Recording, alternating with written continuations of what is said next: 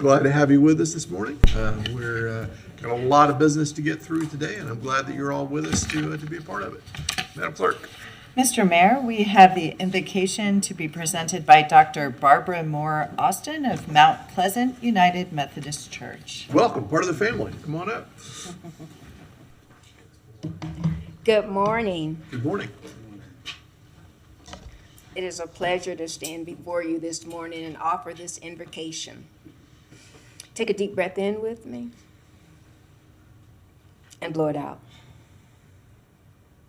God, we thank you for the gift of this new day and the opportunity to serve together in the great city of Gainesville. We are grateful for the beauty of our community, for its diversity, and for the many ways our citizens contribute to making this a place of growth, culture, and hope.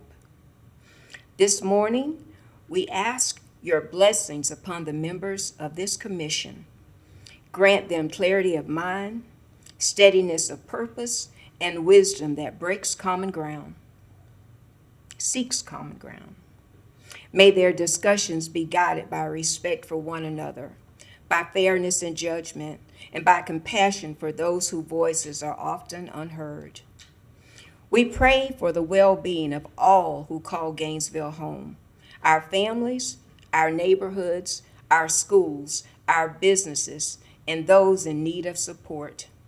Strengthen us as a community and help us to face challenges with courage, vision, always striving for peace, justice, and opportunity for all. As this meeting begins, let cooperation and goodwill fill this chamber, and may the work done here today bring lasting benefit to every corner of our beloved city. God bless Gainesville, and God bless America. Amen. Amen.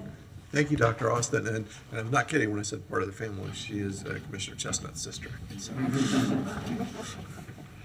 All right, Madam Clerk. Mr. Mayor, we have the adoption of the agenda with some updates coming up on the screen.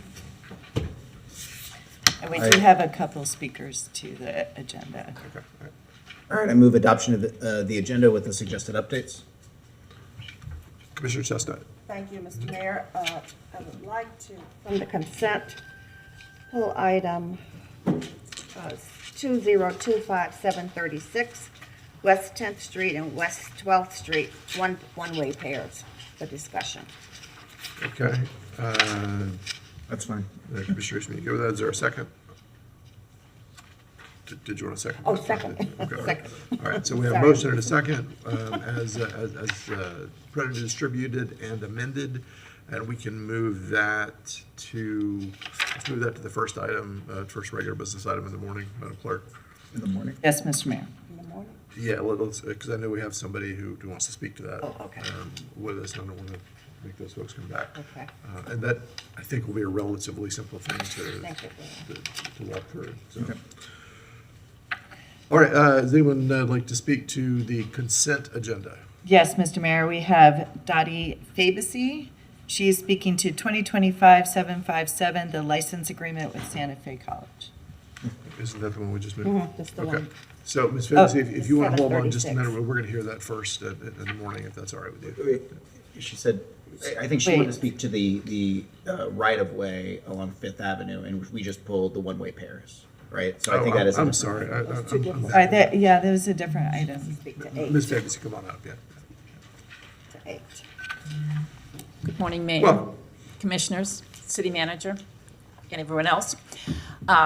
Citizen of Gainesville, resident of the Pleasant Street neighborhood, and very concerned about item number 8, that Santa Fe College is going to be blocking part of 3rd Avenue and 5th Street. And I only learned of this yesterday, and my concern is, I'm not even sure really how I feel about the whole issue, but my concern is that we didn't know that this was happening. And I really, really wish that someone would pull it to the regular agenda so there could be some discussion about it. I mean, just on that little block from 4th Street to 5th Street, there's 7 houses, never mind, of course, Fourth Avenue goes all the way east also. But it's pretty shocking that part of our street would once again be blocked off with a gate and a siren and all of that, and we can only turn right coming off of Fourth Avenue onto Fifth Street, which is kind of odd. We never say Fifth Street, but Fifth Street, to turn on to Fifth Avenue. So I really wish someone would pull it to the regular agenda so there could be discussion. And unfortunately, I cannot stay very long because I have other engagements today. So I would include that in my, Okay. motion. Commissioner Eastman, you good with that? That's fine. So let's do that. We'll pull that, we'll make that first on the agenda. We'll do the one-way pairs last in the afternoon. Great. Everybody good? Everybody- so it will be pulled to the, thank you very much, appreciate Well, it. assuming this passes, yes. Oh, sorry. All right, thank you, Ms. Fevesi. Thank you, appreciate it. Mr. Mayor, we have Curtis Cooper, and I wanted just clarification, Mr. Cooper. The item you want to speak to is Tom Petty restroom concessions, not the parking one. No, it's the parking. Okay, the item you included was, okay. Okay, so we want to do the, you want to speak to the actual item later? Yes. Okay, so Mr. Mayor, we'll move that one. Okay. Any other public comment on the consent agenda? Our last speaker, Okay. Mr. Mayor. All right, I see no other lights. All in favor, please say aye. Aye. Any opposed? All right, that passes unanimously with Commissioners Book and Duckman Walker absent. Madam Clerk. So we'll move to the license for Northwest Fifth Street. Yes, Mr. Mayor, we have 2025-757 license agreement granting use of portion of Northwest Fifth Street between Northwest Third Avenue and Northwest Fifth Avenue to Santa Fe College. With the recommendation, the City Commission approve the license agreement between the City of Gainesville and District Board of Trustees of Santa Fe College, Florida, and authorize the city manager or designee to execute the license agreement between the City of Gainesville and the District Board of Trustees of Santa Fe College, Florida, subject to approval by the city attorney as to form and legality. All right, thank you, Madam Clerk. Madam Manager, we give to Mr. Singleton. Yes, sir. Welcome, Mr. Singleton. Good morning, Brian Singleton, Special Advisor for Infrastructure. So the license agreement before you today is to transfer the operation of Northwest Fifth Street from Third Avenue to Fifth Avenue to Santa Fe College. We had been working with them for the expansion of the use of their campus. They purchased a lot of the properties along that frontage, including the old, I believe it was Malden's Auto Glass. They'll be converting that facility to a auto mechanic training facility for students. This is consistent with our goals of economic development and workforce development. Santa Fe is in the room today to speak to that a little bit more if you have any more questions about it. Outside of the economic development and the workforce development item, it's beneficial to the city as it is infrastructure that we no longer have to maintain in perpetuity. The intersection of Third and Fifth will remain open, and the intersection of Fifth and Fifth will remain open. Bicycle and pedestrian connectivity will continue through the Fifth Street corridor. We will still have use to the corridor as we have needs for it for special events such as parade staging. There are no houses that directly front the street. The network of the area has adequate access. The biggest impact is for Fourth Avenue. It is westbound only. That access will have to go north only in this post configuration, but the block sizes are relatively small, and that should not create an undue burden for access. So again, for economic development, workforce development, and reducing the amount of infrastructure that the city has to maintain, staff does recommend moving forward with this license agreement. Madam Manager. No, sir, I was going to just reinforce that we have been working with the college for over a year, just trying to make sure that we were, doing the right thing. So I just want to reinforce what Mr. Singleton has shared. Very good. Thank you, Mr. Singleton. For clarity, this is again between Third and Fifth, adjacent to the old depot part of the Blood Center. Correct. Okay. Fifth Street from Third Avenue to Fifth Avenue, on the other side of Santa Fe's facility, on the backside of their facility. They purchased the majority of the properties on the east side of Fifth Street, and this is part of their programming. Okay, thank you. Commissioner Chestnut. Thank you. Thank you, Mr. Mayor. So this lease would be, the term of the license is for 40 years for $1. What would Santa Fe be responsible for in terms of maintaining this property for $1 a year? They will be responsible for all the infrastructure in perpetuity, so maintenance, all the sidewalk, the pavement, normally the mowing, anything that Public Works would normally do on that facility, they will be responsible for. Okay. Well, I just have a concern with 40-year leases, having some experience with that this year. Thank you. Thank you, Commissioner Chestnut. Commissioner Eastman. Yeah, so I'm looking at the map here, and I see there's a siren-activated gate, and there's parking. I mean, why do they want to? I mean, we're not vacating the right-of-way, but for all intents and purposes, it is no longer a connected road going north and south. I'm confused as to why that's necessary for this parcel. Santa Fe's in the room, they can speak to a little bit better than me. My understanding is, since it's an auto mechanic training facility, in order for the students to do the test, they cannot go out on the publicly open streets. So that is my understanding. Okay. So I'd like to hear from Santa Fe if that's possible. Welcome. Good morning. My name is Liam McClay. I'm Vice President of Public and Governmental Affairs and COO at Santa Fe College. Thank you very much for considering this agreement between the city and the institution. So part of the rationale for it's a partial closure with some gates. So it protects the automotive program. So there are certain requirements that the auto program must have from a safety and security standpoint.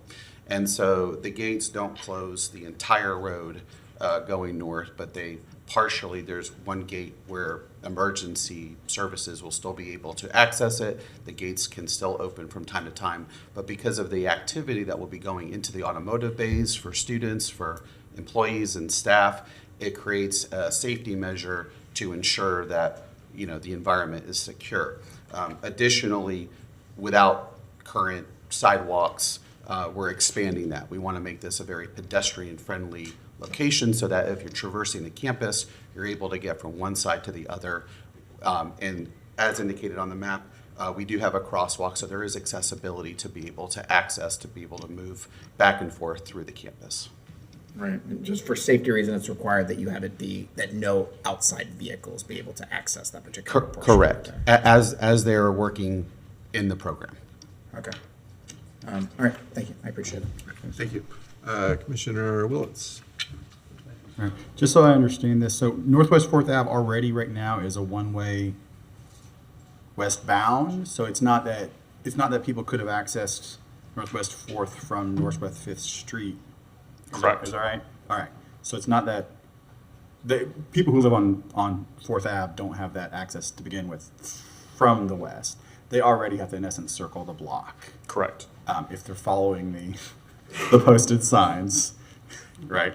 Okay. And now, so people coming westbound on Northwest 4th Ave, will they be able to exit out though? That's what there's nothing blocking them from exiting out, but that it would be discouraged by signage? They will be able to exit out northbound only on Fifth Street. They will no longer have the option to go southbound on Fifth Street. Okay. And there's going to be flexible post delineators, which we have been told don't hold up very well. They get torn down. They look ugly, correct? Santa Fe will be responsible for the maintenance of that. Very interesting. Thank you very much. Thank you, Commissioner Willetts. Commissioner Chestnut. This question is for the Vice President, Santa Fe.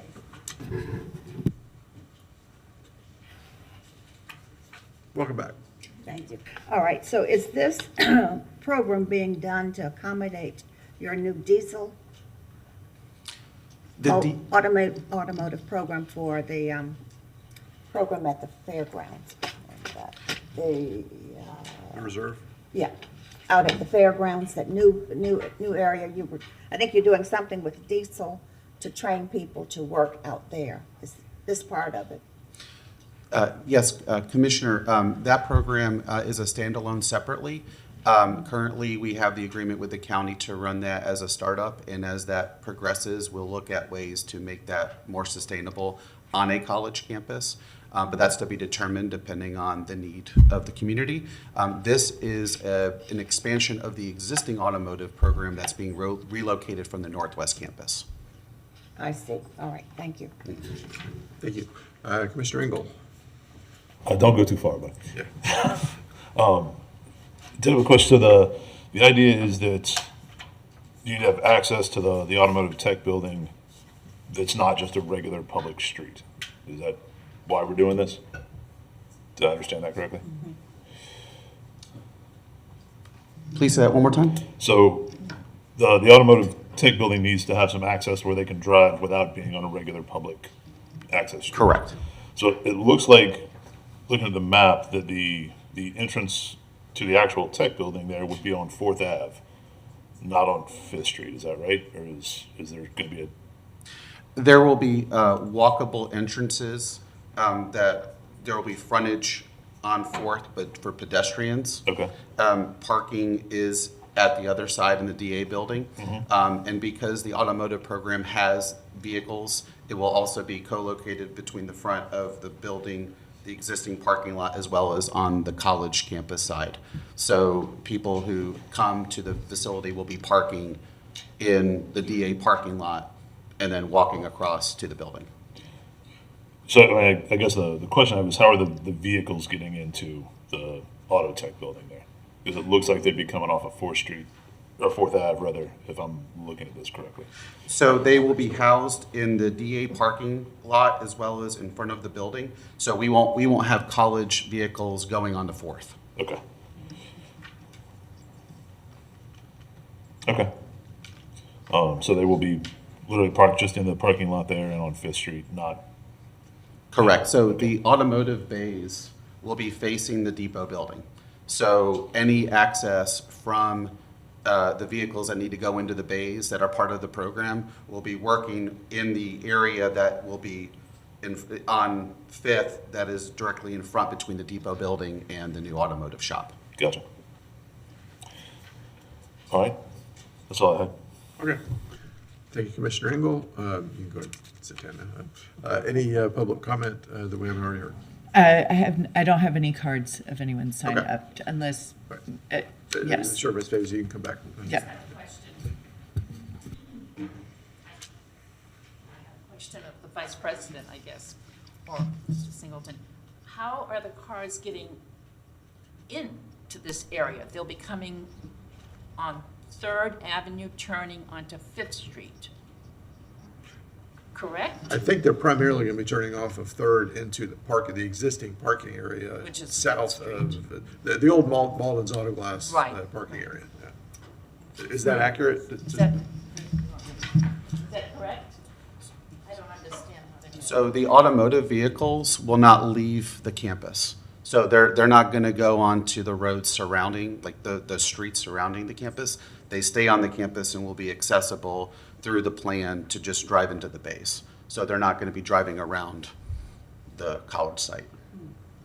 But if somebody needs to park, somebody's coming from downtown, going there, they're going to go into the existing parking area. Is that accurate? Correct, the existing parking area and DA building, yes.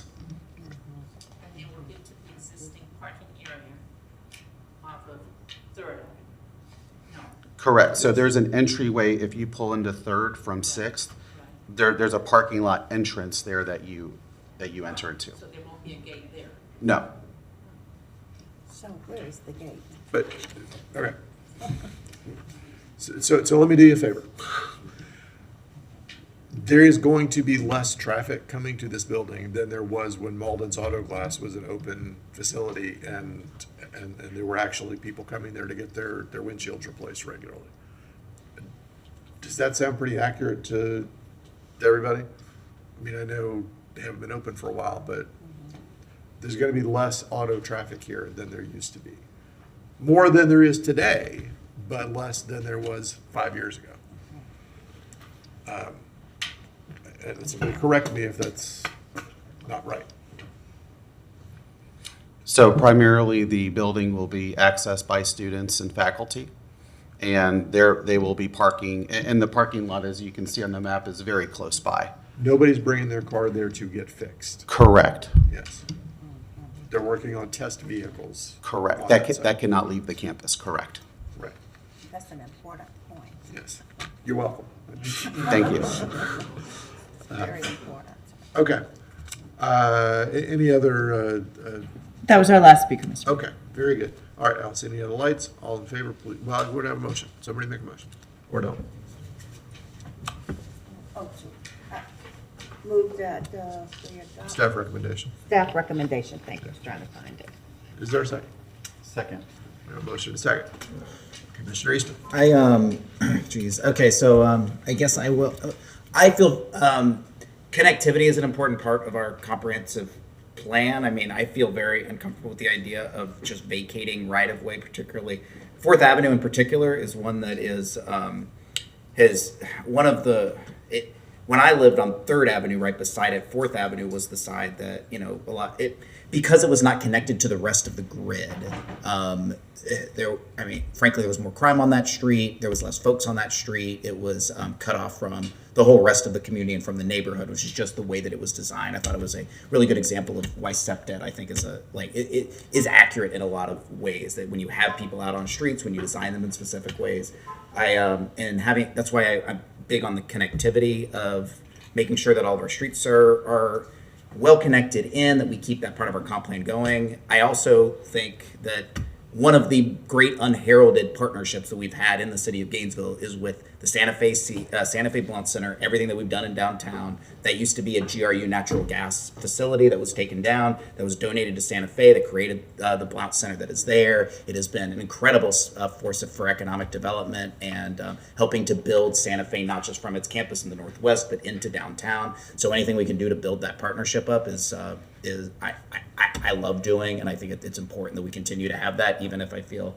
uncomfortable with removing some of our connectivity in a very walkable neighborhood. But I don't feel incredibly comfortable with. I wish there was some way that we could keep that street open and have that connectivity through. But I guess I will probably be voting in favor. But I would like for our staff to hear me that I think that generally speaking, connectivity, particularly in our small. In our much more walkable downtown neighborhoods like this one, I think is incredibly important. That's all, Mr. Mayor. Thank you, Mr. Eastman. Anybody else? Mr. Engel. Whenever I say this will be a quick item, just slap And I guess I'm just confused with if we're storing the vehicles in the parking lot for the DA building, and we're working on them in the DA building. I don't see why we need to close Fifth Street. to use Fifth Street to test drive vehicles. But then some of that's going to be public, right? Because we can still drive down Fourth Ave, think of that way. And I don't know. It just seems like the same distance as the parking lot. All right. Thank you, Commissioner Engel. Anybody else? All right, all in favor, please say aye. Aye. Any opposed? All right, that passes unanimously with Commissioners Book and Declan Walker absent. Thank you all. Madam Clerk. Mr. Mayor, we're on to 2025-708 Tom Petty Park Parking Lot Expansion Project with the recommendation the City Commission to authorize the city manager, their designee, to proceed with the design and permitting of a 41-space asphalt parking expansion at Tom Petty Park, execute a guaranteed maximum price agreement with DE Scorpio Corporation for the Tom Petty Park Parking Lot Expansion Project in the amount of $625,000, subject to approval by the city attorney as to form and legality. Welcome, Mr. Singleton. Good morning, Brian Singleton, Special Advisor for Infrastructure. Prior to Ms. Wade coming up here to give the presentation, I just wanted to add some context to this item as somebody with new eyes to the project. There were some project management and communication issues over the past couple of years regarding the project and the Wild Spaces Public Places team. One of those being scoping of the project holistically that meets the Parks Department's needs, and then a lack of transparency of the scope needs to the public. These items have been addressed and they will not occur again. Wild spaces, public places projects are typically subject to the Land Development Code. This project is not an exception to that process. A requirement of the Land Development Code is to hold a neighborhood workshop. The recently hired project manager for the project conducted a workshop for the parking lot a few months ago, and the attendees were not in support of the additional parking. The concerns raised was that the prior project management staff indicated there would be no parking expansion and that there would be no impacts to the multi-use field. Additionally, there was a concern that the additional parking was not needed. As a result of that feedback received in the workshop, an apology mailer was sent, a website for the project was created, and a parking study was completed. The results of that parking study is what you have before you today. The parking study was completed in coordination with Wild Spaces Public Places, the Parks Department, Transportation Planning, and our team in our Transportation Department, and our consultant. The study looked at the actual parking usage, the Land Development Code calculation for parking, and then the Institute of Transportation Engineers calculation in a parking generation manual. The way that ITE referenced the manual, that way that manual works is that it is a compilation of actual parking demand throughout the nation, different studies, and for different types of facilities and different sizes of facilities. Then there is a statistical best fit line for each type of facility so that parking needs can be calculated through a statistical analysis. For example, City Hall complex or number of tennis courts or a fire station. There's different studies and different curves for each type of facility. Then you plug in those facility sizes and it gives you estimated amount of parking needed. That IT manual is the industry standard for calculating parking needs. Based on the manual, the current usage, the proposed pickleball courts, and the other new amenities, programming, and park enhancements, the study demonstrates that the parking lot expansion is warranted and needed. No additional trees will be removed, and 8 trees are proposed to be planted. Also, the multi-use field will still meet and exceed the regulated dimensions for a multi-purpose field. So again, on behalf of the Wild Spaces Public Places Department, we apologize for the communication issues and a lack of transparency, and they will not happen again. With that, I will turn it over to Ms. Waite for the presentation unless there's any questions at this time. Thank you, Mr. Singleton. I don't see any lights right now. And in the meantime, we've created, I think, the highest point in Gainesville at Mount Petty there on the site. I think you're right. Good morning, Mayor, City Commissioners. Appreciate the opportunity to meet with you this morning and discuss the Tom Petty Park parking lot expansion project.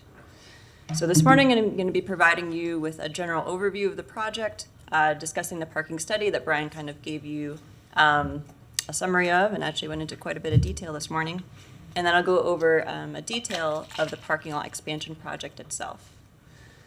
So Tom Petty Park is a 22-acre active recreation community-scale park located in the northeast quadrant of the city of Gainesville. The park was established in the 1970s, and it provides a wide range of activities.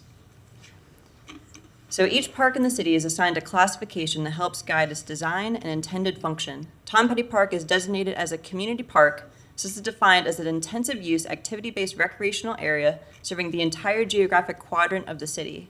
Community-scale parks are typically accessed via arterial and collector streets and are designated to accommodate pedestrians, bicyclists, vehicles, and buses. Community parks are generally include amenities such as lighted sports courts and fields, swimming pools, playgrounds, picnic areas, off-street parking, and other amenities. So for other examples, as far as community parks within the city of Gainesville, we have Albert Ray Massey Park, Depot Park, and Fred Cone Park, just to name a few. So construction of the 8 dedicated pickleball courts, new seating areas, a trail extension, ADA upgrades, and landscaping enhancements are currently underway. So additional improvements include the new lighting of the multi-purpose field, other site-wide lighting upgrades, a new wildflower garden, so it's currently being installed, and we also have some additional amenities. So the city is actively pursuing acquisition of 2 adjoining parcels on the southwest side of the park to be preserved and protected for forest land under the management of the Urban Forestry Department. So I appreciate you approving the Tom Petty Park restroom concessions and storage building on the consent agenda this morning. So this is a rendering just showing what that future building is going to look like. Okay, would you back up, please, and show us where that goes? If I can point here. All right, so it's actually going to go almost exactly where the current restroom building is. Okay. So just to the east of the existing parking lot, just south of 16th Avenue. Gotcha. Okay. Thank So it you. replaces the existing building and adds additional concession and storage space. So we're going to start construction on that in just the coming months. We're fully permitted. So the current programming that occurs at Tom Petty Park, so this functions as a regional park. This is a destination for organized sports and recreational programming. So current user groups include youth soccer, youth baseball, youth football, high school tennis, adult kickball, and softball. So those are just a few of the activities, but we definitely have additional activities taking place out there today. So we anticipate with the installation of the lighting on the multipurpose field and the 8 dedicated pickleball courts, that programming at this facility is going to increase substantially, as well as visitation, particularly in the evening hours. So with the lighting enhancement and the new concession stand, that's going to allow for additional youth baseball games to take place at Tom Petty Park. With the lighting of the multipurpose field, that's going to facilitate a lot more evening programming. So we anticipate youth football, soccer, ultimate frisbee, and rugby just being a few of the activities that will take place in that lighted sports field. The pickleball courts are going to bring an overall increase to the park. Visitation that we've seen at Northside Park is substantial, and this is double the number of courts. So we anticipate there being leagues and tournaments being held here at Tom Petty Park. So now I'm going to go into the parking study. Brian pointed out, I guess, kind of a general overview, so I'll provide you with a little bit more detail. So this was facilitated to just get a better understanding of what we're going to anticipate after the completion of the pickleball court improvement project. So Tom Petty Park currently has a designated 81 parking spaces on the north side of the park. And so this is a surface lot that, again, services the entire facility that we have here today. So during the evening, we have athletic practices and programs, and staff have observed parking demand far exceeding current capacity. So what we've been seeing is that there's parking along the shoulders of Northeast 16th Avenue because there's no formal parking along 16th Avenue. We also have spillover into the Duck Pond neighborhood to the south. And we've also seen vehicles entering the park and parking in landscaped areas, going into the multi-purpose field, and really just creating hazards for everyone and also a lot of maintenance concerns that park staff are not budgeted to manage. So we started exploring parking capacity and the needs at Tom Petty Park. We first evaluated the Land Development Code to ensure that we were in compliance, and we are. So the Land Development Code, which Brian got into some of the details on, so if you look at all the amenities that are available in the use table that coincide with what's at Tom Petty Park, that generates a maximum parking of 172 spaces. So we are well under the threshold as far as the maximum parking allowed by the city's Land Development Code. And the Land Development Code does not account for all the amenities within Tom Petty Park. So it does not evaluate the playground, it doesn't look at the multipurpose trail, the multipurpose field, or the wildflower garden. So these are just additional uses that could potentially increase demand, but are not accounted for in the Land Development Code. So here's some information that was provided by the Parks, Recreation, and Cultural Affairs team. So this is just observed vehicle demand for a variety of uses. So this is not accounting for all activities or user groups. This is just some of the activities that are formally programmed and what staff have seen.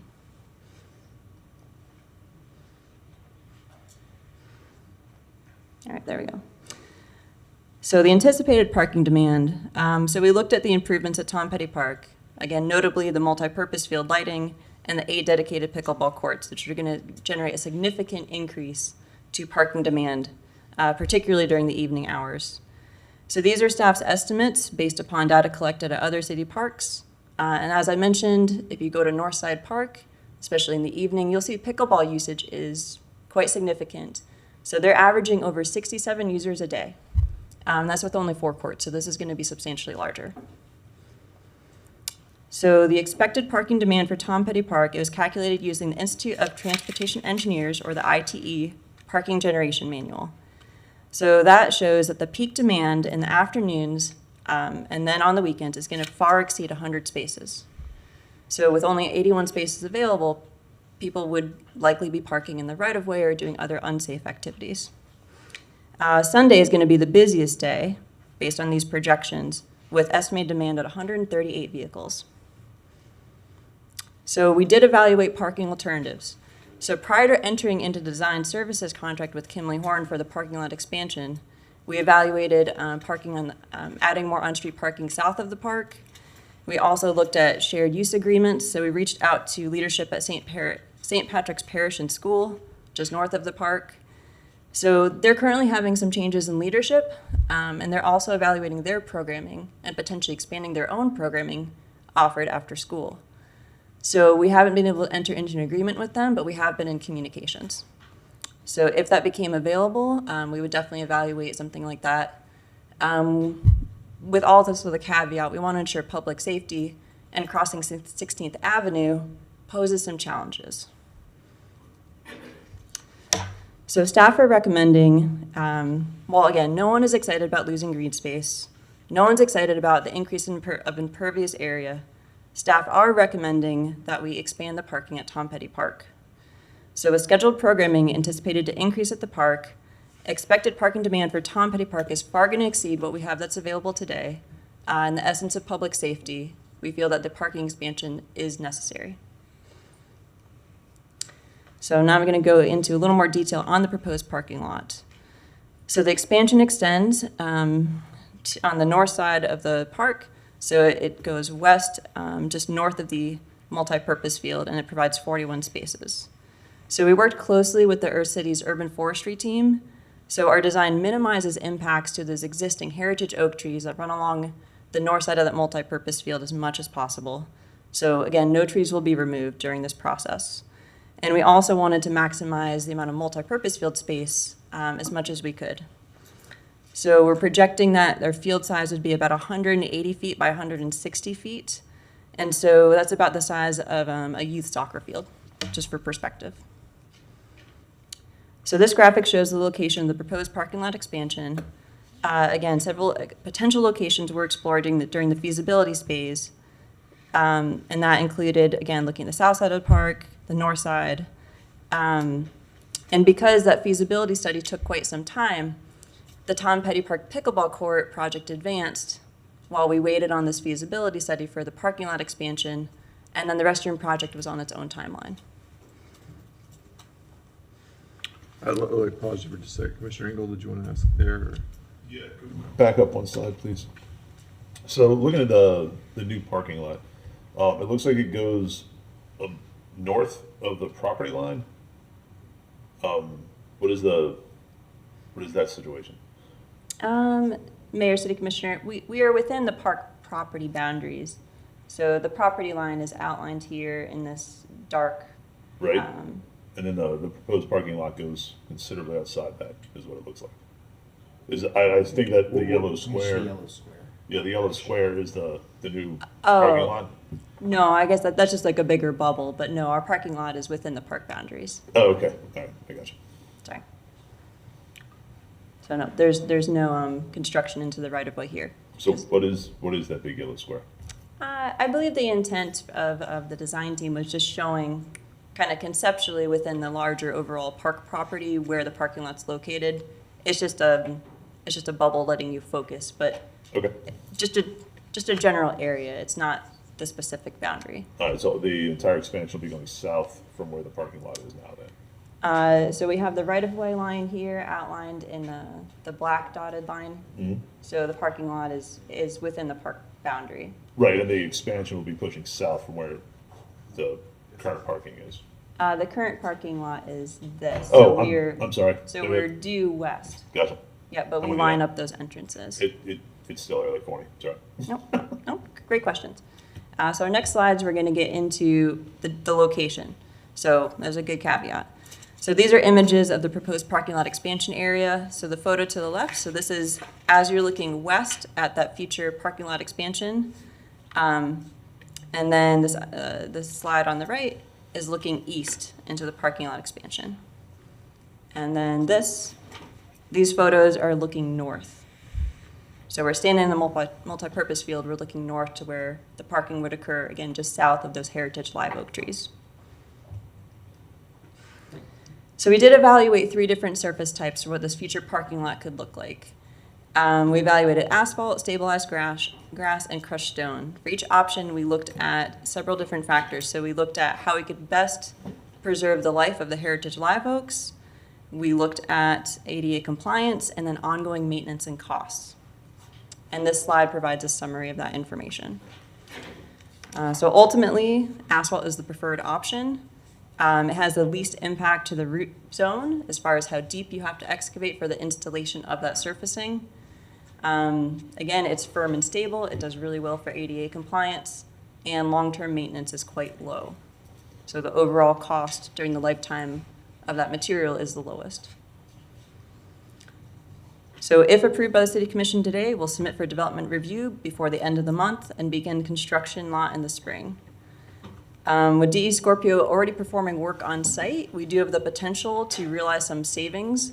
So their management staffing are already on site overseeing the pickleball court construction. If you approve this project to move forward today, we could have some overlap in that management staffing cost and potentially get some savings back.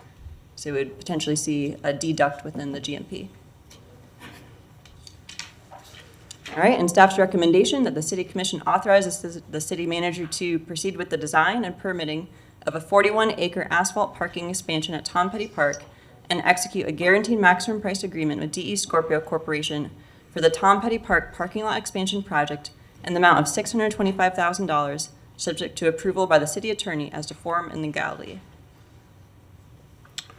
All right, thank you, Ms. Wade. If you would, before we start moving into this, if you would go back to one of the maps so Yep. we have it for reference. That's perfect, that's fine. Okay. All right, thank you. Commissioner Willetts. Maybe Ms. Wade can answer this question. The on-street parking on Northeast 13th Ave, is that considered off-street because we built it specifically, or is that considered on-street parking? So that is parking within the right-of-way, so it's not actually within the park property. So Okay. they did not count Toward as the part of this. 81, how many spots are on, and they're not, I don't think they're delineated as spots, but how many cars can fit on Northeast 13th Ave? Mayor, City Commissioner, I don't have an exact number, but we could get back to you with that. Is it in the parking study? It is not part of the parking study because it's not part of the park property, to the best of my knowledge. Okay. Thank you, Ms. Singleton. I'm sorry. Ms. Wade, Mr. Singleton is right behind, sorry. So I want to say, like, this is frustrating because when this first came to us, we were not told that there was a need for additional parking. I know my personal experience with park, every time I've been there, there's available parking because I'm not there particularly on probably particularly youth baseball when lots of teams and perhaps even more than one parent per child, multiple cars. So I've never experienced it. So I thought, it'll probably it will probably manage with this parking, particularly with parking in the neighborhood to the south, because though it's a bit of a walk, it's the neighborhood, it's gridded. There's access to the park. There's the on-street. So and even when we came back for the study, and I think I voted yes for the study, but I was disappointed that this wasn't part of the larger project. In something as simple as how many spots on Northeast 13th that are, I mean, it's not like we built additional asphalt at some point to be parking, and it may not be part of the park, but it's part. So it is a little frustrating. This isn't all considered together. My preference would be that we find parking elsewhere. Obviously, I mean, if the 16th Street Diner was out of business and we could just take that, but they're there, and you can get a greasy egg when you want. But because I like the idea of using existing asphalt, and even if it's that they have people have to cross 16th, I know there's some consideration, some danger anytime people are crossing streets, but I would prefer those as options. But this has been disappointing that this wasn't part of the very original, even if not just for the fact that this has become a much more expensive project and it makes me not trust any of our wild spaces, public places, that it won't eat up so much more money that things further down the list those things are going to just disappear because we didn't plan the big chunk. We didn't plan this stuff up front. And I'm sure y'all on the commission understand exactly what I'm talking about. You know what my fear is that we will park and bathroom and work order change to where there isn't money for a community park in, south of Archer and southwest Gainesville. This is a community park. It's supposed to, it is not merely a neighborhood park that people walk to. That's why parking is important. Anyways, for now, one question for city staff. Did we end up buying a parcel to the west of this with tree mitigation funds? Did we finish it? I'm just looking at the property appraiser site, and it doesn't appear it's in our ownership according to their site, but who knows? One property closed yesterday, I believe it was, or the day before. The other one had overlapping in deeds, so we're working to resolve that and curing that. So Point to where that is. yeah, Without going back and looking at a map, it's right about there. one, Yeah. One of these along here. So it was actually there's- two different there's- parcels that are, I think, adjacent to each other. Correct. Well, can't recall if they're adjacent to each other off the top of my head without Okay. going back and looking at it. But there are two parcels that were under contract. One of them closed earlier this week. The other one, we're still resolving some discrepancies in the survey. Thank you, Mr. Singh. I just want to bring that because, one of our options was, and just to be clear, there's quite a bit of trees on this property. We were buying it with tree mitigation funds to leave it as trees. But one of our options is to change our mind on how we bought it and just buy it outright, bulldoze the trees on an adjacent property, and make sure there's a, whatever, sidewalk access into the rest of the park. It will be land we own, but we've already wanted to preserve those trees so that just bring into the conversation there's some competing interest where we buy land over here to save trees adjoining the park, which I think is a great thing to keep those trees there. I supported it. So thank you, Mr. Singleton. Yes, sir. To answer your other question, on 13th, there's roughly 20 parallel spots on there. I would say when parks did their observations, those spots would have been available with the overflow everywhere else. So it is contemplated into the study. Thank you, Mr. Mayor. Thank you, Commissioner Willetts. But before we move on, I do want to remind everyone that there are a lot of people who are going to want to speak to this, and we do have another item that will probably have a fairly lengthy presentation as well. So let's get to the point on it as we go. Commissioner Eastman. That's a really good point, Mr. Mayor. I'll let the public speak to this. Now I can speak after. Okay, I do want to lay out just a couple of ideas. I want us to further explore working with existing parking. I'm looking at Google Maps. I think we can solve a couple of problems at once by working hard with St. Patrick's. One of the issues that we consistently have with 16th Avenue, Northeast 16th Avenue, which is a county road, is that they're speeding on there. One of the ways you control speeding is by adding lighted crosswalks. That slows people down. It's a signal to drivers that no, this is not a freeway. So I wonder if we can not only work again with St. Patrick's to potentially use some of their property, but also talk to the county about the idea of adding in a lighted crosswalk there. Also, the Plaza to the west, where the diner and Stewart Cycle and those things have been for a long time. I think probably some of their busy times are not the busy times for the park. So perhaps we could work with them for some parking as well. And I realize this is not the smoothest possible way to get this all done. I hear that. But I'm not a big fan of adding more asphalt when we have other options that we might be able to pursue. So, Commissioner Chestnut. Thank you. Mr. Mayor, this is a question for you. So with the crosswalks and the blinking signs, is that something we would be responsible for, or would we have to go to the state for that? The county. The county would Yeah, be it's county responsible. road, yeah. Oh, keep And forgetting that, keep we forgetting might that. be it's a lot cheaper to build one of those, even if we do it, than building more parking. Just a thought to put in the back of the mind to be working on. I don't have any lights right now, so Madam Clerk, let's go to the public. Mr. Mayor, we have Joshua Nay. Welcome, Mr. Day.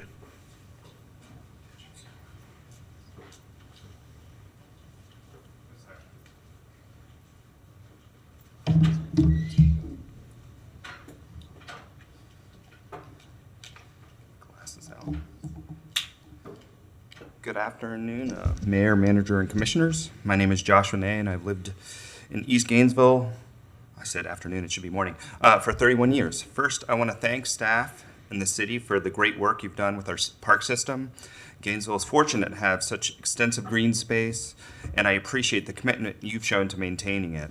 That said, I'm concerned about the increasing limited availability of field space in Gainesville, especially lit fields. This isn't necessarily because of city decisions, but rather changes at UF. Over the past few years, usable space has declined significantly. Norman Field has been cut in half for parking, and it isn't being maintained as it once was. Broward Beach, another longtime gathering spot for field sports, is no longer available. As a result, lit fields have become a rare and valuable commodity, particularly in the fall and winter when daylight is short. With this in mind, I have two specific requests. First, please prioritize field space over expanded parking at Tom Petty Park. The park already has sufficient parking for the events held there, and any potential overflow can easily be accommodated just south of the park, where there's plenty of space. Converting active field space into more parking would only make the field scarcity worse, taking away opportunities for recreation that benefit the broader community. Second, improve the accessibility of field lighting. Right now, getting lights turned on is complicated, especially compared to basketball or racket sports, where the systems are simple and user-friendly. After daylight saving time ends, this becomes a real barrier for kids, families, and community members. A timer like the system like the one at T.B. McPherson Park's tennis courts would make a huge difference. In fact, from my own experience, whenever my group manages to get the lights turned on, other groups almost always show up wanting to share the space. It's clear that it's a real need. Gainesville should be a community where recreation is easy and accessible for everyone. Well-lit fields help promote active lifestyles, strengthen community ties, and give people, especially young people, well, and old people like me, safe places to gather and play. Thanks for considering these suggestions and for continuing to invest in Gainesville that starts in parks, not parking. Thank you, Mr. Day. Darcy Duran Myers, followed by Sam Welker. Welcome. Good morning. My name is Darcy. I'm a frequent user of Tom Petty Park, and I'm a voter for the Wild Spaces and Public Places sales tax. This is a 22-acre community park, and it's accessible by walking, biking, and by bus already. After restriping the existing lot, which is in our plans for the construction right now, the park will have 103 parking spaces by my count, including the southern parallel parking there, plus ample overflow options in the neighborhood streets. And yet, city staff are proposing to spend $625,000 of Wild Spaces funds on top of $115,000 that has already been used for the design of this parking lot to bring the total parking spaces to 144. This lot is aimed at addressing peak seasonal demand brought on by new pickleball courts, but any convenience we gain from this new lot is going to come at a really steep cost to the residents and to the park goers. So there are 5 issues with this plan that I object to. First is a loss of open play space, which the previous speaker just spoke to, and I want to point out that this directly contradicts the 2023 Parks Assessment that Parks and Rec conducted, which found that the second most important priority action that the city should take is to find more land for unorganized free play. Number 2, environmental harm. The new lot would increase heat, increase runoff, require an expansion of the retention pond that is being built to the south of the lot. And while doing that, it would also restrict players' access to the shade that is currently under the oak trees that they use to cool off right now. Number 3, more maintenance. The parking lot will need upkeep, further straining our parks department. This park already has issues with litter, and I would like to see that addressed first before we add more burden onto our park staff and our maintenance. Number 4, community impacts. Studies show that more public parking encourages more car use, meaning residents and park visitors will experience more noise, more air pollution, and more hazards from increased traffic. Number 5, a lack of transparency. And I think this is really important. Plans for this lot were concealed from the public until mid-2025. And the public was even assured that no additional paving was planned. And this is a serious breach of trust, and I think that it should be addressed. This community park already serves its intended radius of 1.5 miles, and it's well loved by the people in that radius. District 4 has the least amount of green space per resident, well below the city's goal. And the intensification of activities and of parking to accommodate those activities in a minimally sized community park seems to be a good faith attempt to make do with the available green space in Northeast Gainesville, but Wild Spaces funds could be used instead to acquire more park land to serve those residents, as was the stated preference of residents in the 2023 Parks Assessment. May I ask you to wrap up, please? Okay. So personally, I would prefer to use these funds for signage, directing visitors to existing parking, for partnering with the huge church parking lot, and maybe for adding picnic tables under the shade trees. And with the savings, I'd really like to see an investment into more parkland. Really Thank should you. wrap up. Thanks. Sam Welker, followed by Curtis Cooper. Welcome, Mr. Welker. It's good to see you. Morning. Thank you for the opportunity that you give us to speak. I've lived in Gainesville for 53 years. 39 of those years are within the Tom Petty Park area. I wrote what I wanted to say, and so I'm going to write it, because if I really talk right now, I'm so aggravated over this parking study. That's what I want to talk about. I'm not happy about is the plan to expand the parking lot by covering a portion of what will be left of green space with asphalt. The need for additional parking is based on a traffic study that was developed, it seems to me, to justify the planned expansion of the parking lot rather than to determine if there was a real need for the parking lot. Any study needs accurate data. Unfortunately, the traffic study, as presented, is based on questionable data.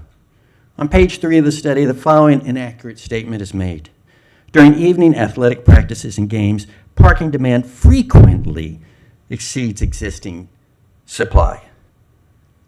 This is exceptionally rare, not frequent.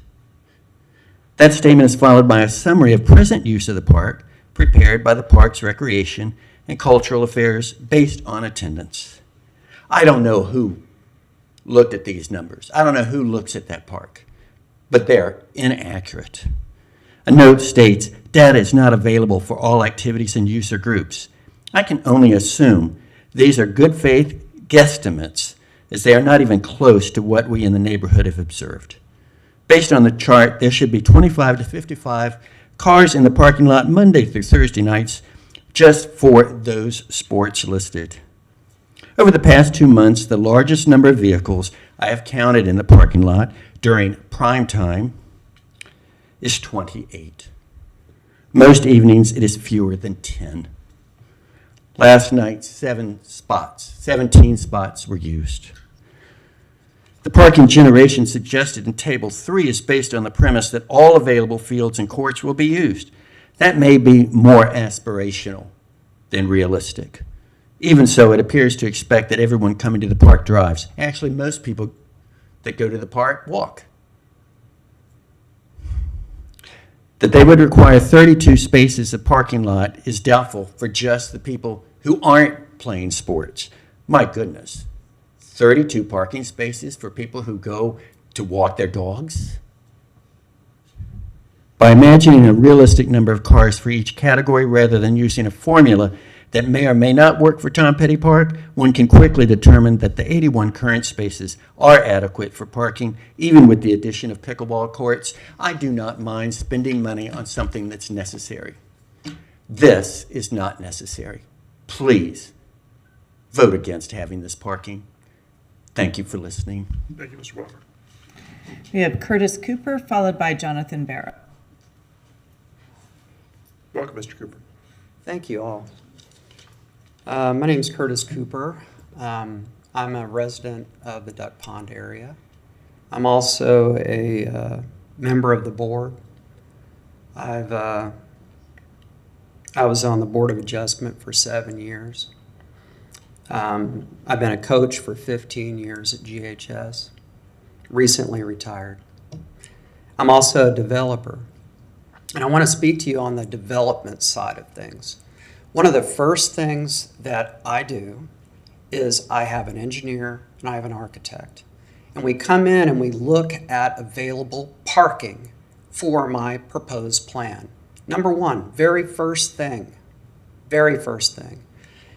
if I, as a developer, started with my plan and I drew up all my plan not based on that, or my engineer would come back later and say, hey, look, I made a mistake. We need a lot more parking. That's huge amounts of money for me. And I would fire that person immediately for not bringing it up in the beginning, because we go through all this design process and everything. You guys know that. We have to design around parking restraints. Nothing's built yet. You guys were kind of led down a road, and now you're being, piecemealed out different types of the plan. Nothing's built yet. I mean, you could reduce. I mean, they talked. There's so many things that are going through with this thing, but they talked about a book that clearly illustrates the usage, the requirements for ball fields, tennis courts, all this stuff. These guys knew this stuff from the beginning, but they held it. They held it back from the public. It really doesn't sit well with me that way. You could backtrack. You could reduce the amount of pickleball courts if you could, and just go back to that. If you don't want to do it as a coach, what we did as a coach at GHS is we had to we had to organize whatever we were doing around other events. That could be done. There's also, I looked through the code book, there is a special use permit you could pull a special use permit and use the grass field like they do at Beatrice Park over there during game days and other stuff like that. Reduction of the green field, we've already heard about that. That's a no-go. The parking facility, the parcel that you're talking about that you might be able to buy behind Bill and Carol's old place, I think that might be an option. If we need to have something, we could put something there and have conductivity back over to the courts that way. Anyway, that's what I wanted to talk about. Basically, the fact that as a developer, this has been totally mishandled by a department that's mishandling our money. That's it. Thank you. Please don't do it. Mr. Mayor, we have Jonathan Barrow, followed by Mike Ryan Simonovich. Welcome, Mr. Barrow.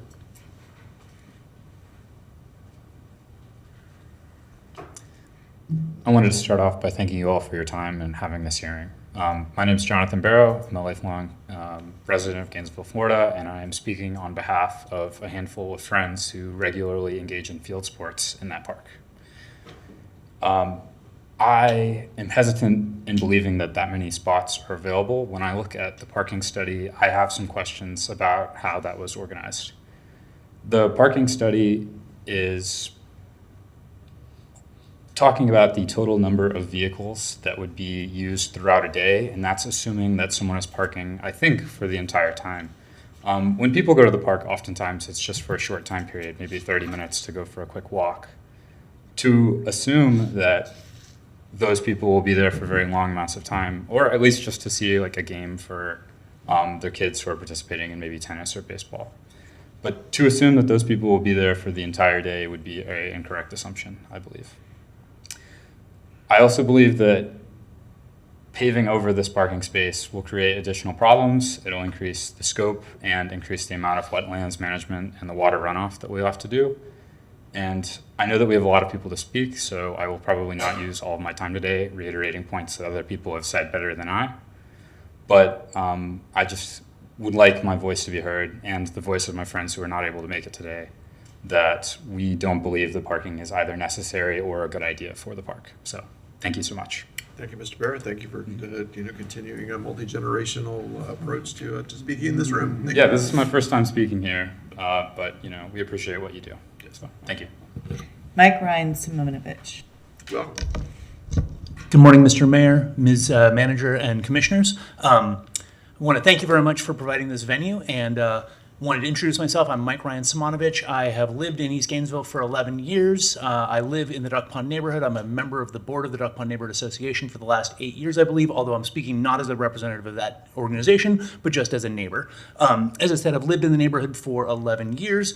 I regularly use the park. I've been there by foot. I've been there by bicycle. I've driven. I think I've even taken a bus to get there, although I'm not quite sure where I was coming from to make that happen. I've attended kids' parties. I've walked dogs. I've thrown frisbees. I've played tennis. I've watched baseball games and softball games. And there's never any cars in that parking lot. Even when there's a lot of cars, it's still mostly empty. Mayor Ward, if it is really a concern that 16th Avenue is too fast, well then cars can park on the side, and that'll make it feel a little hemmed in, and that'll make it feel like a much safer, more welcoming environment for all the users of the roads.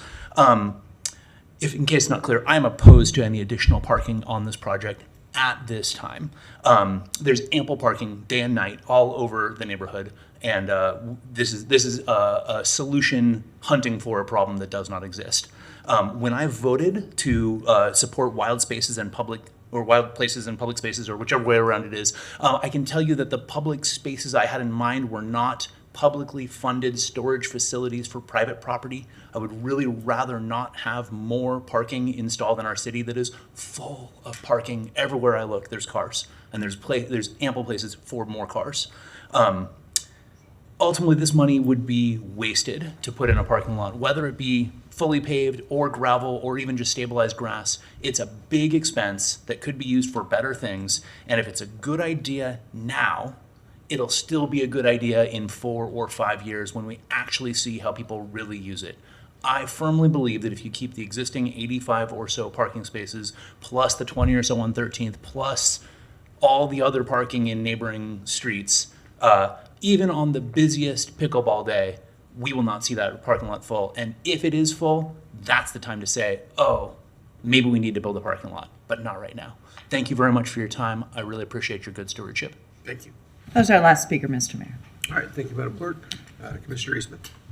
Thank you. Thank you, everyone, for speaking. I think I'm in agreement with everyone as it relates to the parking. I'm glad, and I think if we and to defend staff a bit here. First of all, I do want to thank Mr. Singleton for coming right out of the gate and saying, there was this process could have been handled better.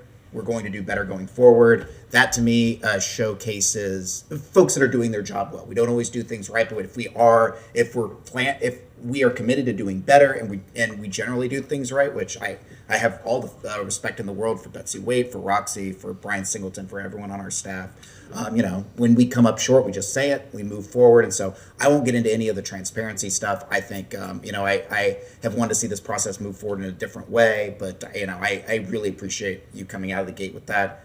I will say, from the park standpoint for everyone who is here, from what I can tell, they're looking at what they're seeing at Northside Park, where there is quite a bit of pickleball. There's also people that use that area, and they just want to make sure there's not overflow within the surrounding neighborhood. But what I'm hearing from the surrounding neighborhood, who are the people that will see the offsetting impacts of this, they're saying, we are comfortable with that. We want to see that go forward. I'll say that the parking generation manual, it's frequently criticized within various places for not being site specific. You have to have a standard that you're looking at, but it tends to be very suburban with the assumption that cars are going to be coming from all over and parking there. I know that I'm at this park all the time. I hardly ever see that parking lot used. I ride my bike over there. It's probably the most walkable neighborhood in the entire city. Many people walk over there. It's within lots of easy bikeable distances from there. There is a bike trail to the north. There is a bus stop right to the north. It is, I think this is one of those instances where the parking generation manual would make sense on paper, but maybe not in actual context within practice. And so I don't feel comfortable moving forward with the parking lot, but I really appreciate Parks, Recreation, and Cultural Affairs and Wild Space Public Place and everyone else really trying to think about issues before they come forward. And it's quite possible this could be. It could be that we're sitting here in 5 years, people say, hey, what's up with all this overflow parking within our neighborhood? So I'm willing to take the vote that says that, that's something that we can deal with as it comes forward. But, for everyone that's in the Duck Pond neighborhood and everyone surrounding that, we have a really great team here that's working on it. They're just trying to solve problems before they come forward. And I think that this was one that is, that it is better to keep the green space and the open space as it is right now. And so that's where I'm leaning with it. Thank you, Mr. Mayor. Thank you, Commissioner. So we'll go to Commissioner Chestnut. Thank you, Mr. Mayor. I agree with Commissioner Eastman. I would suggest that we fully explore options with St. Patrick's, to the crosswalk with the blinking lights with the county, and then the 16th Avenue Diner, I think, closes at 3 o'clock. So there would be space available if we go back and really fully explore those options. And so that would be the motion that I put on the table, if somebody's going to have a motion. Okay. So your motion then would be to explore partnership parking opportunities in the neighborhood? Correct. And opportunities for a blinking, for a lighted crosswalk with the county? Correct. Okay, is there a second on that? Second. Okay, is a motion a second? That was my motion. The only thing I was going to add is no, it's fine. Just that I think we just need to outright say that we are not moving forward with the parking option. I think that we can continue to explore that, but just add that you're not, that the city commission's not moving forward with. But then, and add these three things to your motion. That would be great. That's the only addition I'd make to yours. Okay, thank Madam you. Clerk, do you have that? Yes, Mr. Mayor. Okay. All right, so the only thing I would add to this, I agree, we should not do this at this time. I will play a little bit of devil's advocate and say that if, 4 or 5 years down the road, we find out that we do need this, it's gonna cost twice as much money. So that it'll be $1 million lot and not a $500,000 lot. That's a reality. And I feel like we should point that out more often than we do, that time costs money. But adding parking here, and I will say that there will be a few days a year when there is just no parking here. When we had all those pickleball courts, it is going to create a real stretch at times. But it always annoys me when a shopping center models their parking after what parking is going to look like at 8 p.m. on December 23rd, instead of what it mostly is going to look like. Most of the time, there's not going to be a problem finding parking, particularly if we can work with St. Patrick's or with the Plaza to the west there. I think it is going to be manageable. And I'm sure I'll be quoted negatively on this at some point, but it'll come back to bite me. But we don't owe everyone an optimal parking experience. We're looking for an optimal park experience. And those are not the same thing always. So having said all of that, I don't see any further lights. All in favor, please say aye. Aye. Any opposed? All right, that passes unanimously with Commissioners Book and Duncan Walker absent. Madam Clerk. Mr. Mayor, we're on to 2024-779 contract for speed detection camera enforcement system for school zones between RedSpeed Florida LLC and the City of Gainesville. With the recommendation, the City Commission authorize the city manager or designee to accept the RedSpeed Florida LLC contract and execute all documents and contracts related, subject to approval of the city attorney as to form and legal. Y'all, this is going to be riveting. You don't all have to go. Oh, Lordy. All right, Captain, welcome. Good morning, Captain Summer Hallett, Gainesville Police Department. The agenda item before you is just to look at the contract. By state statute, the contract has to go before the commission, and then it also has to be open for public comment. So there's no necessarily presentation on our part. I'm just here if you have questions. Okay. I don't see any lights up here. Is there any public comment on this one, Madam Clerk? Yes, Donald Shepard. Welcome, Mr. Shepard.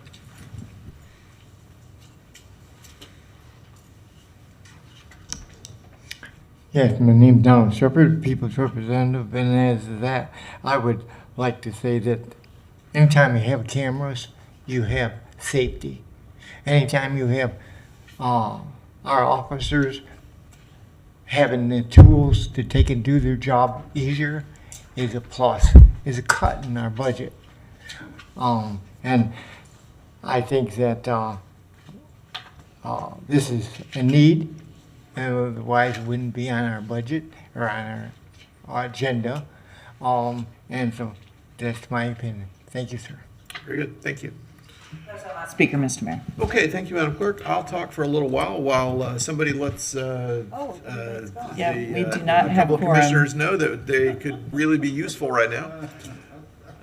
We'll just go ahead and work through this, and I continue to be in support of this, and I believe that it will get the attention of some drivers who need their attention grabbed. All right. So with that said, does anyone want to make a motion on this? I move that the city commission authorize the city manager or designee to accept the RedSpeed Florida LLC contract and execute all documents and contracts related, subject to approval of the city attorney as to form and legality. Second. We have a motion and a second. I see no other lights. All in favor, please say aye. Aye. Any opposed? All right, that passes unanimously with Commissioners Book, Engel, and Duncan Walker absent. That was about a half an hour faster than I expected that to go. All right, Madam Clerk. That concludes our morning agenda. Okay. All right, Commissioner Willetts. Did we move the two-way pairs or the one-way pairs to? We did move that to the end of the afternoon, but Madam Manager, do we have folks here who can talk about that, or would that create a? Okay. Well, let's go ahead and move that. Let's manage the agenda and move that up to now so we don't get in the way. Thank you. I'd like to do, yeah. Yes, okay. Welcome back, Mr. Singleton. If you would let me call it Yes, into. yes. Hold on one second.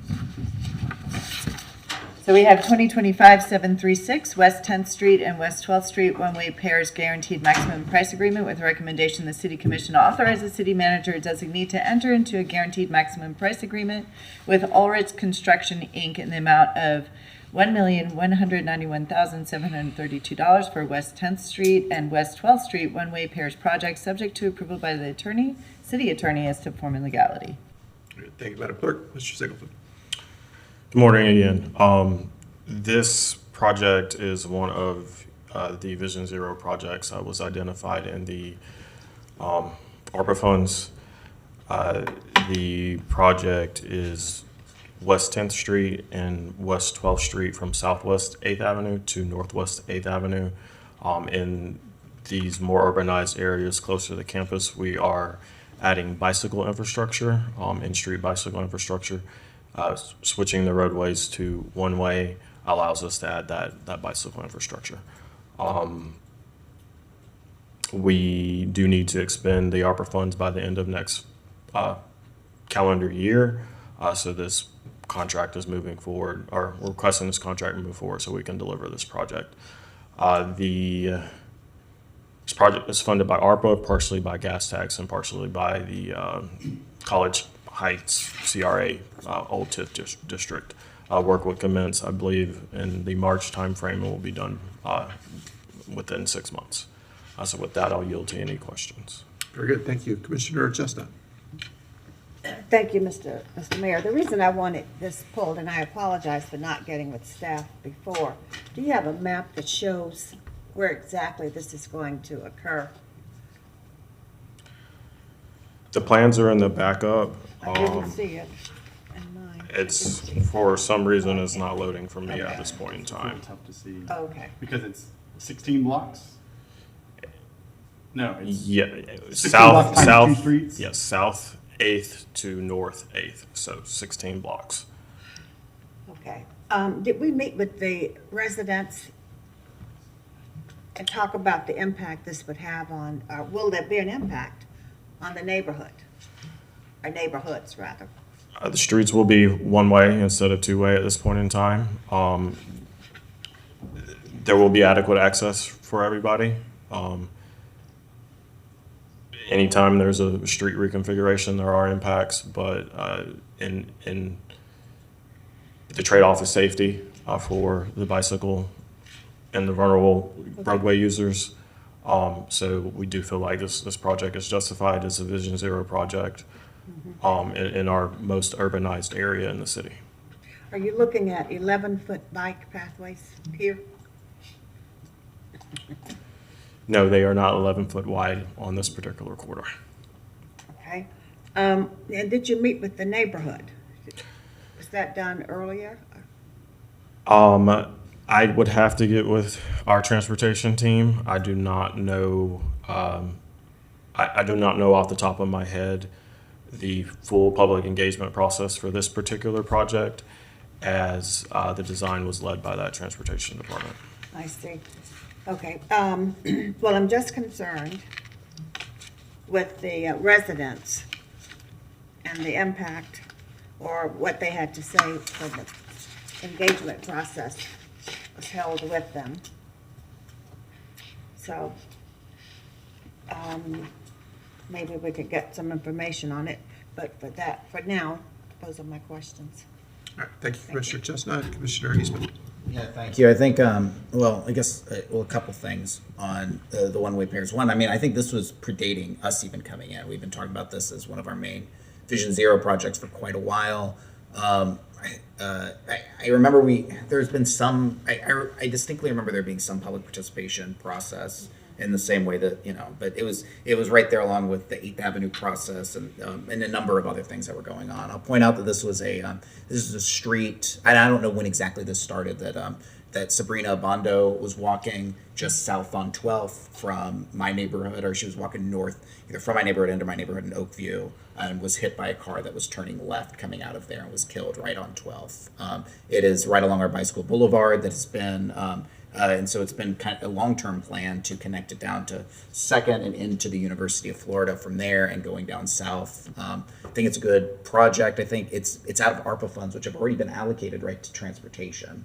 That has to be spent by the end of this year. So I think we're on I think it's a good project. I think we're on a path going forward. I don't see how, even if we wanted to, we would be able to pull those funds out with how the process with the federal money is coming in. So I'm happy to approve it and then have our streets be a bit safer for folks that are getting to and from that section of town. Thank you, Mr. Mayor. Thank you, Commissioner Eastman. Commissioner Willetts. Mr. Singleton, so 12th would be the southbound, and 10th would be north. I couldn't find that quick and easy because there's, lots of, is that right? I'm trying to pull up the plans because I don't remember off the top of my head. They're loading now.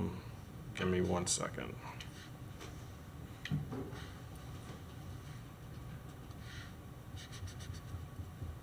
I got busy with the maps instead of reading that detail.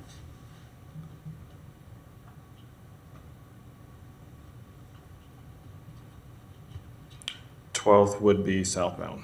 Okay. I just partially asked because recent RTS change, there's now a southbound bus on Northwest 12th between 8th Avenue and 7th Ave, I believe. There's now a southbound bus, so we had, so it will limit some changes in the future.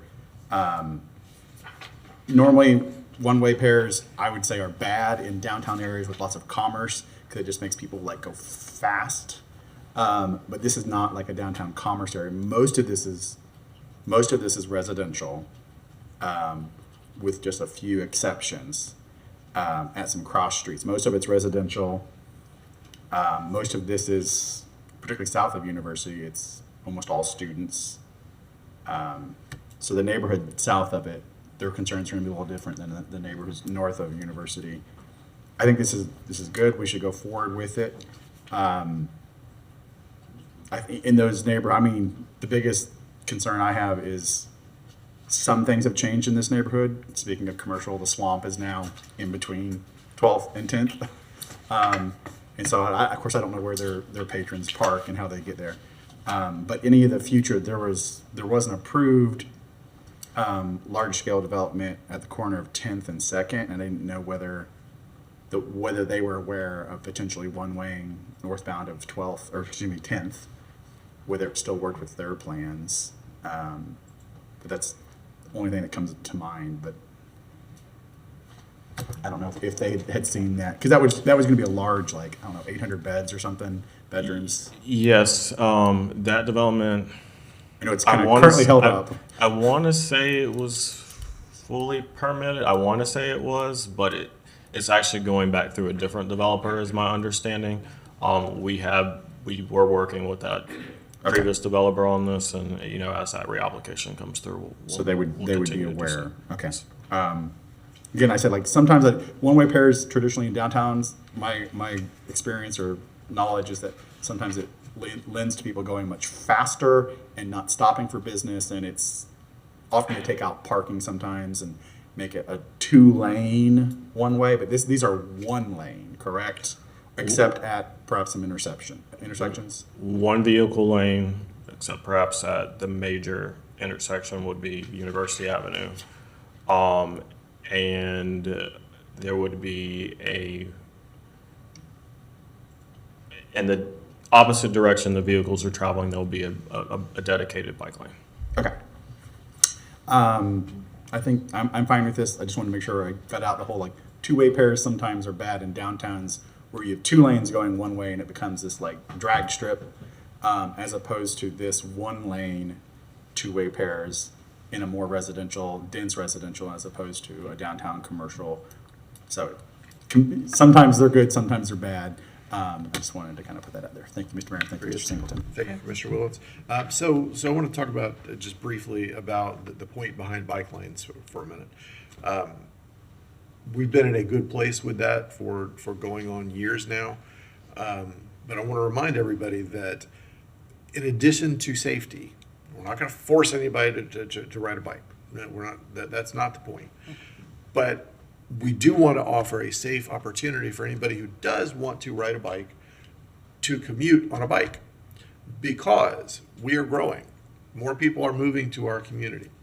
We have about 150,000 people here now. It hasn't been that long since we had about 120,000 people here. There are no new roads. So if we want good commutes behind the wheel, we need to offer alternatives for driving.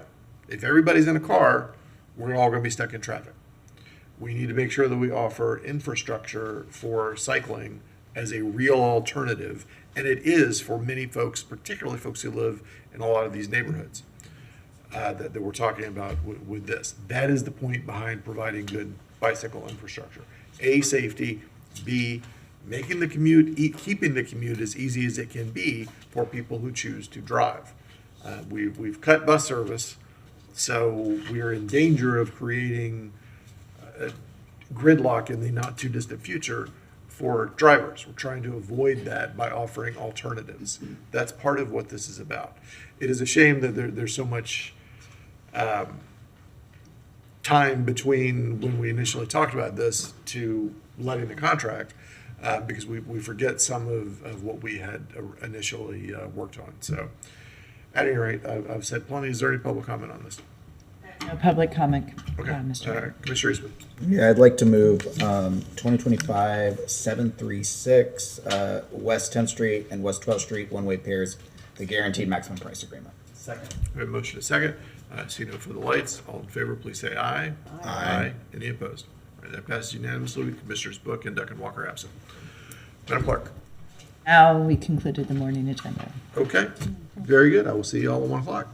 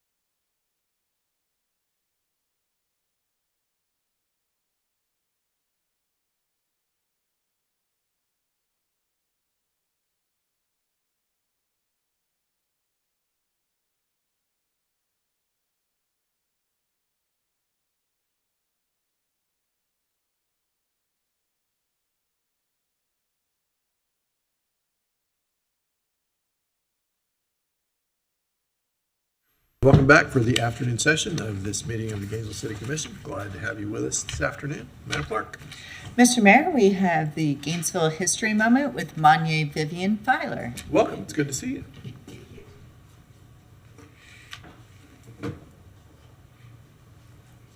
Thank you, Mr. Mayor and members of the commission. I'm always delighted to come here and share whatever I can with you.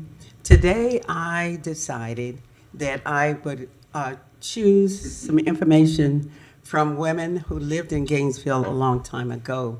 The Samuel Proctor Oral History Program has gathered a lot of biographies on people who have lived in Gainesville. A collection of those were made into a play, which has been done now 3 times, the last time by the Cotton Club Museum and Cultural Center.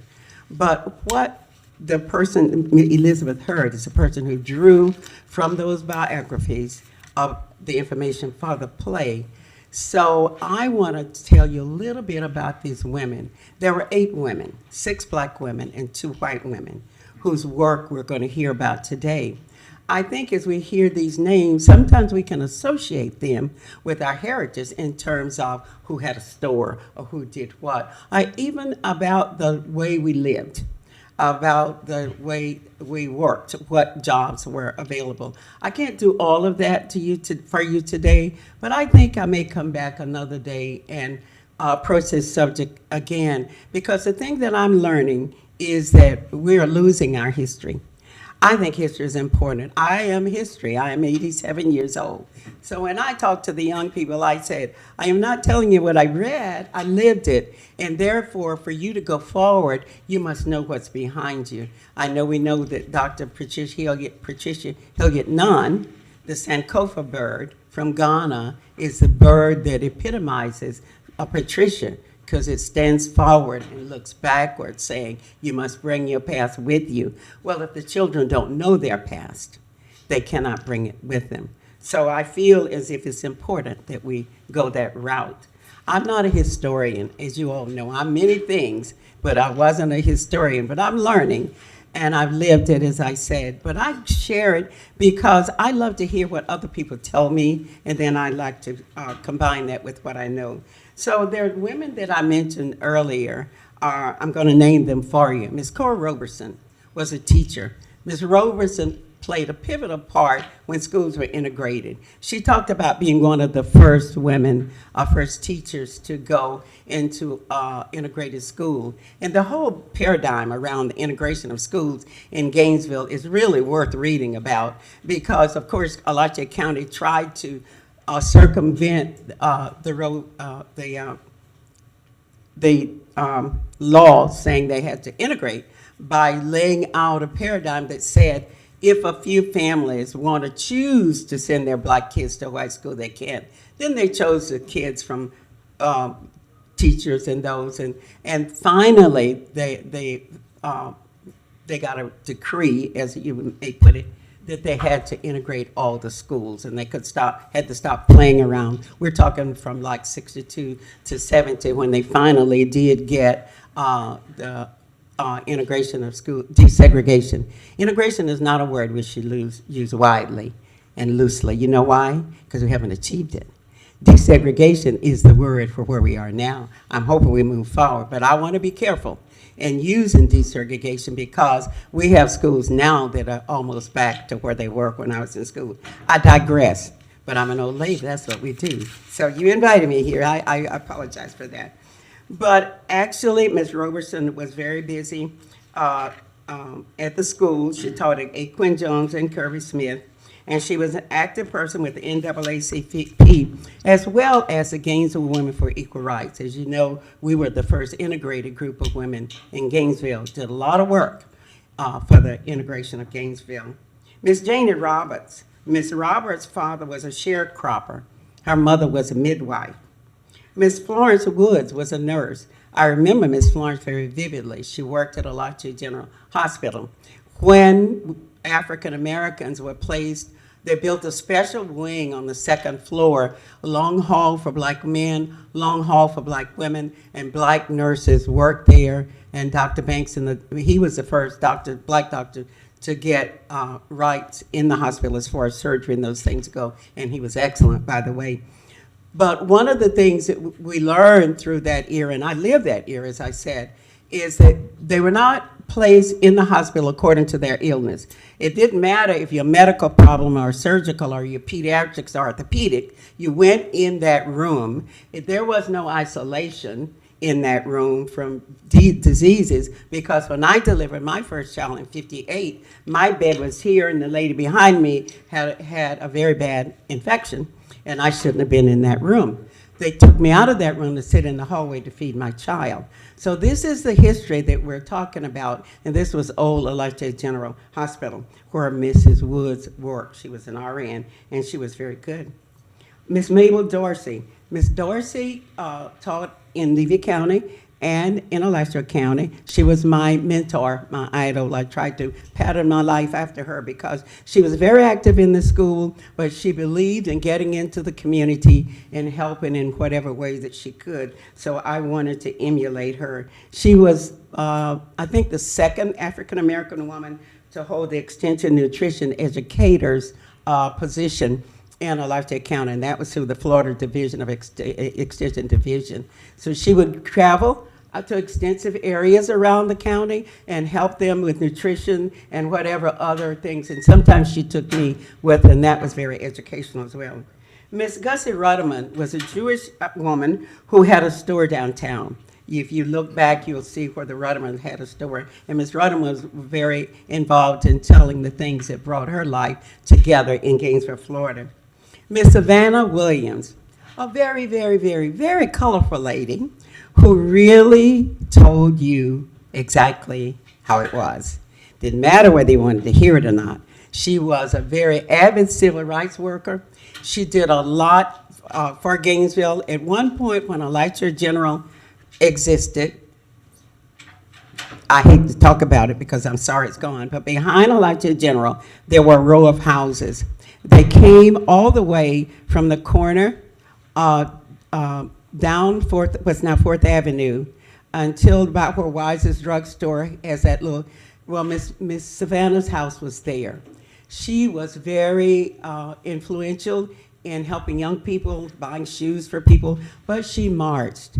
And she did all of the things to get people registered to vote. She was very comfortable with telling you how she felt about issues, so she was a great spokesperson for the disadvantaged and the disenfranchised, and she was willing to do that. Miss Savannah Williams, when they were marching one day, and they were arresting people, and nobody touched Miss Savannah, and she was trying to get arrested.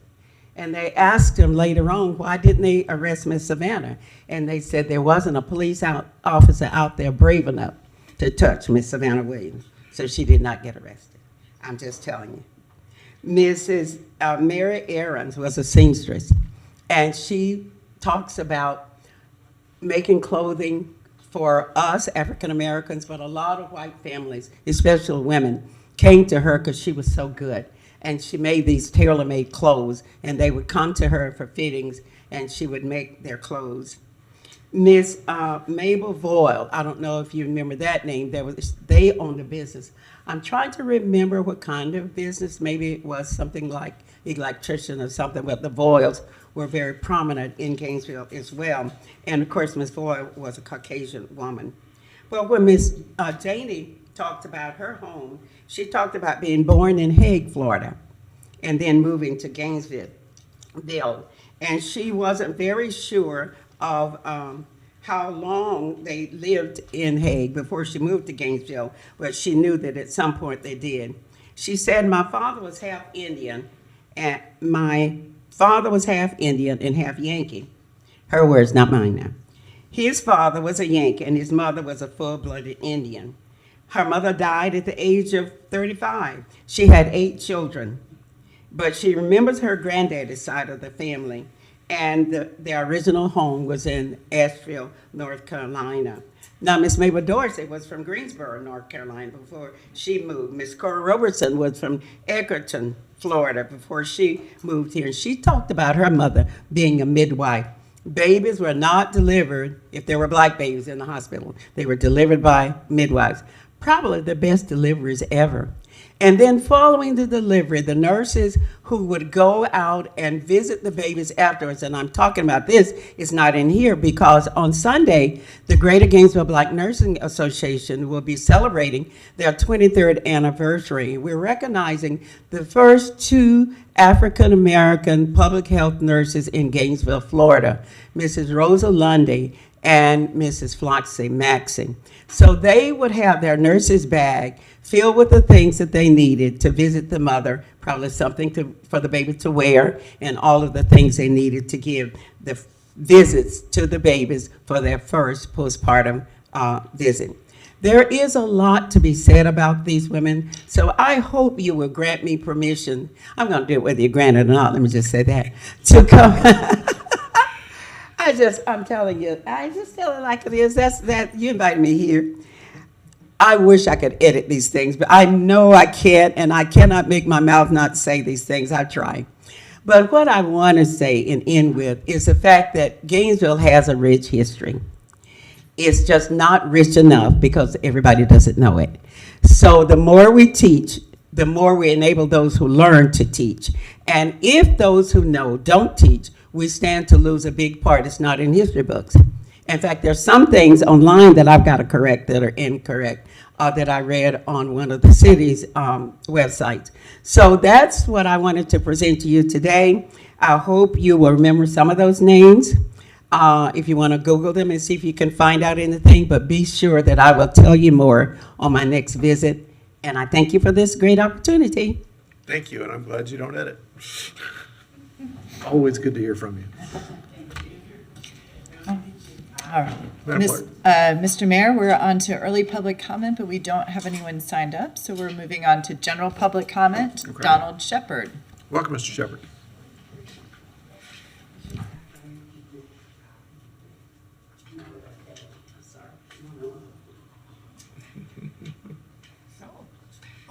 I apologize.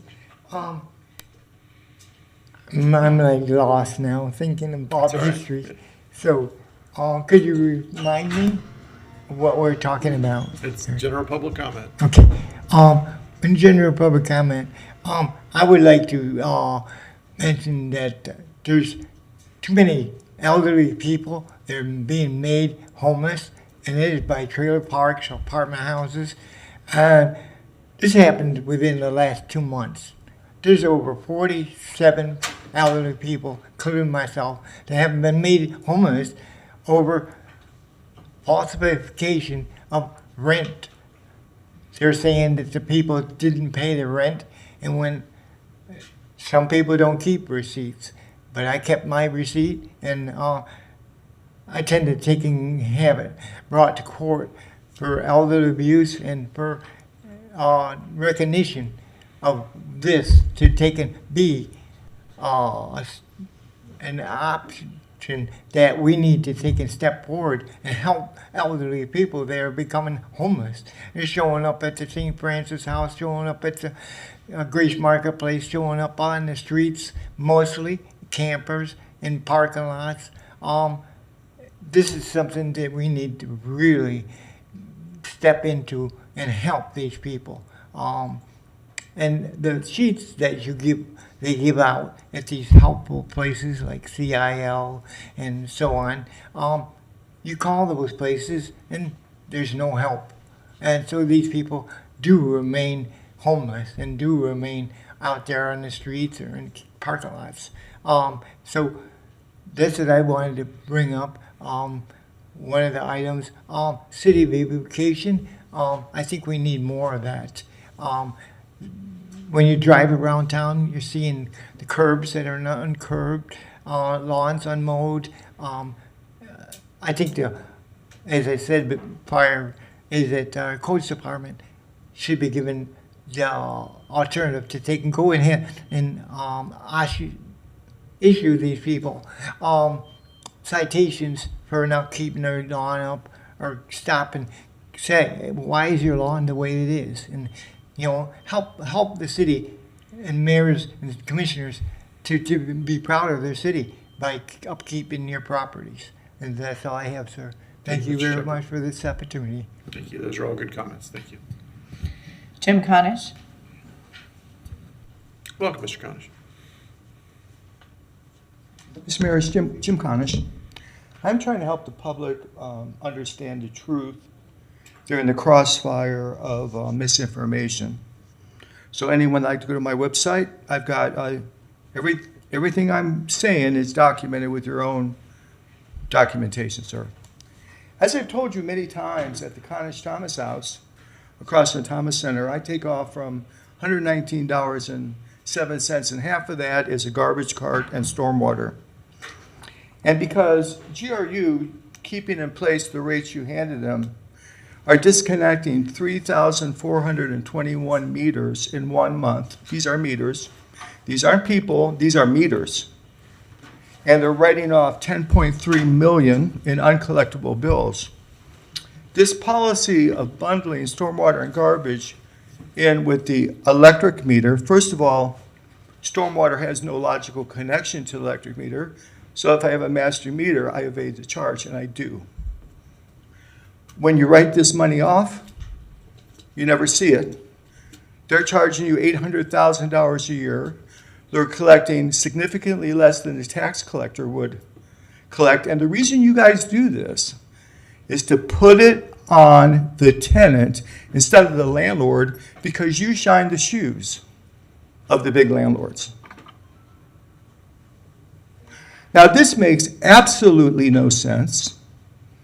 And Mr. Singleton is doing the huge job of preparing to shift these fees onto the tax bill. And Mr. Power has to collect it, but if you give him the data in a corrupt format, he won't do it. Now, this is the issue.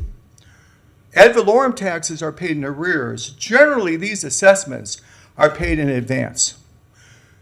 It's moving along where you could waive the MOU and bill it on the next tax bill. If you asked it to be billed in arrears, you'd allow the low-income homeowner amnesty from the charge on their GRU bill and give them time to get up the money to pay the stormwater and garbage in one payment on the tax bill, which for some people, it'll be tough. You have the power to lower our bill, sir. You have the power to take it off the tenant, put it on the big fat landlord who you shine their shoes for, and take the political consequences. Thank you. Thank you. It's always interesting to hear from you. Sure it is. Johnny Sure Law. you can't wait. Welcome, Mr. Law. Ad hoc. Hello, everyone. Okay. First of all, as one of the lawful landlords, I usually just let Mr. Connor just go on talking and fake news and stuff that he be talking and stuff. But I want to explain something about, as far as GRU go and the power go. All of those taxes that they're talking about, those are actually lawful taxes that handle other things outside of your utility, outside of your lighting, that GRU handles. And the reason why I wouldn't go on the landlord, because the landlord don't get paid nothing for your rent, for your lease, or any of your taxes or anything like that. That's a completely different department and agency altogether. And then what Jim Carnes keeps talking about is IOU notes. To where no one owes anyone anything for any IOU notes. As I've been you all's banker since 1986, the USD, I cover all the stuff that you all aren't able to cover with your, FRN and stuff like that. So most of the stuff Jim be printing up, coming up with at his house, those what they call it, Microsoft, PowerPoint. Yeah, we all learn how to do that in school, But I don't utilize that to sit up there to make fake pie graphs or to try to make the city think that they owe something that they do not owe. I mean, even though we all learned how to do it in school. Yeah. So as far as the real banking system goes, the new banking system goes, Yeah, your FRD, USD will be coming out on the scene soon. The USD, that's your business note. The FRD, that's your cash. You're not used to cash, you're used to hearing about money. That's a different sector. So I just thought that I'll keep y'all informed as to what's going on. Yeah. And remember the difference between Donald John Trump and Donald Trump, because I don't want y'all to get confused. Because Donald Trump, that's the Oval Office. And then you know my cousin, Donald John Trump, the cabinet. These are two different White Houses. One is foreign power, one is locality. Okay, thank you. Thank you, Mr. Law. Thank you for always respecting the 3 minutes, too. I appreciate that. Thank you. Khalid Blount. Welcome, Mr. Blount. He was trying to leave some extra for me. So this is from the page 1598 of the Oxford English Dictionary Unabridged. Originally a member of any of the peoples, including the Hebrews, Arameans, Assyrians, and Arabs. Subsequently also a member of any of the peoples who speak or spoke a Semitic language. So when people who criticize not the Israeli people, but policy of the Israeli government are accused of anti-Semitism, that's absurd, because being pro-Palestinian is being pro-Semitic. Palestinians, Arabs, are Semites too. And I want to clear up that stupidness in our language. So we have to go back to the 4th century BC, when Herodotus, whom your scholarship calls the father of history, took the land route around the eastern end of the Mediterranean through Judea, that he called Culture, where what's now Israel and Palestine, across the Sinai and the Saudi Arabia, what's now Saudi Arabia, into what we now call Egypt. The original name is Kemet. The Egyptians had a habit of renaming everything, like the Sphinx became the Hora Market, Al-Kebulan became Africa, etc., and Egypt is Kemet. He was not allowed past the first cataract of the great river, the Nile, as were all of the Greek scholars, from Thales down to Plato, and Hippocrates, who took his oath of practice to Imhotep, of all of them, Pythagoras, Solon, etc., came to Egypt, I'm going to use the words you're familiar with, to beg to study. And he described all the people he saw as one population. So he saw all the people along the way, as well as ones from the south of Egypt, from Cush, from Nubia, and said they have thick lips, broad noses, woolly hair, and are burnt of skin. This is Herodotus describing all those people 400 years before Jesus. And we don't know of a great war or a great epidemic that wiped out and totally changed that population. So the Falasha in Ethiopia are probably the genetically closest to the Haribu, who were run out, as Hebrew, were run out by the Romans. But the ancestors of the Palestinians remained. So they are probably more closer genetically to the ones who were run out in the 1st century AD than are the Ashkenazi, whom the United Nations sponsored to take that territory in 1948. Because there were 3 waves. The Ashkenazi were the ones who went the furthest away and assimilated the most. The Sephardic stuck around the Mediterranean, assimilated less. The Falasha went to Ethiopia and assimilated almost 0. So we had to know who is who in all this renaming and recirculating of people. Thank you, Mr. Blount. Our last speaker, Mr. Mayor. All right. Freedom of speech, y'all. We've heard a lot of different things in the last few minutes, and honestly, I appreciate all of it. Thank you. Madam Clerk. Mr. Mayor, we're on to our discussion items for the afternoon. 2025-356, Advisory Boards and Committee Reports. With recommendation, the City Commission hear the presentation and take action deemed necessary. Welcome, Mr. Harris. Good afternoon, Mr. Mayor, to the Commission. Again, Corey Harris, Housing and Development Director. We gave you a hard act to follow. I'm sorry. Yes, it is a hard act to follow. And so we're going to provide you with our annual update from our Affordable Housing Advisory Committee. We have Mary Lou Hildreth, who served on the committee for a number of years and is currently serving as chair. So at this time, Ms. Hildreth will come up and present the annual report for the Affordable Housing Advisory Committee. Thank you. Welcome, Ms. Hildreth. Mayor, council, Madam Manager, and my favorite city clerk, Kristen. Don't tell the other girls that Kristen will get mad. Okay, so I have the honor of, again, a hard act to follow back there. I'll try not to read the PowerPoint too much because I hate that, but 'tis what it is. So first of all, I want to tell you about our mission, which is obviously, it's first and foremost, it's by state statute. For you all to get SHIP money, we have to exist. We got $1,122,596 last year. Am I supposed to do something to make that move? You should have a clicker up there. Oh, good God, I'm 64. Okay, look at that. Okay, got it. Develop and submit an incentives and recommendations report, which is also by statute, which will be coming shortly. We're working on that. And identify other programs and initiatives that might incentivize and support increased affordable housing development. It may be easier if I do it like this. And we use various methods to promote increased access to affordable housing and to advise the City Commission. And obviously, community involvement and education is kind of our best way as volunteers to get out in the community, let them know what is available.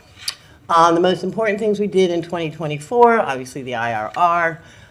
We provided the funding recommendations for the LGAOs and sale programs, and we supported affordable housing development projects. We are now reviewing more in our next upcoming meeting. We did meet finally with the Alachua County AHAC once to initiate and coordinate with them and kind of to learn more about, again, I'm a person that hates redundancy. So, what are you doing? What are we doing? How can we work together and help each other out? Because the affordable housing doesn't end at the Gainesville city limits. The most important things to work on in 2025 is the IRR and provide, again, funding because we get these yearly recommendations for these funding of LGAO and SAIL and other projects. And then again, having opportunities at workshops or community events and have a table to talk about, ADUs or other opportunities. And then again, increasing communication and coordination with the county AHAC. We're currently in the process of scheduling one. It's just really hard because they meet at 1 in the afternoon. So how you all can help us.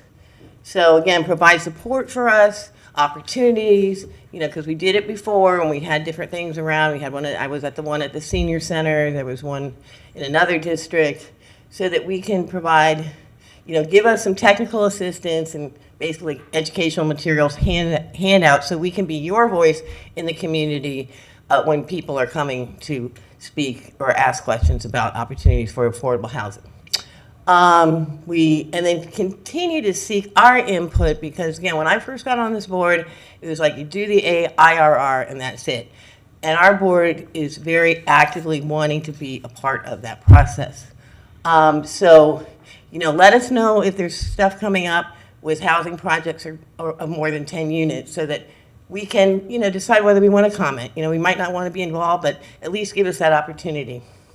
And then direct the city's attorney's office, that's you, Mr. Nee, to identify opportunities, formal or informal, to include us early in the review process for new affordable housing projects, more than 10 units, and new affordable housing related policies and regulations. Because, I'm on your mailing list or email list and stuff, and I see things that come out that have to do with housing that I didn't know about until I read it in my email. So, and then I'll bring it to the meeting and ask Corey or John. So, oh, wait, one last slide. What else I need to know? Again, we want to do more, particularly related to education and outreach and affordable housing policy, and that's our sole purpose. And Jamie Bell couldn't be here, but she said to tell you hello. She's my vice chair. So, Thank you so much, Questions? Ms. Holt. I appreciate it. And we'll have a few questions and comments here. Commissioner Willets.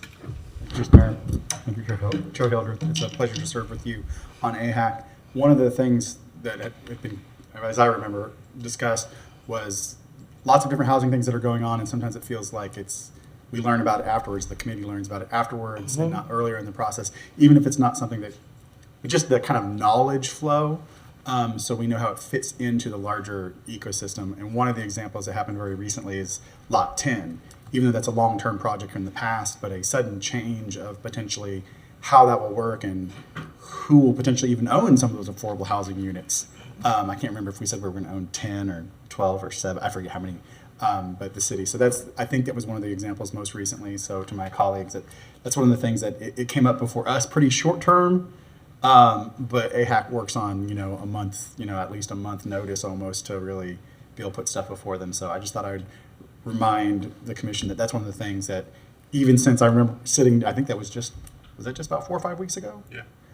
So I think that happened since our last AHAC meeting, I think, as an example. But thank you, Mary Lou, for serving for many years. I will say Lot 10 would be great for me to park at when I go to trivia at Lucy's on Monday night, just saying.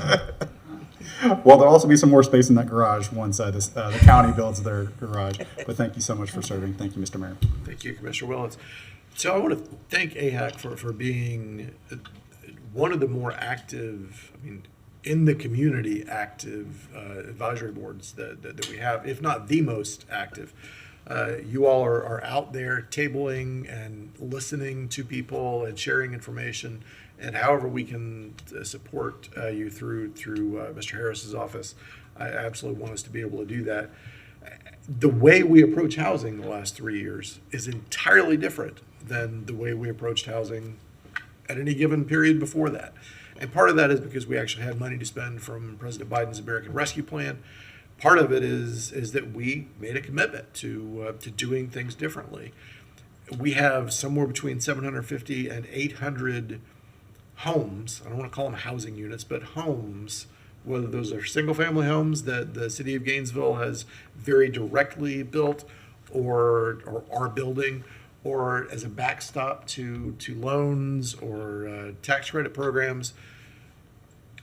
And there's enough of it on the table that it all moves really fast.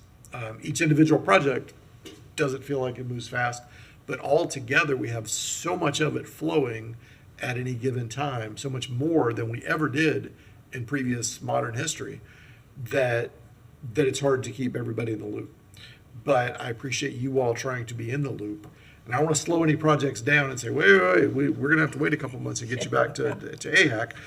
But thank you for being involved in everything that you can as a committee, because I believe it makes a difference. And I appreciate you all doing what you do. And Mr. Ward, if I might add, when I first got on several years ago, all we did was the IRR. And at the time, you only had to do it every 3 years. And it was just like a state statutory thing. So over those years, we've really fleshed out and taken on a lot more responsibility. And as affordable housing has, the lack of affordable housing has, exponentially exploded. And so that has caused us not to just do the IRR or come and do this PowerPoint, but to really take a look at the things and the policies that you all are proposing and talk to the community so we can, give you that feedback as well. So thank you, and now I have to go meet the pool pump guy. All right. Well, thank you so much for that. And while we're on this topic, though, I want to address a thing that we did, that we added to the consent agenda this morning. We had passed the Housing and Urban Development Annual Action Plan that we have to file. We did that a while back. Upon filing it, we realized that there was language that we included that was different than what the current administration insists we use. So in an abundance of caution, we included that and passed it this morning under our consent agenda with the updated language. And congratulations and appreciation to Mr. Harris and his department for finding those items and turning them around very quickly so that we make sure we met that deadline. But I want everybody to realize that every community in America is now having to redraw plans and change phraseology that we've been using for 60 years, I think very appropriately for 60 years, and we're having to rethink all that. That has an impact on how we and every city in America get our reports done and whether or not we get the money. There are some cities that just aren't going to get the funding that they should get because they've been told, no, we don't use that language anymore. That's editorial comment from me, but I think it's appropriate to add it at this point. But I did want to thank staff for catching what some communities are not going to catch and making it possible for us to get that $2 million-ish that will flow, likely will flow, and very appropriately will flow from the hard work that your department does. So thank you and the city manager's office for helping us be in the right position to be able to move forward. Madam Clerk. Mr. Mayor, we are on to 2025-732, appointment to the City Board of Canvassers. With the recommendation, the City Commission discuss the appointments to the City Board of Canvassers and take action deemed necessary. All right. Do we have applications for? Yes, Mr. Mayor, we have 2 applications. Coincidentally, they came in on the same day from Patrick Sell and Russell Etling. Okay, and I don't see Mr. Etling, Mr. Sell. Do you want to come up and make any comments? Well. Thank you, Mr. Mayor, Commissioners. Thank you for the opportunity. My name is Patrick Sell, and I am applying to be on the City Board of Canvassers. I think we all know we have a dearth of trust, with our society at large, and our democracy rests on free and fair elections. So I deeply care. I'm a citizen of Gainesville, of course.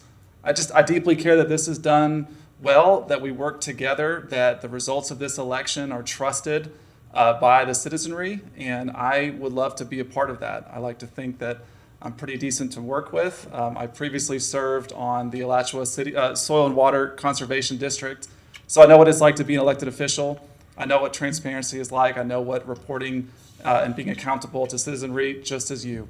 And so if we have the opportunity to work together, I would love that, and I deeply appreciate this opportunity. Thank you very much. Thank you for being here, and I would say that whether you chose or not, if you're not, I would encourage you to continue to apply to things. I always tell folks that we need everybody involved, and I appreciate you being down here and being willing to serve. Thank you, Mr. Mayor. Thank you. And Mr. Etling was unable to attend okay. today.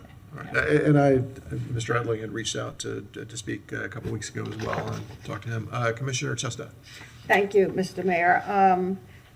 I move the appointment of Patrick Sell as our representative to the Canvassing Board, and I'd like to say that Commissioner Book spoke very highly of you and sent a letter in support of your nomination. I'll second that. Okay, we have a motion and a second. Commissioner Willits. Thank you, Mr. Mayor. I want to speak on behalf of, on support of Russell Etling for the position of the Canvassing Board. I'm particularly excited at the idea of him applying because he worked for the city for multiple years. This is an election that the residents of Gainesville asked us to do. We put it on the ballot. Our Board of Canvassers is our representative, the city's representatives. And so I think someone who previously worked for the city and has a long history in city government, he worked, I think it's city government in Miami. Pretty exactly. Miami-Dade County. Okay, perfect. Thank you, Madam Manager. A whole life of public service, and that's why it was very exciting to me to see that. So I will be supporting Mr. Etling for appointment to the Canvassing Board. Thank you, Mr. Mayor. Thank you, Commissioner. Do we have any, I don't see any other lights running. Do we have any? No public comment, Mr. Mayor. Okay. Commissioner Eastman. Yes? He had not. Sure, come on up if you, yeah. I thank you for this special opportunity. I have not heard it from anybody from the Trump Advisory Board or that as of yet, but they have been telling my wife, who's on the Trump Advisory Board, that if the first of the next month that they're going to be bringing in people to take and reinstate office jobs and boards and so on to take and have them be part of the Republican Advisory Committee. And our plan is to take and bring to the table the Republican outlook towards redoing the city of Gainesville and the cities that are Democratic cities. We are going to re-advise all of them to take and give them the outlook in which the Republican Party has an outlook towards how we can make changes to make it better. And that's what I tend to do if I ever get to be mayor. This is an opportunity, as you've stated, Mayor Ward, that these people that get in these boards are very well educated towards what we are looking for in the democratic form to take and move items that we tend to take and bring to the city and how we take and do that. They have that type of education and knowledge. And I know this gentleman for the years that he had signed, so he is going to be a great asset to that board. Thank you. Thank you. The last speaker, Mr. Mayor. Thank you. Commissioner Eastman. Yeah, thank you, Mr. Mayor. Yeah, I really like Russell Etling. He's been involved in the city for many, many years. You can thank him for many of the murals that are around in downtown. You can thank him for just tons of cultural affairs type work. I mean, he's been a real tremendous asset to the city. I think this is a responsibility being on the board of canvassers. I mean, it's an interesting job, but it's you're there, you're verifying what is going on within the election, making sure that it's a job. It's part of work. So thank you for your volunteering. I think it's interesting to have someone new throw their hat in the ring. So I'll support Mr. Sell, though who I do not know, but seems like a great person to have on there and to get some new folks into the system. So that's all I have, Mr. Mayor. Thank you. All right. Thank you, Commissioner Eastman. I see no other lights. All in favor, please say aye. Aye. Any opposed? Nay. All right. So that fails 3-2 with 2-3 with Commissioners Chestnut and Eastman in support. Commissioner Willits. Thank you, Mr. Mayor. I move appointment of Russell Etling to the canvassing board. Is there a second? Second. All right, we have a motion and a second. Any, I see no other lights on that. All in favor, please say aye. Aye. Any opposed? All right, that passes unanimously with Commissioners Book and Duncan Walker absent. Madam Clerk, thank you, Mr. Sell. Please do apply in the future. Mr. Mayor, we're on to our third item for the afternoon is 2025-725 City Hall Plaza Refresh Guaranteed Maximum Price Agreement with the recommendation that the City Commission authorize the city manager or designee to enter into a guaranteed maximum price agreement with Scherer Construction of North Florida LLC in the amount of $1,714,424.38 for City Hall Plaza Refresh, subject to approval by the city attorney as to form in legality. Welcome, Mr. Mann, and your large stack of documents. Mr. Mayor, the first thing I need to do, if I can get the overhead projector up here, there's an error in the agenda item, and I want to make sure we get that on the record first. It was a transcription error made by myself. The original GMP that's in the backup agenda item, or it's in the agenda item, is $424,038,000, but we added several alternates, and the actual guaranteed maximum price is $1,833,920.38. That's the actual GMP we're going to be asking the City Commission to consider today, and the error was made by myself because I was working on the base GMP, and when I did the agenda item, I did not add the alternates in, so I apologize for that error. Moving on, introduce myself again. I'm Phil Mann. I'm Special Project Administrator for the City Manager. If we can go back to the overhead or to the presentation now, please. Mr. Mayor, I stand before you today Like we did on April 18th of 2024, the City Commission adopted the Wild Spaces Public Places proposed conceptual master plan for the City Hall Plaza.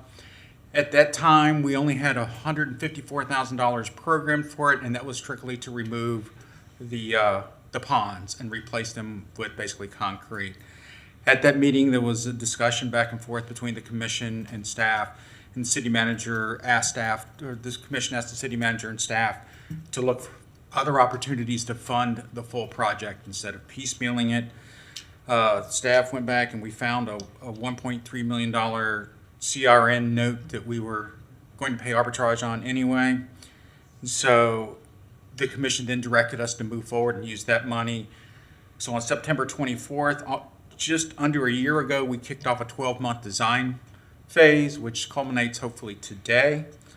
Based on the comments that we received from the commission and the public, just to give you a little background on the project, the internal design team consists of in-house staff, Major Jamie Kernick from GPD, Commissioner Book isn't here, but she was our SEPTED expert on the project. Kathleen Kaufman, our historic preservation planner, was involved because obviously this building is considered a historic building. Our city architect, Sarit Sela, was involved. Ms. Waite was involved as the Wild Spaces Public Places Director. And of course, since Parks and Recreations maintains the plaza, Broxy Gonzalez was part of the team. We also, during that discussion we had back in April of 2024, we talked about the outside partners. We have two major outside partners. One is the Dr. Martin Luther King Commission of Florida, and see Reverend Long's here today. So we've had several interactions with them. And the other group that we interacted with as we went through the design of this was the Sister Cities organization, and we worked with Steve Kalishman and former Mayor Lauren Poe.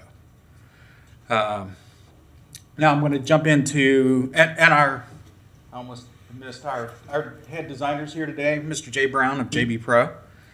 And so one of the things, the commission gave us direction on items that you wanted. So what you have before you is and I think there's a pointer on here. There's not. I thought there was a pointer on this. Okay. There you go. So to give you a little orientation about the things we discussed, we're talking about the entire plaza, this entire area in here. Right now we've got the former ponds that are in here. We're going to remove the ponds and replace them with a material that with some pavers that'll give us a very nice plaza in front of City Hall. We will replace the middle stairwell with kind of a stage. So if you think back to the 9/11 ceremony we just did, for the 9/11 ceremony, the dignitaries and everybody could be on the stage with room back here, and then everybody could fill in the area and see. It'll give more room. The estimates we have is 1,600 to 2,400 people could fit in this plaza. The next piece that we're working on is the flagpole is currently down in this general area. The flagpole would be moved up here in a more prominent area with some seating around it. I know Commissioner Chestnut in last April talked about seating and providing appropriate seating for folks. So we have several places that'll have seating, but around the flagpole, it'll be right here. This garden right here, we talked at the commission and staff talked at length about this. So we'll be removing most of the church walls and converting them to what I call stadium seating. And when we met with former Mayor Poe and Steve Kalishman, we proposed the idea of this area here becoming the Sister Cities Garden, moving it from down here and uncluttering this area down here and making it up here. So everybody thought that was a great idea, and Sarit and Kathleen are working with the Sister Cities organization. We still don't have a finished product for this, but we're working on it, and we have funds budgeted outside the project. We have project funds, but not as part of the GMP, to move forward with that at the appropriate time. Moving on down here to the Dr. Martin Luther King Garden. Many of the issues that we talked to, we met with Mr. Long a couple of times, and we met with the commission twice, I believe, and we're meeting with the commission again on October 2nd. Couple of the issues is this area is just really cramped for any events they have down there, and seating is limited. So what we'll do is we'll take the same approach that we're taking for the North Sunken Garden, and we'll take the church walls out, and we'll put in stadium seating in there. And by doing that, it also provides more floor space down here for chairs to be provided. And one of the things the commission had specifically asked for is we had a different design for this area. They use this area for their dignitaries for their celebrations. So we modified the sidewalk over here so that the ADA access will now continue to come over here, and this will be a non-ADA access down here, but it'll preserve that room they asked us to preserve. And also, we'll take the water out of the fountain. We talked to them about that. We've been asked to preserve the fountain in its entirety, but the water, the little pond around it, serves no real purpose except for it's a maintenance issue for park staff. So we're going to remove that.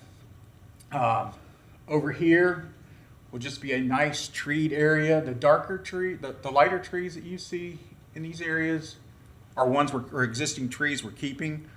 One of the concepts we looked at was, can we just raise these up to match the rest of the plaza? The problem is there is 5 really healthy trees in here, and if we raise it, we'll basically end their lives. So we thought this was a better way to move forward with that.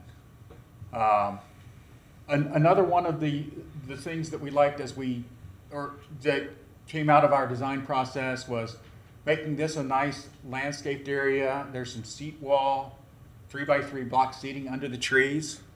And our plan is to plant larger trees than normal because of septet reasons. We want to get the canopy up high enough to address GPD septet concerns. And then over in this area where the pond was, we're going to have a circular seating area with a diagonal sidewalk coming through. And then over here is where we have that nice, I'm not a tree expert, but we have a nice tree right here in the middle. This is also where the Parkland Memorial Tree is and the City of Novorossiysk Memorial Tree are. We're preserving those 3 trees. The rest of the trees will either be removed or relocated, but we'll build a nice themed circular walk around that tree, provide a nice shaded sitting area in this area. And the one thing that when we met with the King Commission that everybody seemed to like is we're going to create a nice straight sightline walk line straight across the plaza. If you're familiar with the King Garden right now, the only way to get to the Memorial Garden is to come down to University Avenue and come in this way. With the revised plaza, you'll be able to come in here and here. There'll also be a nice sight line. This sight line exists here today, and we're going to continue with steps will be there, and steps will be here, and it'll be a straight line through, and that will start to bring the whole plaza together. We're putting in conduit, we're putting in lighting. We're putting in pedestrian level lighting for the entire plaza. We're putting in conduit so that cameras can be added at any time to any of the lights. That was one of the things we worked with GPD and the septet issues on, and we discussed it the last April meeting. And we have tied all this together. We've tried to bring in some of the design assets. I think we're using the lighting standards from the Bo Diddley Plaza to try to tie those together. Jay can correct me if I'm wrong on that. Yep. He says I'm right. So the main things I wanted to point out to you, I think I've covered. We have various different textures throughout the plaza. One of the feedback we got from the commission when we made the original conceptual presentation was no concrete. Try to get some different pavers and blocks. So we have a combination of concrete pavers, decomposed granite, resin rock, and pervious pavers. And they'll each be at the appropriate place where obviously we'll have ADA accessibility. And one of the proposed alternates that we added to the project, which brought the price up that I showed you at the beginning of the presentation, the northeast garden is not ADA accessible at all. So if we move the Sister Cities presentation to this area, people with mobility issues could not get to it. So working with our designer and Shear Construction, who will be our contractor, we're going to put an ADA ramp in this area right here, which will allow people with disabilities or mobility issues to be able to get down to the Sister Cities garden. And we worked with the Sister Cities committee with that, and they're good with that as well. A couple other things I want to go over and talk about. We plan to have, if we get approval today and we get all of our permits and our contracts issued where we can start construction as early as mid-October, but hopefully no later than November 1st. We've talked to the contractor about focusing on the King Garden and having the King Garden at least substantially complete by Martin Luther King Celebration 2026.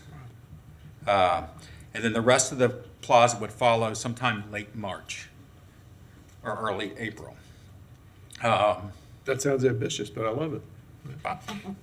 Shear has told us that they have provided that in their schedule. So one of the things I wanted to point out also is that the project will be managed out of City Hall, so I will be on the site every day. One of the issues we need to make sure we ensure is access for staff and citizens to both City Hall and the old library building. So I'll be working with Shear Construction to ensure that we have that access every day and keeping that going. And then this project originally started out, I think I started the presentation off by saying we originally started out with a $154,000 budget just to bulldoze the ponds and put concrete back. Today, the $1.8 million guaranteed maximum price gets you the full project that you see there today. It does include relocating and co-locating the existing signage to make it make more sense. And it also includes, I talked about the sister cities outside the guaranteed maximum price. We've also set aside funding for a sign that will designate the entrance to the Martin Luther King Memorial Garden. We will not necessarily have that done in time, but I have talked to some members of the commission. I have not talked to Mr. Long yet. I was going to do that later. We can either have it done this year or it can be they can have the sign dedication in 2027. We can do it either, whatever works for them. But we really want to have this dedication in 2026 of the garden. And with that, I think I've covered everything I had on my list. I would be glad to entertain any questions, or if you have any questions of our designer, Mr. Brown is here as well. Very good, thank you. The only question that I would think that I might want to think about adding would be, we have still on this item number 14, the City Hall sign that's existing on University Avenue. Right here. Wondered if it's possible to add one on the First Street side as well. People have a hard time knowing where and what City Hall is. Like up in here? Yes. I can definitely work with the design team. We have some contingency budget and see if we can work that in. Right. Because people tend to enter, obviously, if they're driving from that side, and they don't always know. Uber drivers, for instance, can't find it. So just a thought, yes. We do have a sign code that we have to abide by. We need to make sure we comply with that. So I don't want to promise that at this point in time. Gotcha. All right. Thank you. Okay. Commissioner Engel. As somebody who's just kind of politically used this space a lot of times for all sorts of different rallies and press conferences and those type of things, I've attended I don't know how many events here, and it's a really awkward space as it is now. So spending the money to turn this into an actual usable public space and what looks like it's going to be a very nice park, I think it's a good use of wild spaces, public places funds. I really like the fact that there's a couple different elevations. That's something that's pretty rare in Florida parks. Like, we don't really get to do that much. So I think it's kind of a unique part of this park. So I said, I'm really glad to see this become something that's a usable space instead of this kind of awkward spot that we've got now. I do have a question on, we have recently come into possession of quite a few rainbow colored bricks. And I don't know if it would be appropriate or possible to integrate that into this upcoming design. Like, I think that would be an appropriate spot for kind of moving that over there and having a historical, this is what these bricks used to be, and now they are also, like, we had to comply with Florida to remove them, and having that whole story as part of this, I think it's an opportunity to do. So I would like to see some options on integrating that, and it could save us dozens of dollars on bricks. All right. Good off. That's all. Mr. Mayor, if I may, to that point, as we were dealing with the rainbow crosswalks, we were finalizing the design, and that was brought up, and so it will require additional design time and a re-review of the guaranteed maximum price to do that. It's not impossible, but we want to get started with construction as soon as possible to meet that January deadline. So I would say that's possible, as, you know, along with some of the other add-ons that you've discussed that are not part of the original plan, I would say, but that's a cool idea. Commissioner Eastman. Yeah, thank you. I really liked this. I remember when we first brought this up, this was brought to us originally as just a way, well, we have this pot of money that we need to use for maintenance, and then we want to allocate it over here. We might as well make it into a space. And I wanted to make sure that it was a space that looked nice. It's our frontage right to downtown. It is our City Hall Plaza, and this looks really nice. I mean, this looks, I like the green space. I like the how much we've opened it up. That that little MLK garden has always been kind of awkward. You have to walk around the side. It's sort of closed off. This seems like it follows line of sight and SEPTED principles well, but also when you follow those, it just things feel more open. And I mean, I love the pavers. I think this will look really nice. Like I'm really glad with where staff went with this. What are our thoughts at the moment? I know we're at an early stage for the Sister Cities garden there, but I mean, what are we thinking with that as the concept going forward? So the team has been working with Sarit and Kathleen, and we've discussed ideas like QR codes. We've discussed ideas like smaller versions of the signage we have now with a QR code. One of the things that we've discussed, and that's why we haven't finalized it yet, one of the things we discussed with the Sister Cities folks is a way where you could go into the Sister Cities garden, you go up to a specific city, and you are somehow able to interact with a person that happens to be at their Sister Cities display in the same city. Yeah. So we're further exploring those kind of options right now. Okay. It would, yeah, I mean, I think whatever we can explore within that, I'll say, I think finding ways to integrate some kind of, public art or interesting visual elements into this that's, that would go through our traditional arts in public places or our public art work makes sense, and where it makes the most sense is obviously in that kind of set aside section over there. I don't know if there's, I just continue, I guess, to work with the Sister Cities folks and see where they are with it. I wouldn't want us to do something that will have a large like something digital that will have a large cost going forward as we're continuing to maintain it, but then also something that is interesting that you could stumble upon that would be interesting to have in there. Do we have any places? I see there's the sunken, there's number 8, the northeast sunken garden. I mean, what are we thinking to go into that space right now? So the Sister Cities displays, whatever we come up with will go in here. And to your point about the art in public places, I did not cover this. This is designed for a future statue or other feature that the commission may so designate at some point. What we had discussed internally as a design team for this space, in addition to being able to discuss, like if you had a group of contingent in from Sister Cities, you could sit there and discuss it with them. These times when we have small groups of people where the mayor or other commissioners interact, we get Christmas carolers occasionally and stuff. Mm-hmm. Right now we set them out on this plaza. Depending on the size of the group, it may be more desirable to seat them in this area. And we viewed that as kind of a teaching, lecture, conversation area. Okay. In addition to the Sister Cities use. Okay.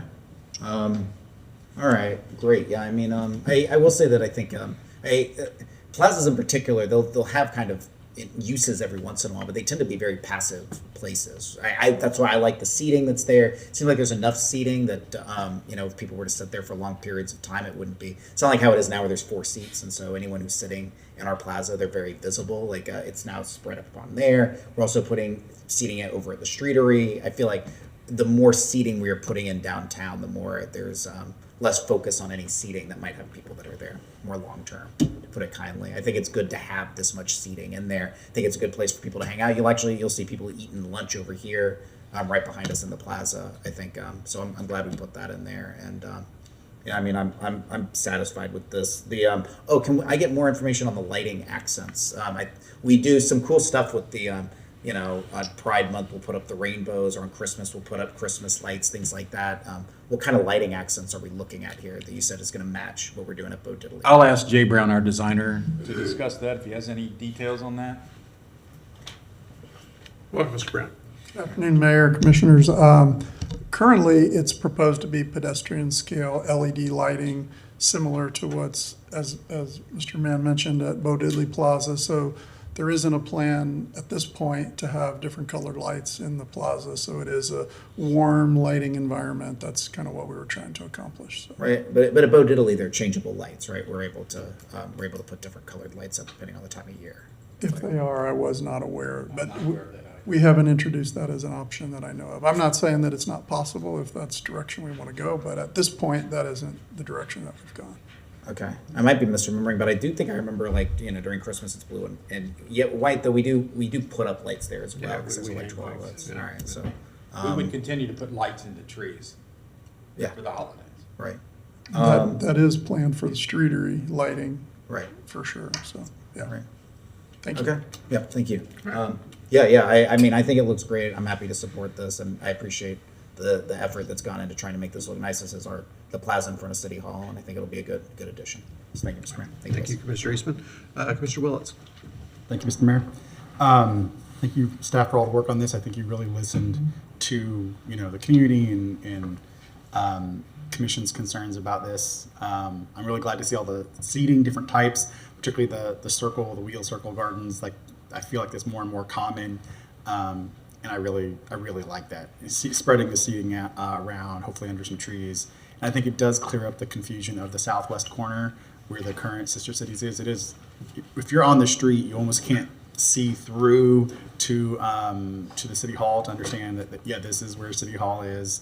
So I think that's a really good thing. And I love the sight lines of also the old library building, more of an access, a corridor from that front going west. So that seems really great. Seems like a lot of stuff has gone into this. I like opening up those sunken areas a little more with the kind of stadium seating. And most importantly, I think it really creates it as a plaza for the people, for even when government wants to speak to the community, having a stage to be able to.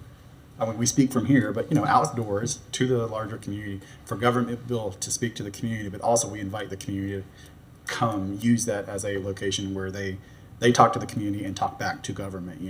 So I think it's a good public free speech area as well. So I like the idea of it. A lot of work on it. Thank you so much, staff, for putting all this work in. I too would love to see an opportunity if this is where we decide where utilizing our rainbow bricks would make sense, whether it's near the clock tower or something like that, where it can be either a surface treatment of a walkway, since we have a lot of walkways there.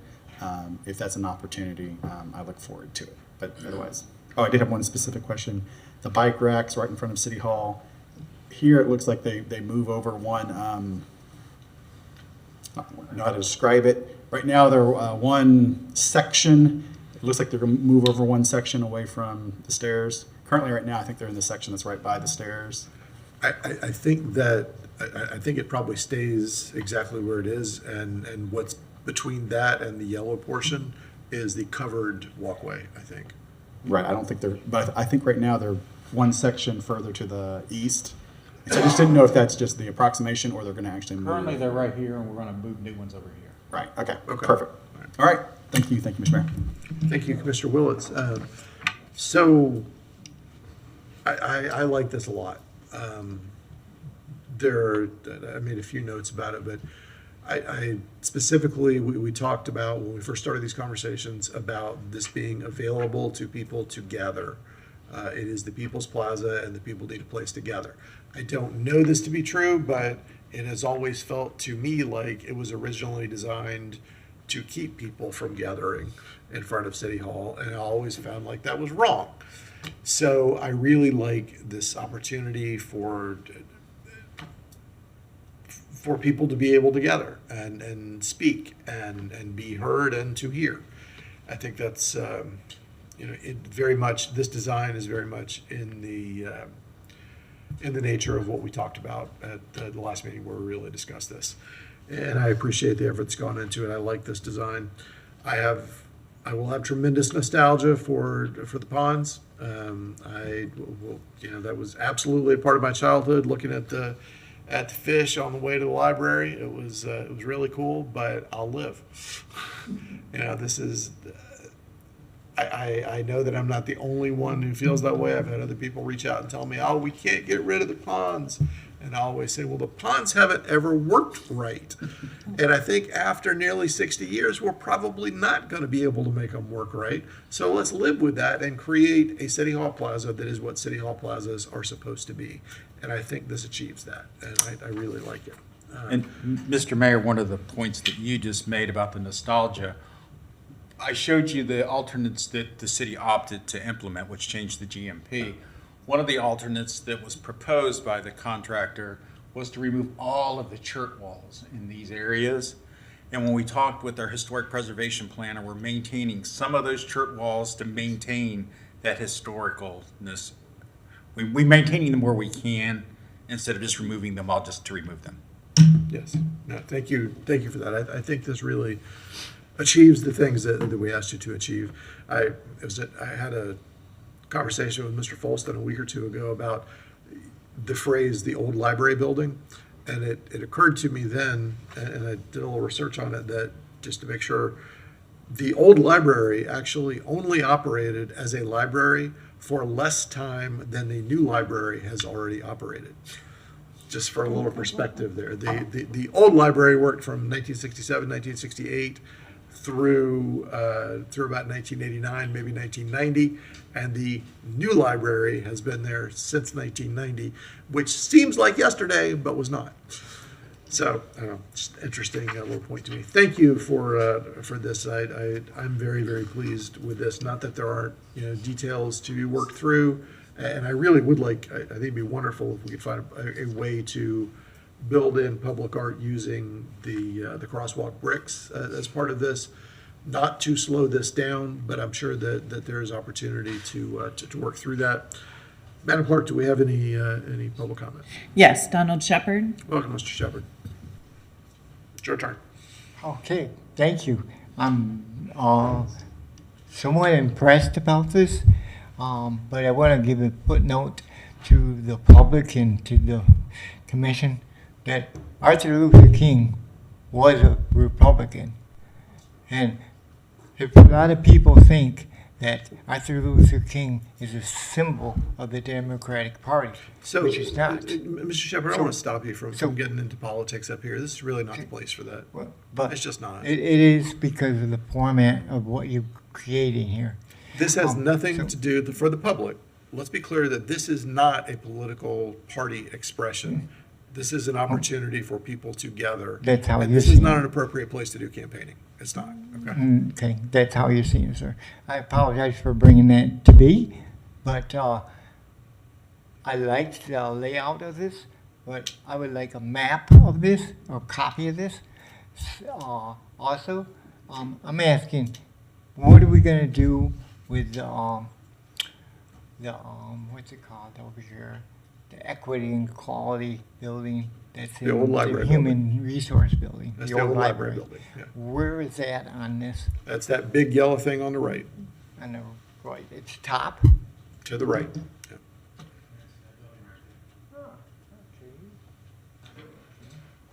It's giving me a different outlook towards what's in my head. Understood. And what I wanted to say, I'm liking this somewhat, but I think in my designs that I gave to Anthony Lyons was totally different. and was more economical as far as parking. I'm not seeing where I'd like Mr. Mann to show me where the parking is going to be established, because you mentioned about earlier today about parking. And so I would like to know what he has as far as parking for the city. So this doesn't change parking at all. Every parking space that currently exists is right where it is on this map. Stays the same. Stays Okay. the same, yeah. Okay, in my mind, I was thinking of a diagonal parking instead of straight in parking, and creating more room for the cars. Where it is now, I think it takes up too much land than what we could use as parking. But right now, I guess I have to go with it because that is what it is, and so that's all I have to say, sir, at this moment. Thank you, Mr. Thank you, Chairman. and thank you for giving me the opportunity to talk. You're welcome. All right. Political. Thank you. Take care. All right. Rodney Long. Welcome, Mayor Long.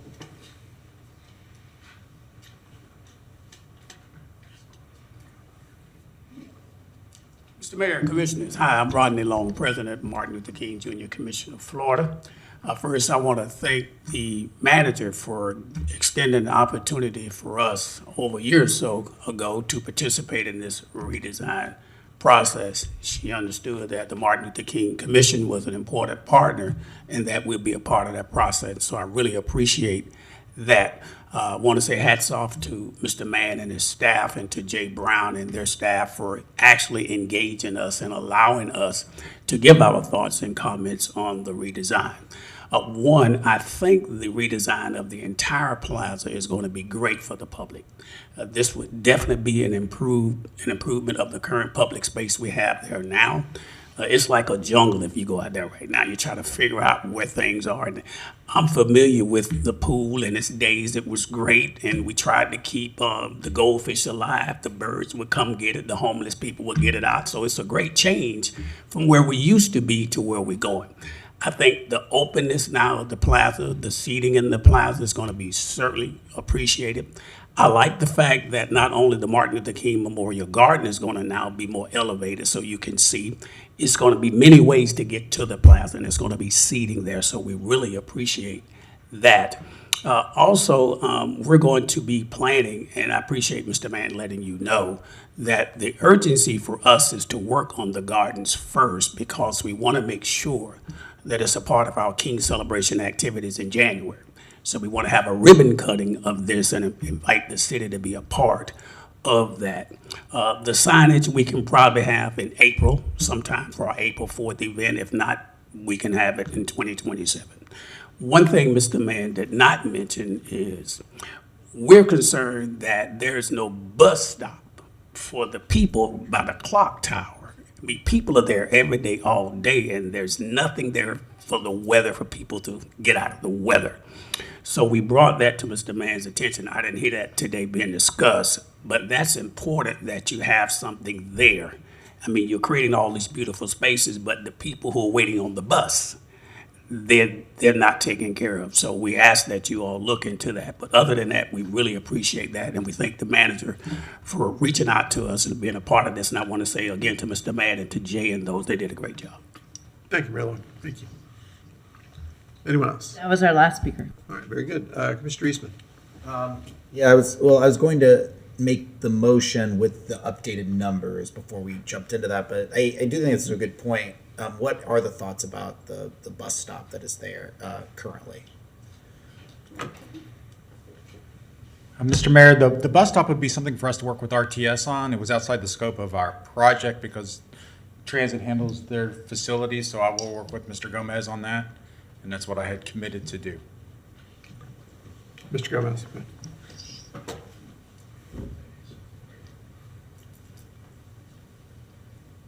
To my commissioners, yeah, we can easily install a bus shelter in there. If it's part of the project to do the landing pad, would be a lot faster. Just put a concrete pad so we can do the shelter. Right. I mean, I don't want to change the maximum price or anything or the scope of anything, but with everything looking like we have design. Well, we have a standard design that we have for our bus, but then I've seen sometimes you'll have bus shelters that look different. They'll match sometimes the architecture of the apartment building that I'm guessing had something to do with the building of that particular structure. I mean, you can sometimes match the bus shelter to the architecture of the thing around it, correct? Yeah. So, like I said, we're kind of far down the road here, but with, it would be nice for that to kind of blend seamlessly into the rest of what's being designed here, as opposed to there being a bus structure here, and then the rest of it is, a well-designed and very pretty plaza outside of, and then kind of a standalone bus structure. But that would be, I don't know if that's possible to do within the scope of what's already existing. I see Mr. Brown taking notes right now, so. Well, yeah, we have a contract with them for bus stop improvements, so I'm sure we can modify a little bit the contract to include that. Okay. And then one more question, since I'm asked questions instead of just making the motion. And this is for the overall design as opposed to the bus station, but why are there, is this going to be a curbless street here? Right now, there's no concrete bollards located at that portion of the plaza, and then we're putting in concrete bollards. There's still going to be a curb there, correct? Yeah. Oh, no, the number one right From the there. parking lot. Yeah, coming from the parking lot. Yes, there'll still be a curb there. Okay, so you're just putting the bollard. What is the purpose of the bollards? The bollards, right now, anybody can drive right up into the front of the building. Right. So the bollards would prevent that from happening, and they'll be, I think they're drop-in bollards like we're using on the streetery as well. Okay. Just on bollards, not to get on, they can feel kind of cramped, particularly if you're going, like I ride my bike mostly, and you have to curb around, or when you walk through, they can feel kind of cramped. In some places that's necessary, but generally speaking, it's if you design places. If we can design it in a way that they're spaced apart, or they can fit in overall to the look and feel of it, and that they don't feel as cramped if they're large enough for a car, and that would be ideal, to my mind. Yeah. The bollards are a SEPTED application. Curb does not do much to stop vehicles that are intentional trying to do harm to people. So in certain locations, we do try to add them where we think people would gather to provide protection. Gotcha. So that's why you'll see bollards strategically placed in certain areas. As far as the bus stop, if we do get direction today to add a shelter, we can have it designed to the architectural elements surrounding it. It would not be completed on the same time frame. I just want to put that out there into the record. If you would like us to incorporate the bricks somewhere into the hardscape, that is something we can do within the schedule, but we would just want that kind of direction here today, please. Okay, because right now the process for the bricks is that Parks and Recreation Cultural Affairs staff is planning on coming back to us with some options, correct? I think there's enough bricks to incorporate some of them into this hardscape and then still do a separate art installation if that's the desire. Yes, but we still do need to go through that process with the Arts Trust. As far as a separate art installation. If we just want to incorporate some bricks somewhere into here as a hardscape into the sidewalk somewhere, that's something we can do. Okay, would that change the, I don't know, the look, because right now what you have for I guess it's number 4 there, with the different, the decorative, I guess we just have to figure out where that would go. I want it to look nice as well. What I'm looking forward to when we get that back from Parks and Rec, and us deciding something is not just something that takes something that has gone away and then figure out how to repurpose it, but something that would that people would love just as much into the future as what they liked in the past, right? I will say after those bricks were removed, they are not the most attractive. Yeah. And keep in mind that they're historic bricks, so they are beveled edges. They're not easiest to walk on or with mobility devices as well. So if the commission would like those incorporated somewhere into this plaza, we would look at incorporating likely somewhere that is in an area that is not as heavily traversed. Okay. All right. Thank you, Brian. I appreciate it. Thank you. Thank you, Commissioner Eastman. Commissioner Willets. Mr. Mayor, I for the bus stop, I agree that the standard RTS bus stop we're using now is not particularly aesthetic. It is very useful. It's quick. It's easy. It's affordable. That's why we use it. Particularly provides cover for those who are in mobility devices. That's a big benefit to them. The current standard. Right now, I think we have 2 benches at that bus stop, and one RTS stop provides only 3 seats, as opposed to what we got now is closer to 6. And so I don't know if that's needing a bigger bus stop. But this currently, let me see if this is right, and from JV Pro might be able, the scope actually, or the area that you're working in, cuts out our current bus stop, or at least our 2 benches, right? And that's what I kind of see as a cutout where you're not worrying about that bench space. So would that just change if we need a slightly bigger pad there, that we would say, no, we need a bigger concrete pad or at least deeper probably in particular for an RTS stop. So I like the idea of putting something there to cover people. It's pretty shaded, which is nice, but shade doesn't keep out the rain. So that was just my comment. And Commissioner Eastman, you're going to make the motion. I just want to make sure that we didn't forget that the price changed right at the beginning of the presentation, but it looks like Kristen has gotten ahead of us so that we don't forget that in this. But if we wanted to, so do we need to incorporate the bus stop into the design, even though it's not necessarily within the physical footprint of the scope? Yes, we would like that direction. Okay. If it's not a standard bus stop, we would definitely want that direction as well. If there are contingency funds built into that number, our procurement code allows us to stay within 10% of this number as well. So we might have to come back at a later date for additional approvals. But it is something that we can work through if we want a architecturally cohesive bus stop designed here. We probably would not put in a standard pad to start with because the custom ones require different types of foundations and things of that nature. So we would have to work through that design phase. We can do it on relatively short order, but I don't want to make any commitments that it would be done on the same time frame. Okay. Well, then I guess I would move the recommendation that is on the screen, incorporating incorporating a bus stop into the design. Is that standard or one that blends in? One that blends into the architectural design. Second. All right, we have a motion and a second. I don't see any further lights. Mr. Long, did you want to add something there? Mayor Long, pardon me. Mr. Mayor, Commissioners, when we're talking about the bus stop, I want to make sure we're all on the same page. We're not talking about the 2 concrete pads that people sit on. We're talking about shelter. That means something that covers people. Yes, sir. Okay, I want to make sure I'm hearing what you're saying. Yes, Thank sir. you. Thank you. Okay, I don't see any further lights. All in favor, please say aye. Aye. Any opposed? All right, that passes unanimously. Great job, everybody, so far. Looking forward to, I know there will be details between now and then, but looking forward to a great result here. Thank you. Madam Clerk. Mr. Mayor, we're on to our resolution for the afternoon, 2025-754, resolution for the public transit grant agreement with Florida Department of Transportation with recommendation the City Commission adopt a resolution required in support of the regional transit system accepting public transit program funds from the Florida Department of Transportation and to authorize the city manager or designee to execute the public transportation grant agreement and any related documents with the Florida Department of Transportation subject to approval as to form and legality by the city attorney. Welcome, Mr. Gomez.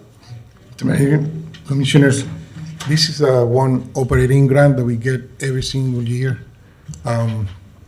Basically, it's for operations, fuel, parts, labor. And this is just to accept the grant. Okay. Anyone have any questions on that? Commissioner Willits. Is this the same dollar amount as last year, or does it go up? Does it fluctuate? It's only 11,000 more than last year. Not very much. Is this something that UF is capable of getting for their operations on campus at all? No, this is only for transit agencies. Transit agencies. All right. One of those examples where, as a transit agency, we have some opportunities. I move adoption of resolution 2025-754. Second. We have a motion and a second. Is there any public comment on this, Madam Clerk? There is no public comment. All right, I don't see any questions here. We still have 4, right? Okay. Let's call the roll. Commissioner Eastman is out. Commissioner Engel? Aye. Commissioner Chestnut? Aye. Commissioner Duncan Walker is absent. Commissioner Book is absent. Commissioner Willets? Aye. And Mayor Wharton. Aye, that passes unanimously with Commissioners Book, Eastman, and Duncan Walker absent. Thank you, Mr. Gomez. Madam Clerk. We are on to commission comment. Very good. All right, any commission comment for the afternoon? All right, Commissioner Eastman's gonna miss his opportunity for any commission comment. Thank you all for the time and attention so far, and I'm glad to have all of us a few extra hours to get some work done this afternoon before we come back for the evening meeting. See you at 5:30.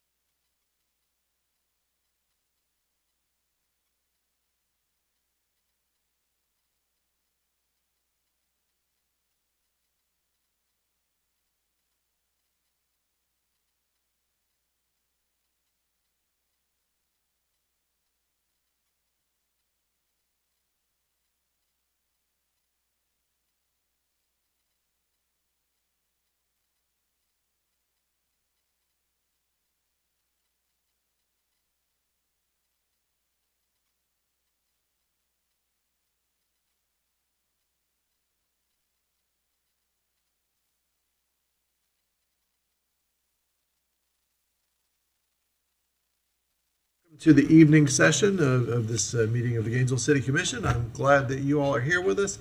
We're going to rotate through the room 2 or 3 times, I think, this evening.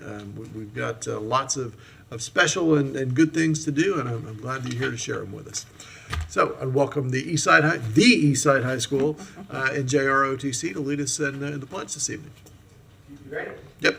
Good Lord, Dr. Thomas. Mark.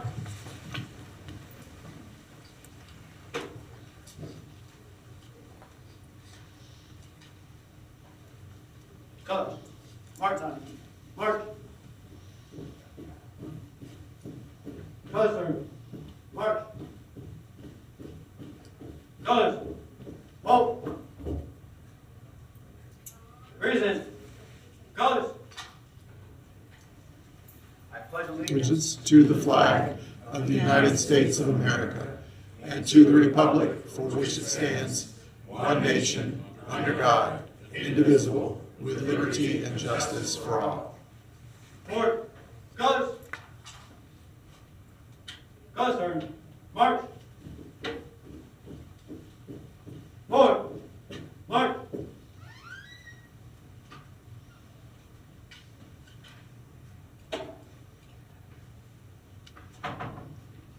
Go Rams and God bless America.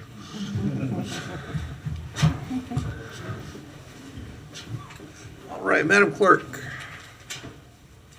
Mr. Mayor, we have our time certain item at 2025-711 Youth Steering Committee GNV Annual Update and Recommendations. With the recommendation, the City Commission hear an update from the Youth Steering Committee and consider findings in the city's ongoing gun violence strategies. Welcome, Ms. Kelly.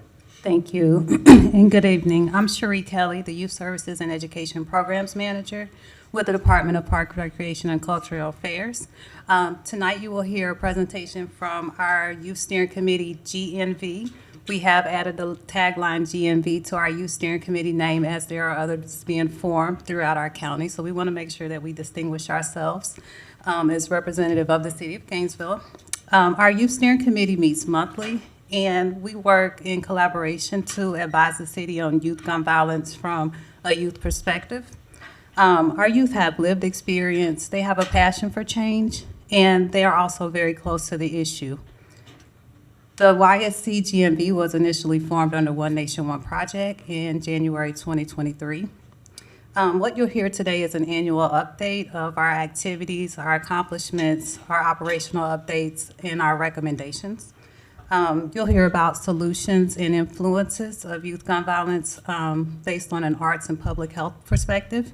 You're going to hear from each of our youth today that are part of our committee, as well as my co-facilitator, Mr. Corey Collins, who is a community advocate and outreach professional here that's connected to many, many youth in our community that are close to the issue of gun violence. Thank you.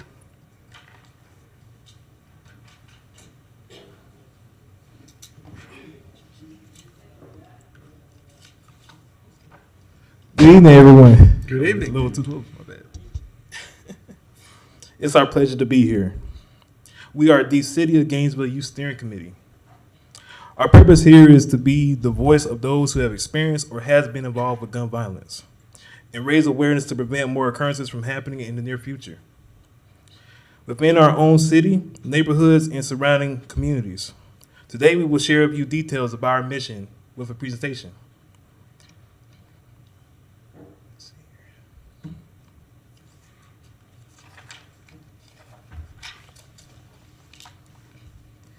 Here's our agenda for today. We will begin discussing with you all. We will start by introducing our members of the Youth Steering Committee. Next, a video expressing our narrative and what we recognize and believe with local youth leaders in our community, named The Story of Gainesville Youth Gun Violence. After the video, we'll inform you of our projected goals as a committee and the engaging accomplishments we took the initiative to perform along the journey. Then, an operational updates and outcomes about what we've thoroughly incorporated from our beginning and our present with the fruits of our labor. Additionally, a public health model of Gainesville's youth gun violence to show further what we mean by what we're speaking towards, as we've identified the key factors causing these situations to appear and how we should move forward with solutions. Finally, a call to action to strengthen our community as one voice, one mission, and one village. And we ask you to politely hold all questions and interests towards the end of the presentation. Thank you in advance for your patience.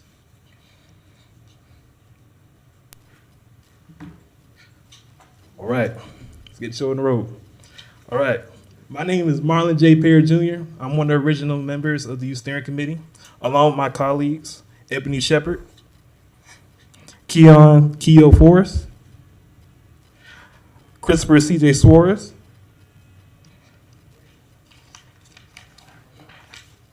and our new members, Victoria Page, Ethan Jordan,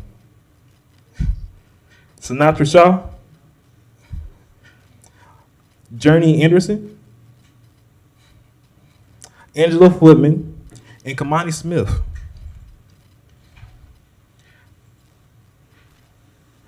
Now we will show you the story of youth gun violence in Gainesville was documented in our local communities, Oakview and Gainesville housing authorities, Pine Meadows, where both our members and more young leaders had the opportunity to share their perceived understanding on being young, as we're not dumb, we're just misunderstood. And when there is a common understanding, there is beauty in communication. Please adhere to the video. Thank you. Community-empowered youth voices. Gun violence cast a long shadow over the lives of young people, yet their voices offer a beacon of hope. This story explores their lived experiences, their refusals to normalize fear and empower for visions of the safer future. Living in fear, refusing silence, constant distrust. Youth describes a pervasive sense of fear where schools feel unsafe and threats are everyday reality, restricting their freedom. Demanding change. Instead of retreating, young people are bravely speaking up, naming the problem directly and demanding a systemic change. This generation adamantly refuses to normalize the violence that surrounds them, challenging the status quo with urgency and authenticity. Our voices, our vision, our peace. Art isn't just expression, it's empowering youth.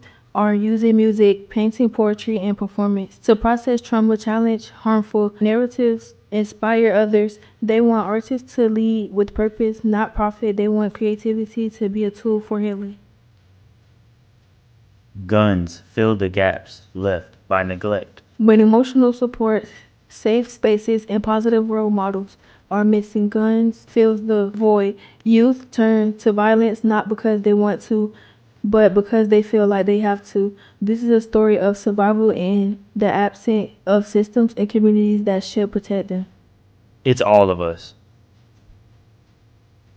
Despite the trauma, the mistrust, and the pain, youth believe in their power. They believe in their community. They're not waiting for someone else to fix it. They're building up solutions from the ground up. They want therapy, mentorships, jobs, and love. They want to be understood. Our community is the only people we believe can save ourselves. The younger generation ain't dumb, they're misunderstood. This is a story of a community that is hurting, but not hopeless. The youth are not just victims of violence. They are visionaries for peace. They are asking to be seen and heard and supported. They are showing us exactly where to begin. This isn't just about stopping violence. It's about building a culture of care, creativity, collective responsibility, community, and must move from reacting to violence in a proactively investing in their youth potential.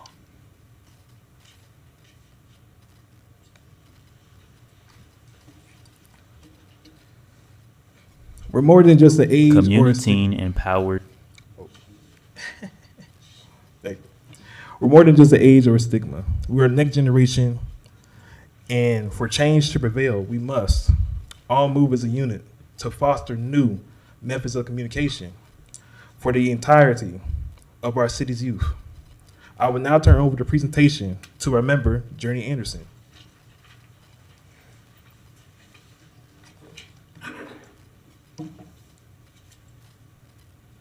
Good evening. My name is Journey Anderson. Let me move this real quick. Now we will be going over our committee's goals. I'm sorry. Which is to elevate youth voices about preventing gun violence and share those ideas with the community and city leaders like yourself. We work to include youth citywide through dialogues, build leadership and advocacy skills, and bring together students from different schools. Some things we've already accomplished includes presenting to the City Commission, helping secure $170,000 in funding for solutions, and sharing our work at both local and national events. Just recently, our committee has been active in the community. We've connected with leaders like Shaquille O'Neal and Mayor Ward, and who shared info about starting youth committees and hosting events like Community Teen Kickback to bring students together through dialogues and open houses. These moments show how youth voices are being heard and included. The next voice you'll hear is from Mr. Corey.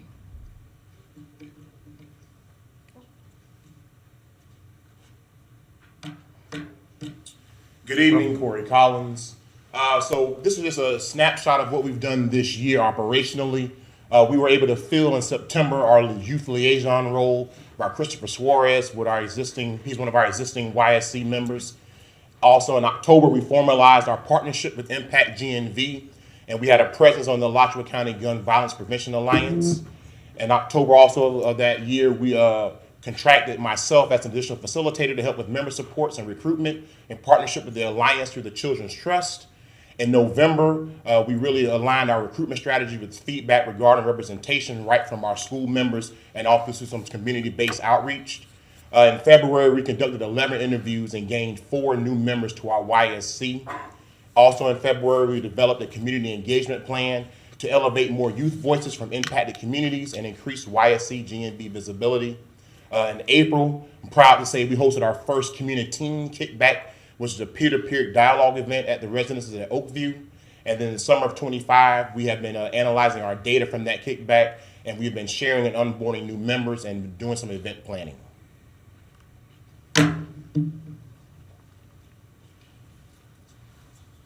Okay, so you see there have been a lot of operational updates. We listened to the feedback from the community, we listened to feedback from the commission, and we set a plan into action that has been very successful. We now have a full committee of 10 members. Our members represent 5 different high schools, including Pace Center for Girls, Project Youth Build, A. Quinn Jones, Eastside High School, Santa Fe Community College, and Adult Education. We also have represented on our committee PK Young, and I think I got everyone there. Our community events, as you've heard about, we've hosted 2 so far. Thus far, we've engaged 44 youth in the housing communities of residents of Oakview and also the Gainesville Housing Authority's Pine Meadows Apartments. Through those events, we were able to engage 9 partners, which have included, of course, those housing complexes, as well as some local videographers, a DJ, a photographer that have donated their services. We also engage the services of a mental health counselor, recognizing the weight of this event and that we need to do this with care. And we partner with Guide and Growth Therapy to be able to do that.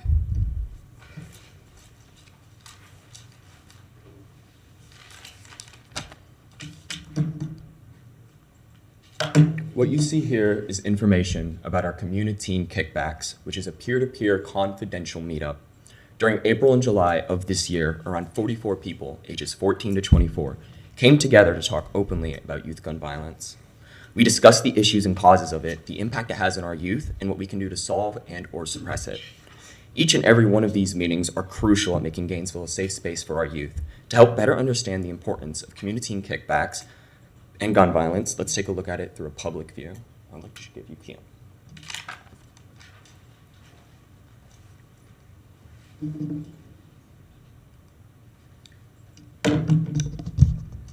Hello, my name is Keone Forrest, and here we have a public health view of Gainesville's youth gun violence, something visual we can see. We notice that influence echoes throughout our communities, through first at the individual, down next to the relationship, next to the community, then societal.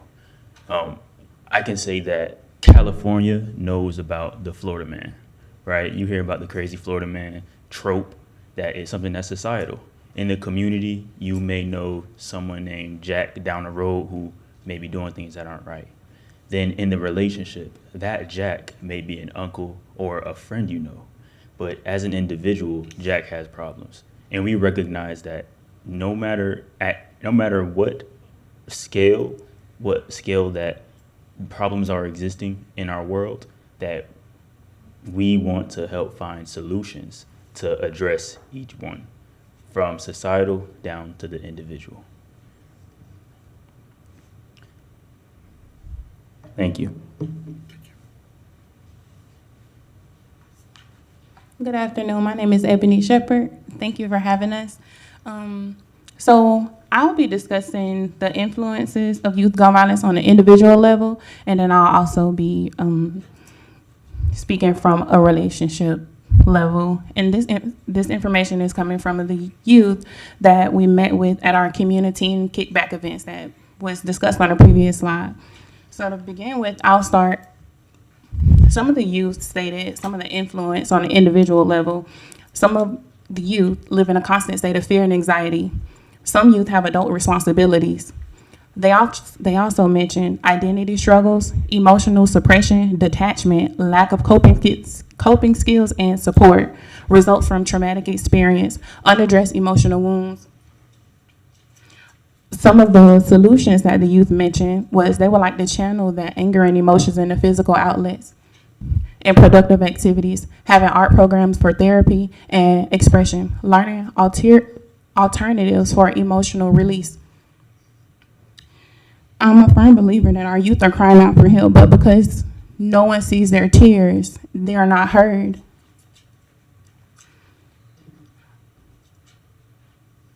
This quote specifically was mentioned from one of the youth at our community events in the neighborhood of Oakview. If you really want to stop it, take all the built up anger and have them put it in something productive. And again, that was quoted from one of the youth directly at our community events. The next slide I'll cover is how relationships influence youth gun violence and solutions. Again, this has come from the youth during our community events. Some of the points that the teens mentioned was they point to family problems, negative mentorship, and a lack of adult guidance. Youth models what they see around them. Negative mentors and older generations who promote weapons and violence in the community. Peer pressure and perceived status. Internal struggles between being yourself and being shaped by your environment. Trauma influenced youth to sell drugs and join gangs to cope and find connection. Some of the solutions that was mentioned, of course, is the presence or absence of a stable family dynamics is a clear theme. Some of the teens express a need for a deeper family involvement in youth guidance. Youth express a desire for guidance, support, and inspiration from adults and peers. I would actually like to take this a step further and mention, so if I can give you an example, if I grow up in a negative community or I'm surrounded by individuals that have no purpose, that'll bleed onto me. So I'm a product of my environment at that point. That's the quote that everybody likes to live by. But I would like to change the narrative a little bit. If the youth have more positive people and positive role models that exemplify purpose, then they're able to follow behind that individual.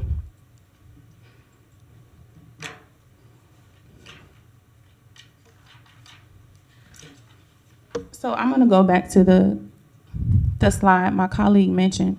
When you're discussing things from a public health view, individual, relationship, community, and societal level, I would just like to mention I did a little homework myself, and I drove from the Southeast Hawthorne Road near the Dollar General by Tiger Bay, if y'all are familiar with that area, and I drove down to Southwest 13th Street where the public is. And I noticed, I made it my business account, there were 8 liquor stores, 7 liquor stores. So I'll give you an example. If the youth at home, if they see that the only way, it'll all make sense. If I'm home and I see that my parents are using alcohol to cope, then if that's what I see, then that's what I'm gonna follow. And the youth mentioned that there's a lack of not knowing how to deal with their emotions. Internally, they're struggling, And if that's what I see, then I'm gonna exemplify that as well. Back to the liquor stores, 7 liquor stores from Southeast Hawthorne Road to 13th Street, not including the bars nor the clubs.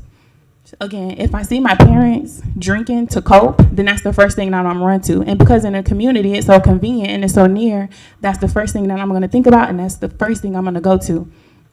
I think that plays a big factor when you talk about youth gun violence. If the youth go to using drugs, if they don't know how to cope, if they go to alcohol influence them negatively. You don't know what you would do under the influence of alcohol. So during our peer-to-peer dialogue, one of the theme messages was, youth trust what they know, even if it's destruction. That quote alone, or that message alone, holds a lot of weight. They trust what they know, even if it's destruction. This is a particular quote from one of the youth during our community events. So I think it's important, even as a community, society, it's important to change the narrative. If they see more positive people around them, if they see everybody being purposeful, if they see a change in the area that they're surrounded by, then their outlook will change. It'll go from destruction to moving in purpose and just being who they really are. And I believe that'll be have a big decrease in youth gun violence.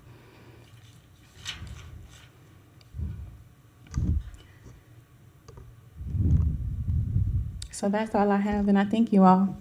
Thank you.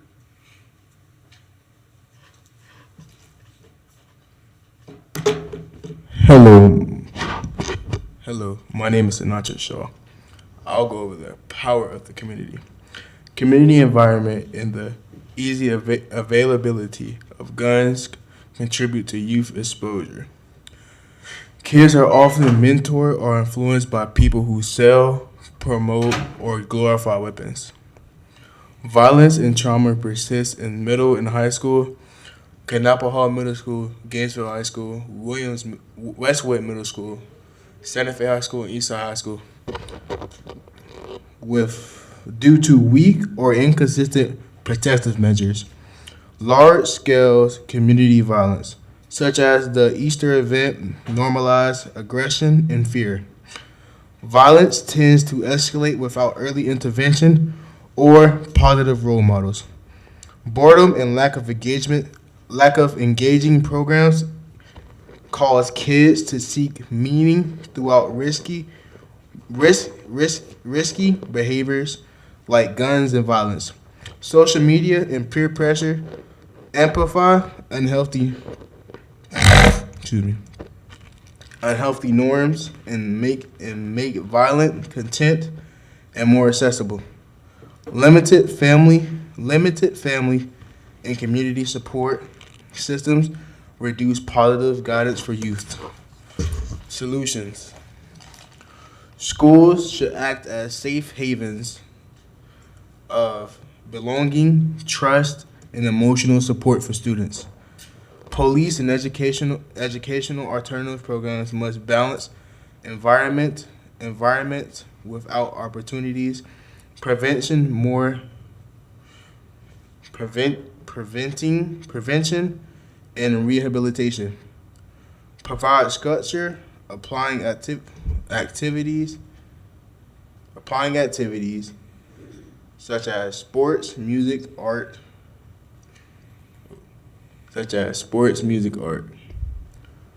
Structure activities like sports mentorship programs to help kids have a better understanding. This is a quote from a young kid that left us. Gun violence is the worst it has ever been. I'll leave it to Victoria Page to finish. Hi, my name is Victoria Page. Coming from a youth's perspective, cyberbullying has become a common thing on social media. The youth are always being harassed and bullied on various platforms. Many youth create social media identities of protection, toughness, and respect through guns and violence. Artists can have a strong influence on the youth, and music can have a positive and negative influence. Social media and music helps normalize the ideas of gun violence and glorifies weapons. Many artists make songs about negative lifestyles and become bad influences. But the artists that make music about positive lifestyles can have a good influence on youth, and they should be pushed more out into our generation and be normalized. Our youth doesn't believe our country cares about them, and that authority figures in society do what they want. Society views on gun access influences how easily guns are available to the youth. To solve some of these problems, some solutions are stronger laws and policies to limit gun accessibility, painting public anti-violence messages.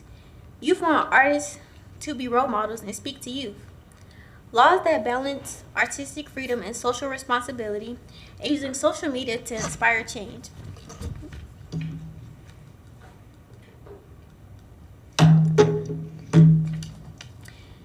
Youth have a clear desire for peace and safety, which starts in their communities, schools, and with their peers. They want support and guidance from parents, family members, positive community members, counselors, and mentors. Our youth are longing to feel emotionally safe, capable, and to have outlets to channel their emotions, such as youth programs. Youth not knowing how to control their emotions can lead to built-up anger or sadness, which often leads to violence.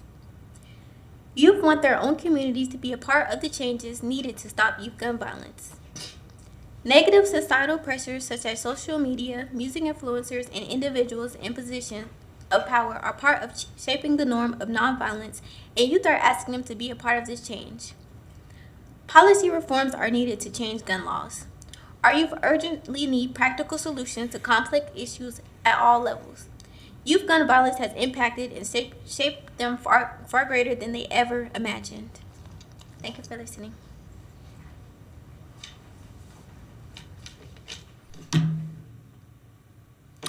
As we wrap up, I want to bring us back to why we're here. Youth in our community, have made it clear. They want peace, safety, and real change. This presentation isn't just a summary of our data, it's a call to action. We've heard from young people who have grown up in fear, who have seen violence normalized, and yet still hold hope for a better future. We're asking the city to use these insights to guide funding, programming, and the gun violence strategic plan. We need to promote belonging and connection, strengthen gun laws, and invest in education and safe spaces. The Youth Steering Committee is committed to continuing the community dialogues, uplifting youth voices citywide, and working with community partners to turn these conversations into real solutions. This isn't about reducing numbers, it's about transforming lives, neighborhoods, and the future of Gainesville. Next, I want to present the commission to any questions they may have or any comments they would like to present. Very good. Thank you. That was excellent. Thank you all for being committed to this for more than just a few months. Many of you have been with it for a couple of years now, and I really appreciate you sticking with it. And I need to get back together and have dinner with you all again sometime soon. So, I apologize, sir, but this is not the end of the presentation. Gotcha. Okay. You just wanted to. Excuse me. Just wanted to. And you didn't give your name. Christopher Suarez. Christopher. Yes, ma'am. Any questions? Anyone else? Now, before we continue on to our last slide, I just wanted to present at least a personal summary from my own experience living in Gainesville and, experiencing youth gun violence. So I think everyone in this room understands in some sort of way the atrocities that have been committed across America because of gun violence. We all seen the headlines. We've all heard the sirens, whether it's political violence, the tears in the fabric of our democracy, community violence that shatters families, and school shootings that rob us of innocence, or an atrocity committed against a neighborhood just trying to live in peace. This is the unfortunate reality of America, and we are tired. I stand here not just as a member of the Youth Steering Committee, but I stand here as a friend. Someone who has sat with peers who have carried the scars from weapons. I stand here as a son, as a brother, and as a cousin, in a family that has felt the ripple of gun violence firsthand. I stand here as a student who walks through the school halls wondering if today is going to be the day I hear gunshots howling through the school halls. And I stand here as a proud citizen of the United States of America who dreams about a future, my college, my career, my family, and the people that I love. A future that I pray is not cut short by just a bullet that I know too many futures have already been cut. And to everyone in this room, the commissioners, my fellow citizens, and to those watching online, I want you to hear me clearly. We are not just here to speak, but to plead for understanding, for urgency, for action. This problem is beyond the scope of just Republican and Democrat, left and right. It is not an argument on a debate stage. It is the question of whether or not we have the value of human life, whether or not we will protect the life of a child. And so my call to you is simple. Let's not just listen to these stories that were presented here today. Let's act on them. Let's not just acknowledge the pain. Let's work to end it. Let's give our youth not only the safety they deserve, but the hope they have been waiting for. And so with that being said, I want to thank all of you on behalf of the Youth Steering Committee for listening and caring about this issue that we so deeply care about, that affects our youth and our city today. We look forward to not only continuing these conversations, to working with you, but also to building a safer and stronger Gainesville together. Lastly, I would like to present the information of my higher-ups here with Cherie Kelly and Corey Collins, their contact information, as well as the QR code that directs directly to the application for the Youth Steering Committee. Thank you again. Thank you. All right, excellent work, everybody. Appreciate it. Any comments? Commissioner Willits? Thank you, Mr. Mayor. I just want to make sure we call out the names of our members again and thank them. Marlon Perry, Ebony Shepard, Keanu Forrest, Christopher Suarez, Victoria Page, Ethan Jordan, Sinatra Shaw, Journey Anderson, Angelo Footman, and Kamani Smith. I want to thank y'all personally for being involved. Earlier in the day, we appointed 5 people to various advisory committees that serve the city. And they're average people. Some of them are as young as college students. Some of them have lived in town for 80 years. But they volunteer to help us in some way to advise the city commission and the city government on all kinds of things. They serve with no pay. They come to a meeting once or twice a month. They have agendas, and they give us feedback about things that we don't necessarily know about because they have their kind of they're spread out through the community, and they know things and hear things and communicate with people further than we can sometimes, and we really appreciate that. But I also appreciate that in you. Often adults in the community don't have reach into the youth community as easily if you don't have children of that particular age, or if you're not a teacher or work with young people. So I really appreciate you being willing to do this, because we don't have that same outreach all the time into all corners of our community. In just the same way you serve and have come to present to us, our 28 advisory committees in this city, they do similar work. And so the same way we appreciate them, we appreciate you for doing this and presenting the information, and not just presenting it once, but continuing to serve and being that tie between youth in our community and adults and the other organs of government, because we do make policies and we do make spending decisions. And sometimes we have very powerful microphones, but we also know that the most powerful thing probably are youth in our community getting what they need to then help us with the epidemic of gun violence. So I personally want to thank y'all, and know that you're in good company with hundreds of other people who serve on volunteer roles in the city to help advise the city commission. Thank you, Mr. Mayor. Thank you, Commissioner Willits. Commissioner Chestnut? Thank you. I too want to say thank you. I was trying to record names as you all were giving them. I believe Ebony and Christopher were with us last year. Mm-hmm. Yeah.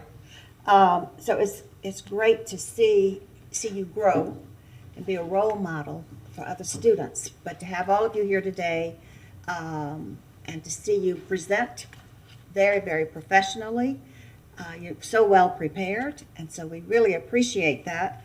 And you really shared your community goals and strategies, and we will take them to heart and try to help you in implementing them. So thank you very much. Thank you, Commissioner Chestnut. Commissioner Engel? Sure, just also wanted to say thanks. And I think one of the things that really sets this committee apart from a lot of other committees is that your members of this committee are actually out in the field doing that work. A lot of advisory committees get reports from staff, and they really pour over information, and absolutely appreciate all the work those advisory committees do. But a lot of these events that are planned are really, you all are the ones that are really making those events work too, and I appreciate that extra step. You know, in a lot of ways, the only way community problems get solved is with community involvement, and it means a lot that you're doing the work. So appreciate you. All right, once again, thank you. Always good to hear from you, and you know, don't think that you have to come to the City Commission chamber to talk to us. We're all right here and pretty easy to find. I run into y'all out in the community sometimes, and it's always good to see you. But reach out to us if you have questions or concerns or advice. Call us up here. We're here to serve you, and I appreciate everything y'all have been putting into the community. So thanks once again, and thanks Ms. Kelly for being the director. Thank you, Mr. Collins, much appreciated, and everybody, all our city staff members and volunteer support folks who make this happen. It is a big deal, and I was going to say, I think we're seeing improvement in the community from this, but I know we're seeing improvement in the community from it because the numbers tell us that it's having an impact. So thank you for what you're doing, and don't be a stranger. All right.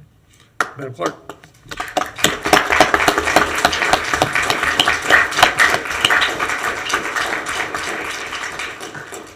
All right, Mr. Mayor, we are on to our proclamations for the evening. We do have a rather large group to file in. Okay. So first, let's do small groups. Okay.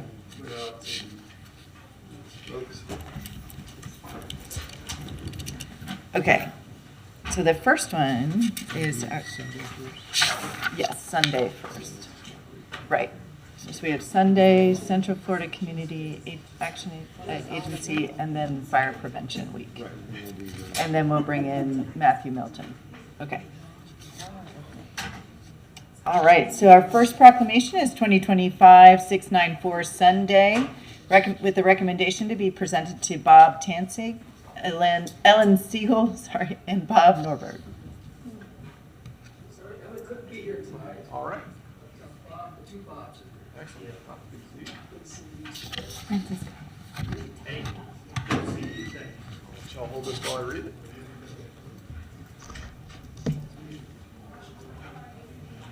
City of Gainesville, Florida, Office of Mayor Harvey Ward proclamation. Whereas the sun is over 93 million miles away from Earth, yet warms our planet and powers all agriculture.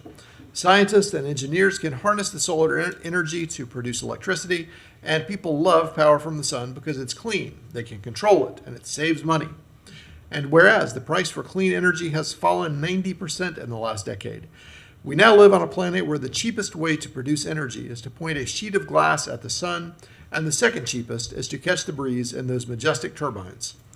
And whereas, as a result, every 18 hours, humans worldwide put up enough solar panels to equal a coal fire or nuclear power plant, impacting local economies. And whereas, for Sunday, on Sunday, September 21st, 2025, local citizens and groups including the Climate Reality Project, Gainesville Area Chapter, Climate Leadership Engagement Opportunities, Third Act, and more will hold events here to celebrate and educate for solar energy. And whereas the public is invited to join the celebrations at Sunday Earth to support solar energy.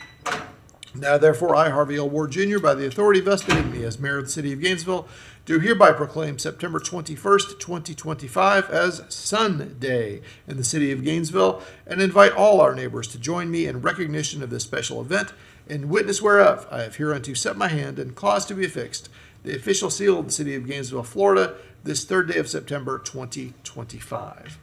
You want to make some comments, and we'll take some photos later. Well, thank you, Mr. Mayor. Thank you, Commissioners. We appreciate your very strong and steadfast leadership on these issues. I know that's oftentimes in the face of some very imposing headwinds, but the city of Gainesville, I think, should be proud, stand proud in terms of what you've accomplished and what we're continuing to accomplish. I know I was here when you adopted the Climate Action Plan, and it's been very positive dealing with the city staff, Dr. Dan Zhu and the others, to get these issues before the public. And again, we're going to be celebrating with a music festival on Sunday, and we're going to have a panel discussion, including Bob, at the Lynx Bookstore on Saturday, the night before. So I appreciate very much the support. Yes, sir. Thank you. All right, let's get some photos here. Yes, we did.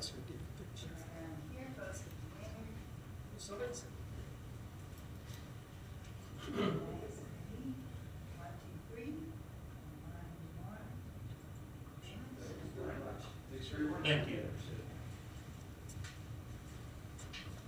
Madam Clerk. Mr. Mayor, we're on to 2025-712 Central Florida Community Agency Action Day with a recommendation that it be presented to Tiffany McKenzie. Welcome.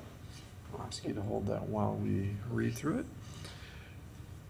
Whereas Central Florida Community Action Agency Incorporated is celebrating 44 years of dedicated service to the citizens of Alachua, Levy, and Marion counties, working to empower families, and whereas Central Florida Community Action Agency Incorporated provides a diverse array of assistance programs that support the citizens of these counties.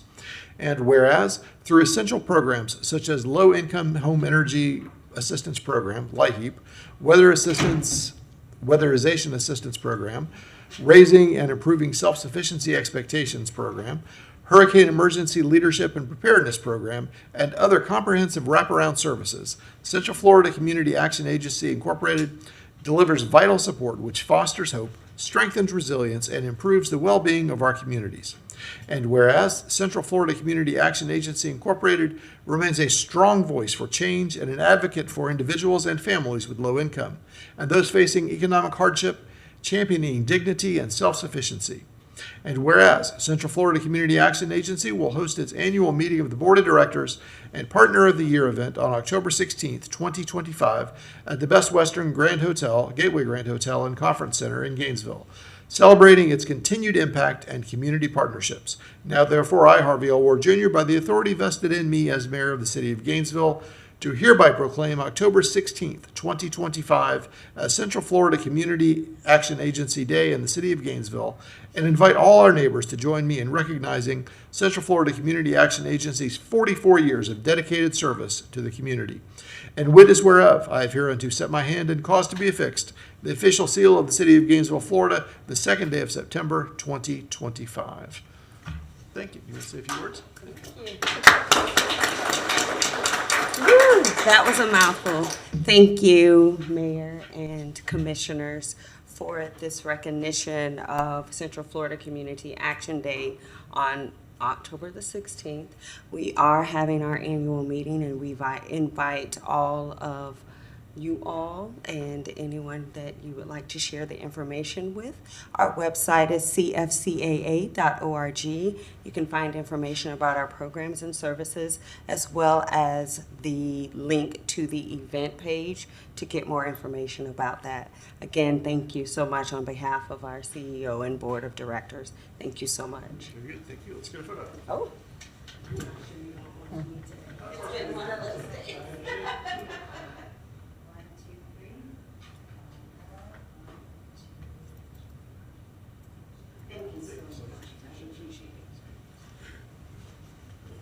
All right, Chief.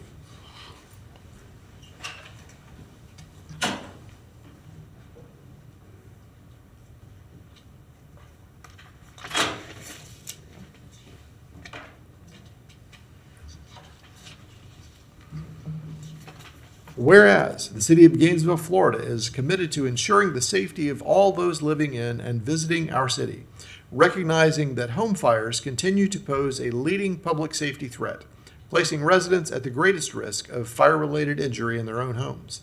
And whereas in 2023, home fires killed 2,890 people, and fire departments responded to 332,000 home fires nationally, according to the National Fire Protection Association, and many devices, including smartphones, power tools, and e-bikes, are powered by lithium-ion batteries, which can catch fire.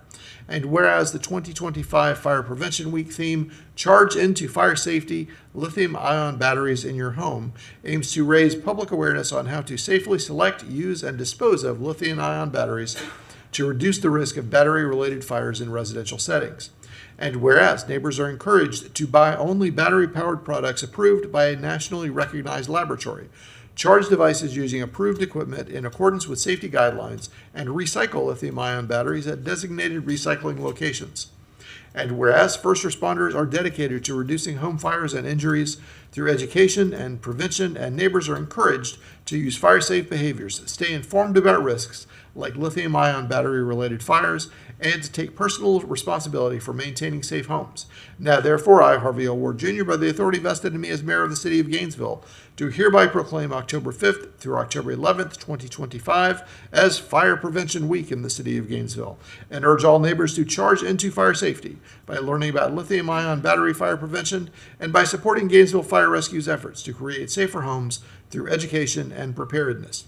In witness whereof, I have hereunto set my hand and caused to be affixed the official seal of the city of Gainesville, Florida, this 16th day of September, 2025.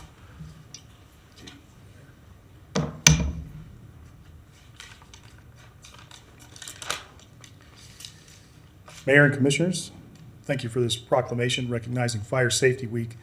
GFR is asking every household to take the following steps to ensure that you have a working smoke alarm in your home. Practice home fire escape plans with 2 ways out and a family meeting place. To stay in the kitchen whenever you cook. To close bedroom doors whenever you sleep. And to keep space heaters 3 feet from anything that can burn. If a fire occurs, please get out, stay out, and call 911.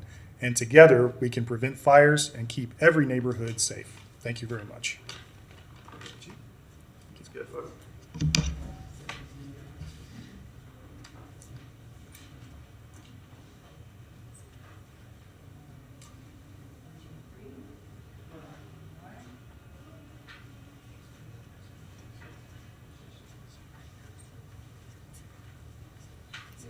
All right, Mr. Mayor, if we will just pause a moment as we let the next group come Let's on filter in, yep.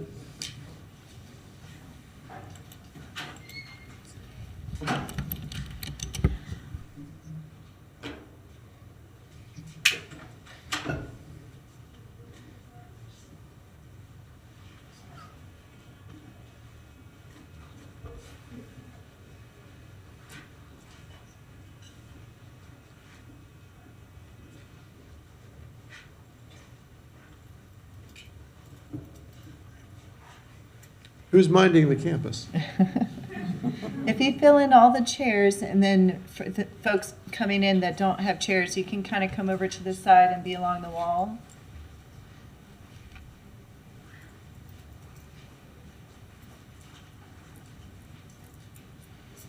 Yeah, there's everyone. Yeah.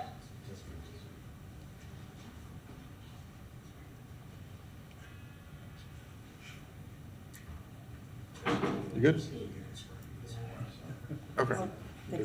Do we want to pause just for? Yeah, I mean, we can. Yeah, okay. Okay. John, do you want to just prop the door open? Just like, yeah. Thank you.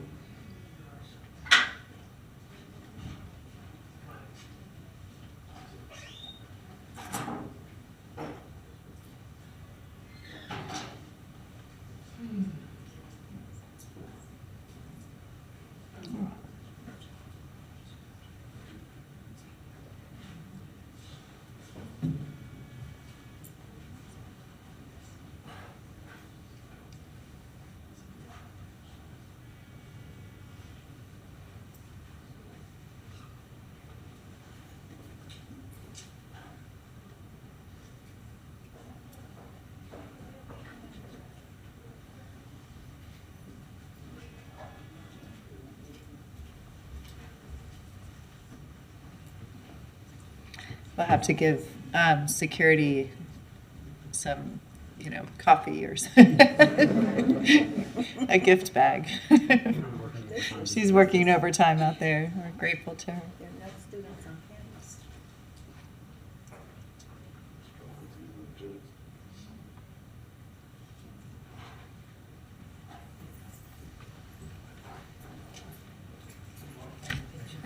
Yeah, I think you're right.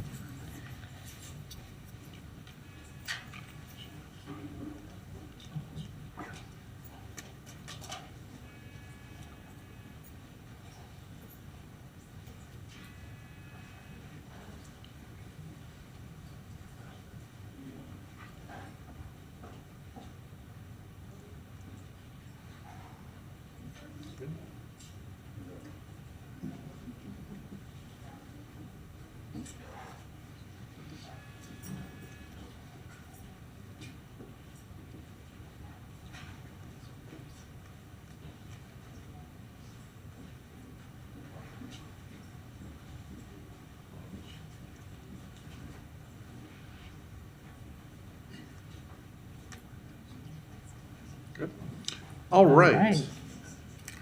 And who am I presenting this to? If one of you would come up. Come on.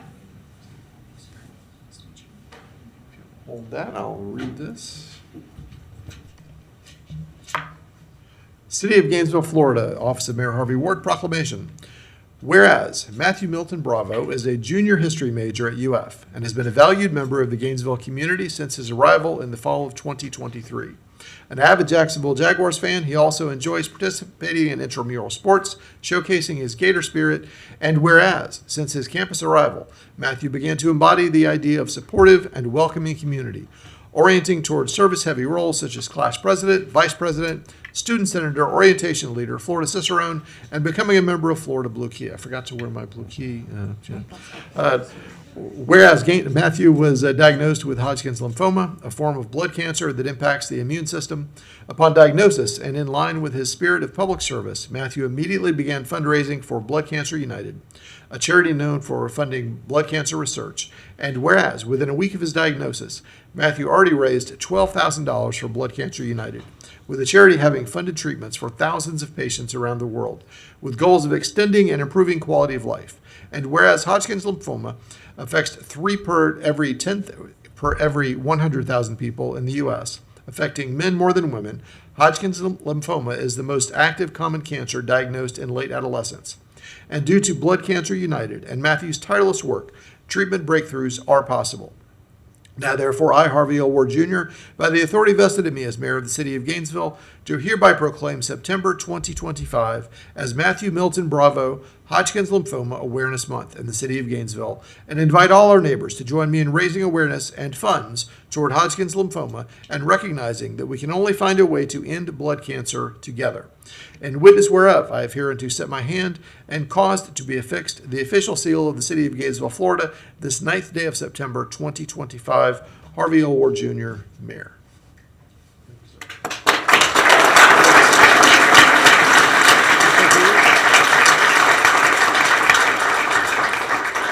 I will say, being a Gators and Jaguars fan, this was not the best week for this, but I appreciate it. That's right. We're looking forward to it.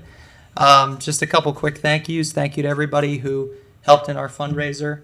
We're now at $17,000 as of today, so a big thank you to the Brothers of the Delta Chi Fraternity for helping out with all their funding efforts. Members of Florida Blue Key who've helped out, students around the school, the entire Gainesville and UF community. Thank you to my parents and my brother for being so supportive. And, I don't promise many things. I'm not somebody who really likes them. But the only things I can promise are that I'm going to keep fighting for myself. I'm going to keep fighting for others. And I'm going to keep fighting to raise money for Blood Cancer United. So thank you. Thank you.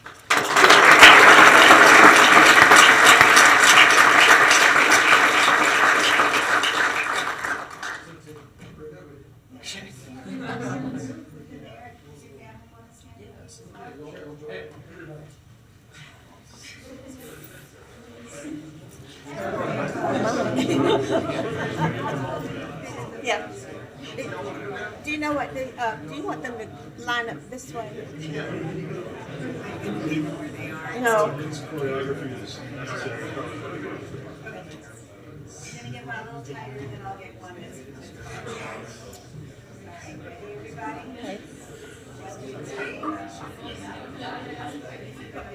Wait, wait. 1, 2, 3, and one more. Thank you.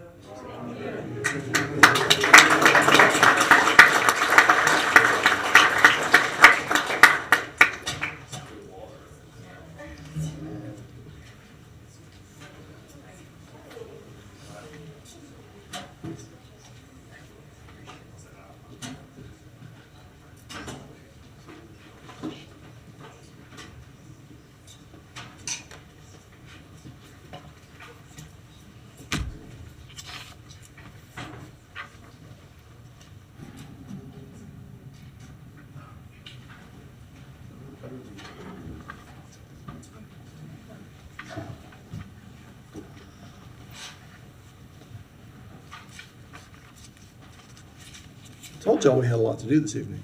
I think the whole University of Florida was here. Yes. All right, Madam Clerk. Mr. Mayor, we have early public comment, but we do not have any cards signed up. So we're moving on to our resolutions for the evening. Resolution 2025-720, resolution for the honorary street naming of Northwest 25th Avenue. With the recommendation, the City Commission adopt the resolution to dual name Northwest 25th Avenue from Northwest 8th Street to Northwest 6th Street as IBEW Avenue. And as often the case, as is often the case with street naming resolutions, we have visual props to go along with this. So we'll get those set up.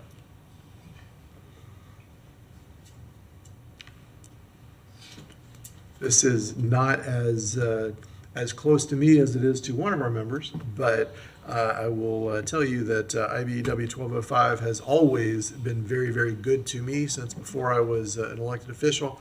And I appreciate having you all as part of our community and look forward to working with you for many, many more years. I'll go ahead and read this into the record, and then I'll let Commissioner Engel move forward with something here. Resolution number 2025-720, a resolution of the City Commission of the City of Gainesville, Florida, to designate and dual name Northwest 25th Avenue from Northwest 8th Street to Northwest 6th Street as IBEW Avenue and providing an effective date. Whereas the International Brotherhood of Electrical Workers was formed in 1891 and is the largest organization of electrical workers in North America, representing over 800,000 active workers. And whereas IBEW Local 1205 was founded in Gainesville on October 7th, 1940. And whereas IBEW Local 1205 has directly represented thousands of workers and their families. And whereas IBEW Local 1205's membership through collective action and bargaining has secured for itself better wages and benefits. And whereas this institution has not only fortified Gainesville's workforce, but also strengthened the regional economy by uplifting working class families and elevating wages and working conditions for all labor. And whereas the Electrical Training Alliance of Gainesville is a joint apprenticeship program between IBEW Local 1205 and the North Florida chapter of the National Electrical Contractors Association. And whereas this apprenticeship program has been operating since 1948 and has trained hundreds of electricians. Whereas, as a registered apprentice, the program ensures high-quality workforce development through a combination of on-the-job training and structured classroom learning. And whereas apprentices can earn while they learn, receiving competitive wages, employer-paid benefits, and safer working environments, lifelong educational opportunities, advancement pathways, and guaranteed retirement benefits. And whereas it is part of the largest apprenticeship and training organization of its kind in the United States. And whereas IBEW Local 1205's enduring commitment to training, workplace safety, and fair wages demonstrates a legacy of service, solidarity, and advocacy for working people. And whereas IBEW Local 1205 is widely viewed as a cornerstone of Gainesville's technical education and labor advocacy. Now therefore, be it resolved by the City Commission of the City of Gainesville, Florida, Section 1, Northwest 25th Avenue from Northwest 8th Street to Northwest 6th Street be dual named as IBEW Avenue, so this will serve as a permanent tribute to their decades of service and investment in cultivating skilled professionals in the community, and always be remembered. And Section 2, the city manager or designee is hereby authorized to carry out all necessary actions to fulfill this resolution. And Section 3, the resolution shall become effective immediately upon adoption, hopefully passed and adopted this 18th day of September 2025. Harvey L. Ward Jr. Mayor, Kristen Bryant, City Clerk, and Daniel Neese, City Attorney. Would anybody like to make a motion to that effect? Mr. Mayor? I feel like you hit most of the points I was going to make. I will say personally, there's probably been no other institution that has had a bigger impact on my life than the International Brotherhood of Electrical Workers. It's given me a career. It's given me the ability to take care of my family. It's had a more positive impact on my life than I can even begin to explain. And I know that that's not just for me. That is for thousands of people here locally and hundreds of thousands of people across the country. In that spirit, I would like to make the motion that we move forward with the resolution for the honorary street naming. Second. All right, we have a motion second. And before we call the roll, do we have any public comment? Anybody wants to come speak to this? We would love to hear from you. Welcome. Imagine that. Mr. Mayor, Commissioners, hey, we're very humbled, to be honest with you. IBEW, like James said, means as much to me as anything that I've ever done. It's very humbling to be before you guys accepting this. This is awesome. We have a lot of members here that have gone through our apprenticeship program. Just like to say we're very appreciative and very humbled by this. Thank you very much. Thank you. And I guess I need to say I'm Lanny Mathis, Business Manager, Local 1205. Anyone else? All right, I assume you have some of the apprentices are they go through the apprenticeship program here with us. For those of you watching at home, everything we were talking about earlier in this resolution is absolutely true. If you are in high school or looking for what your career might want to be, there are very few things you could do that would be any better than this, and you can earn while you learn and earn your way toward a very serious way to support your family through a career. So I would strongly recommend you take a look at doing that. Madam Clerk, let's call the roll. Commissioner Willett? Aye. Commissioner Eastman? Aye. Commissioner Engel? Yeah. Commissioner Chestnut? Aye. Commissioner Duncan Walker is absent. Commissioner Book is absent. Mayor Ward? Aye. That passes unanimously with Commissioners Duncan Walker and Book absent. And very, very pleased to be able to do this for y'all. Y'all come up and let's stand in front of us here with the sign, and we'll get a good photo with everybody.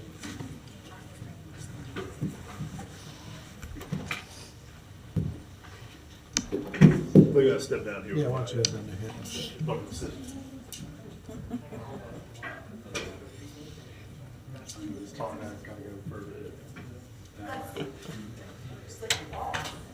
Oh, very nice.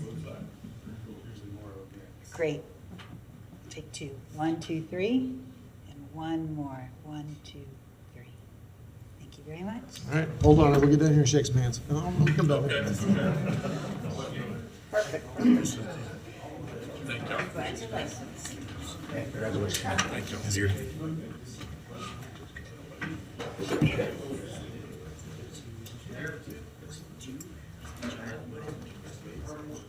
Thank you. How you doing? I never get to, I see you every morning. I know, right? Yeah, now that you're crossing that street regularly, you're gonna see how many people run that light on a daily basis. Oh, yeah. Once a week, I almost get hit by a car. I'm across that intersection every day, yeah. I'd forgotten that you mentioned that was the intersection you were mentioning. I'm taking one to the apprenticeship tonight. Thank you. Thank you. Thanks, guys. Make some people happy.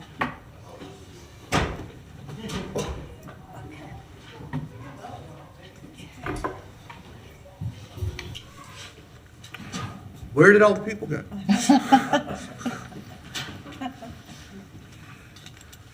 All right, Madam Clerk. Mr. Mayor, we're on to 2025-515, the Gainesville Lodge Historic Designation. With the recommendation, the City Commission approve the local designation of the Gainesville Lodge located at 413 West University Avenue and add the property to the local register of historic places. Very good. Welcome, Ms. Kaufman. Thank you so much. Kathleen Kaufman, your Historic Preservation Officer.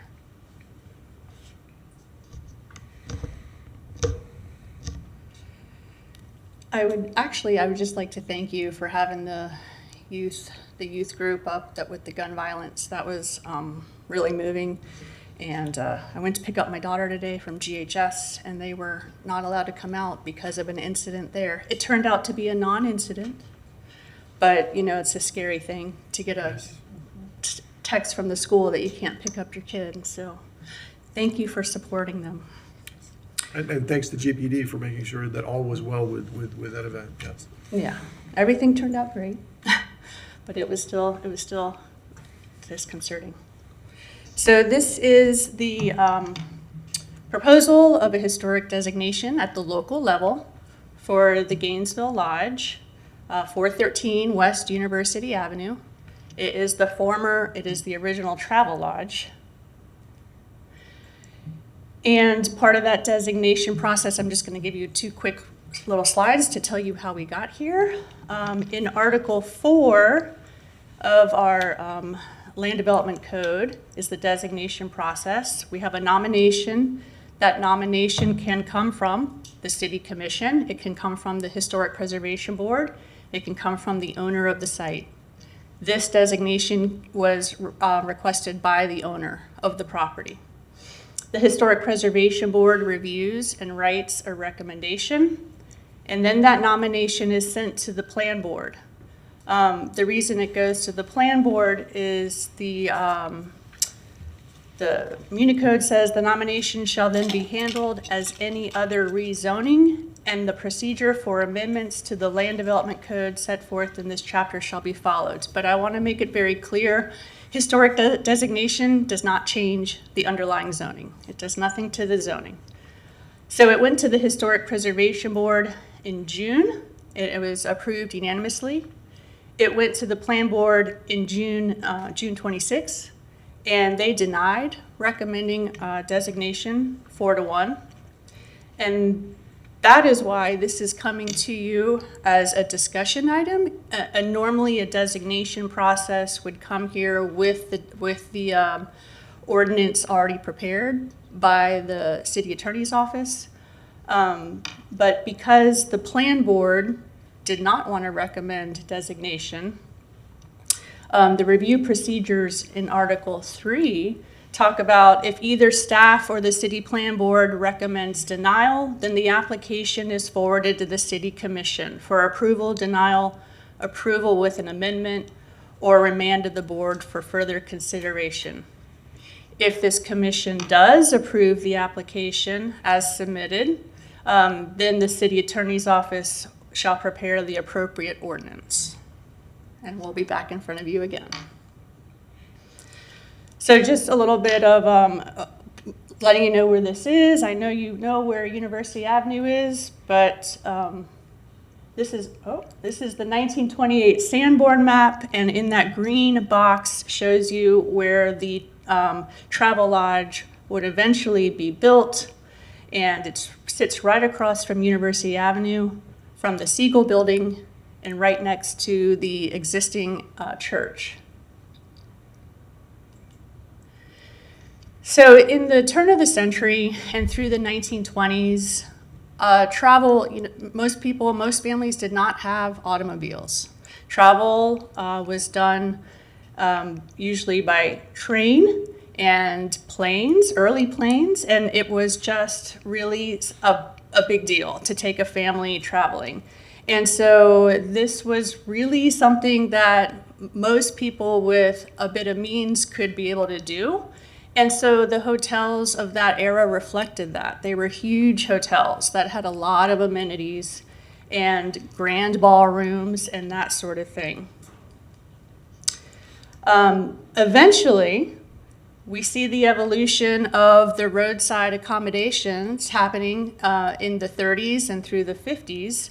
In the 30s, we're just coming out of the Great Depression, and we start to see things happening along the roadside to provide just a quick overnight stay for people that are traveling from one destination to another. And these took the form of cabin camps and cottage courts, and those turned into motor courts and motor inns. They were called tin can tourist camps in the late 20s and through the 30s. We're not really sure if it's because most of the food came in a tin can that you brought with you, or if it was a reference to the Tin Lizzie, the old automobile that they would have had at that time.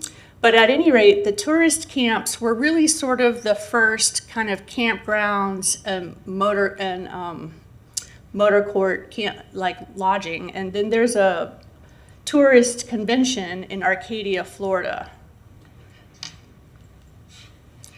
So these are postcards from the Hilltop Motor Court that was on US 441, right outside Gainesville. Really an example of the cottage court. It wasn't a motor court because it had little cottages around the main structure that housed the people that stayed there. And these usually had a big open space in the middle with the main building for the office check-in, the people that were taking care of the property, and the large open space for recreation purposes. As we get into the 40s and 50s, we have the end of World War II. We have all these young soldiers coming back home, starting new families, and a lot of families are now able to afford cars. We see an explosion of the automobile, and this changes development and transportation rapidly throughout the country. The creation of the highway systems really starts changing how people are able to travel, particularly for pleasure now, not just for business. And then we have the Travelodge opens in Gainesville in 1961. The Travelodge as a chain originally opened in California in 1939. So it makes its way to Gainesville, Florida by the early 60s. And that's an original postcard on the left there, and of the existing Travelodge. And the one on the right is probably, I think, from the 70s. And as you may notice, it already has a new paint scheme by the 70s. And does this? Oh, yes, okay. So I just wanted to point out a couple of features on the postcard for you of kind of its mid-century feel that we'll talk about in a minute. So it had this flat roof, and it had these, I'll show you a close-up of the breeze block wall later on around the pool. It had these long flat pylons that kind of covered the exterior staircase. And these were all kind of typical elements of the mid-century architecture that started in the 50s and through the 60s. In 1954, the Travelodge chain created its mascot, Sleepy Bear the mascot. And Sleepy Bear was used on all their promotional materials and in their marketing, in their advertisements. And at the Gainesville Lodge, this is a blow-up of that postcard. There was a big Sleepy Bear right on the front of the building.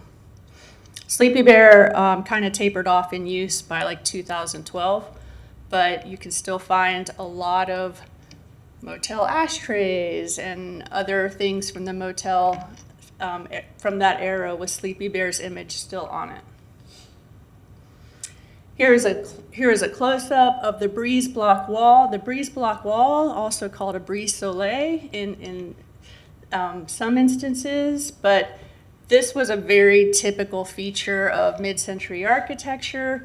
It was meant to provide, privacy, but still allowed the air circulation to go through it and that sort of thing. And the bear was on all of the doors at the lodge, and two or three of the doors still have the bear. This postcard is actually not Gainesville, but I included it. It's from High Point, North Carolina. I included it because it is very similar to the Gainesville one, so I think that's very interesting. Not all of them were built in the same prototype, but it's interesting that the High Point, North Carolina one had the same pool configuration, the same wide, narrow pylons covering the exterior stairwells, the flat roof, and so forth. Most of the original roadside motels were found along US 441 in Gainesville. Why is that? Because our favorite road, I-75, had not even begun construction until 1961 in this part of Florida. So while that was being constructed, 441 was still the main north-south kind of artery around through Gainesville. And that is why a lot of these roadside motels popped up along 13th Street. And Florida Motel, a lot of these you probably recognize, the Florida Motel, the Bambi Motel, the Francisco Motel, Casa Loma Lodge. None of these are there anymore. So the fact that we still have one of the original motels from that era is significant.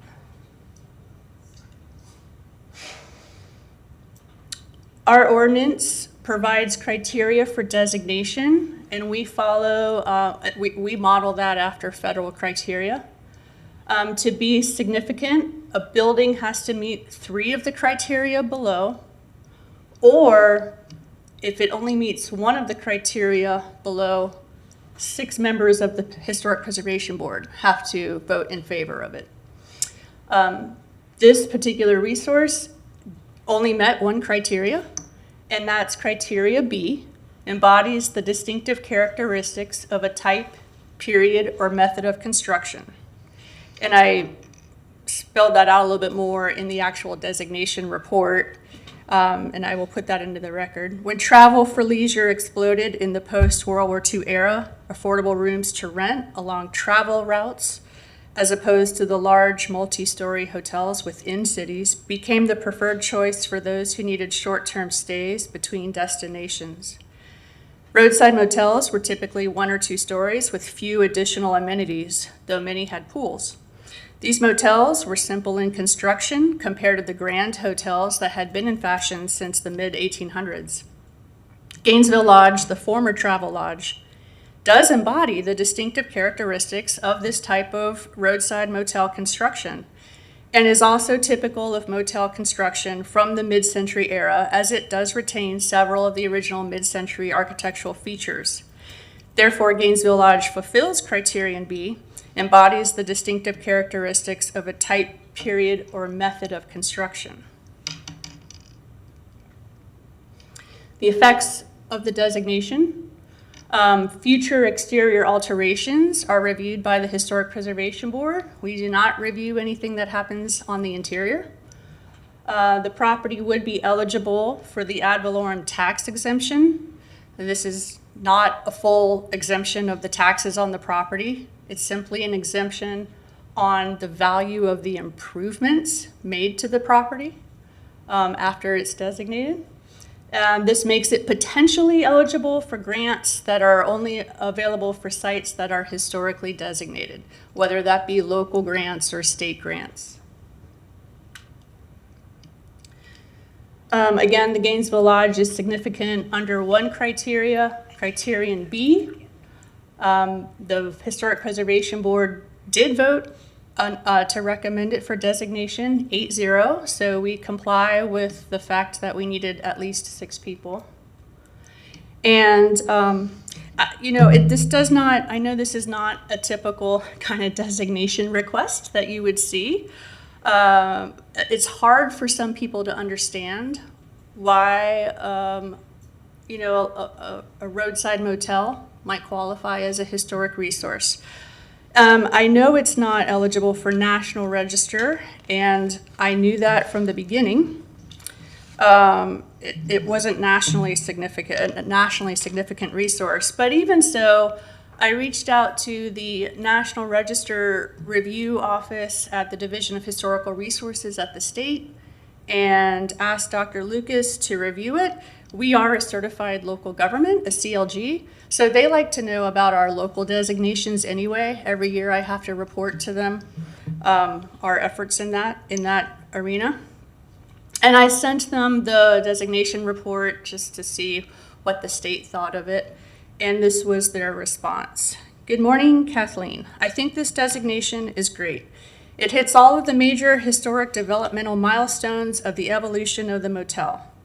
The only thing that isn't in the document that I think it should have is a couple of extra sentences explaining why its location is significant. You state that it was an unusual location because most motels were on 441, but I think it would be valuable to state that 441 was a major tourist connection route from Michigan all the way down to Florida. As part of the Dixie Highway, it would have been a huge shift from being along 441 to University Avenue. It indicates a change in the clientele they were seeking and/or expansion of the highway's sphere of influence to include the stretch of University. Otherwise, I thought it was well-researched, well-written, well-organized, and well-argued. I appreciate the discussion of why it would likely not qualify for the National Register, and please let us know if and when this property gets designated. So if this commission chooses to move forward with the designation process, I would, before it comes back to you, I would just like the chance to amend the designation report to kind of add in that information that the state thought would be useful. That concludes my presentation. I do know that the property owner is here in case you have questions for them. Very good. I have many memories as a little kid driving down University Avenue, seeing the Sleepy Bear and wanting to stay there and having my parents explain to me, well, we already had a house in Gainesville. We weren't going to stay at the Travel Lodge. So I'm ready to for the designation just for Sleepy Bear. But Mr. Lyons, did you want to make a presentation as the applicant or have anything to add? Answer questions if you want. Okay, very good. All right. Commissioner Chestnut. Thank you. That was a beautiful presentation. And it just shows why it is important to preserve history. So why did the plan board vote against this?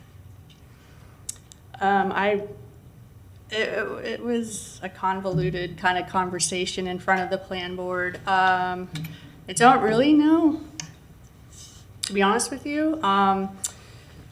They don't really have the same criteria. They're not given the criteria we are given in our ordinance for what they're really supposed to be reviewing. And I think that is confusing to them as well. Like, why is this in front of them? So it was just confusing. If I had to guess, I would think the reason that's in the ordinance that it goes to the plan board is for when we're proposing districts. Because that would make sense, right? Like if you're proposing a district with multiple properties and it covers a large area, the plan board would weigh in on that. But for a individual designation that is brought forth by the property owner, I'm not sure. But we do it because that process, that's what it says in the code. They had concerns that there have been some alterations to the property over the years. That was actually a really good question they had for me. And the answer I gave them is that there's enough left of this building to still recognize it and is still original. And the property owner is planning on bringing back some of the original features and taking off some of the later additions, cosmetic mostly, but some of the additions that were put on later that are not original. So I know that that's going to be happening. Okay. Thank you. Commissioner Chestnut, Commissioner Eastman. Yeah, thank you. Yeah, I really like the history as well, and I'm glad that you're adding the Dixie Highway into it. I think it's to me that was one of the more interesting parts of all of that. Is the I have this there's this great book about the Dixie Highway and the complicatedness of trying to have every single municipality work together and create their little committees to build the Dixie Highway from city to city and somehow get the right of way, which really created the sort of national system of highways that we have today. And the Dixie Highway, we worked real hard to get that through Gainesville as well as along the East Coast. And it's so it is kind of neat to see our history move into that, through into the 60s and the 70s, and the Travel Lodge be a part of that. I did have questions. I mean, so you said that this embodies the distinctive characteristics of a type, period, or method of construction, right? So that mid-century type of construction. Well, it's really more the type of the roadside motel. We're not designating this based on architectural significance. Okay. So it represents, that typical roadside motel where you have single load corridors. They're 1 to 2 story. They had a parking lot on one side of them. And similar to most of the other motels that were in Gainesville, but that are now gone, and the fact that it is one of the few remaining also makes it significant. It does have some features of mid-century modern architecture, but that's not really what makes it most significant. Okay, and that's why, because there have been, when you showed that original photo of it, there have been some pretty significant alterations to it from that point, right? But you're saying that that's less important because the architecture is not really the point of the Right. preservation. that the roof has changed, the This sign is, has changed. this, we that all can agree, this is not the Hippodrome. You know, this is not that stellar example of, here. So some of the things that have changed, the flat roof is now a gable and a salt box roof. This has a gable roof. This is sort of like a kind of a salt box and uneven gable roof on the main part. This was more enclosed, but I believe it's being, brought back to more of what that originally looks like. Along this facade, there were some later kind of colonial looking things put on the front. Those are being removed. But the original pylons with the decorative, not stucco, but the outlines of the squares are still there, and the breeze block wall is still there. So it has enough of the original features to make it eligible.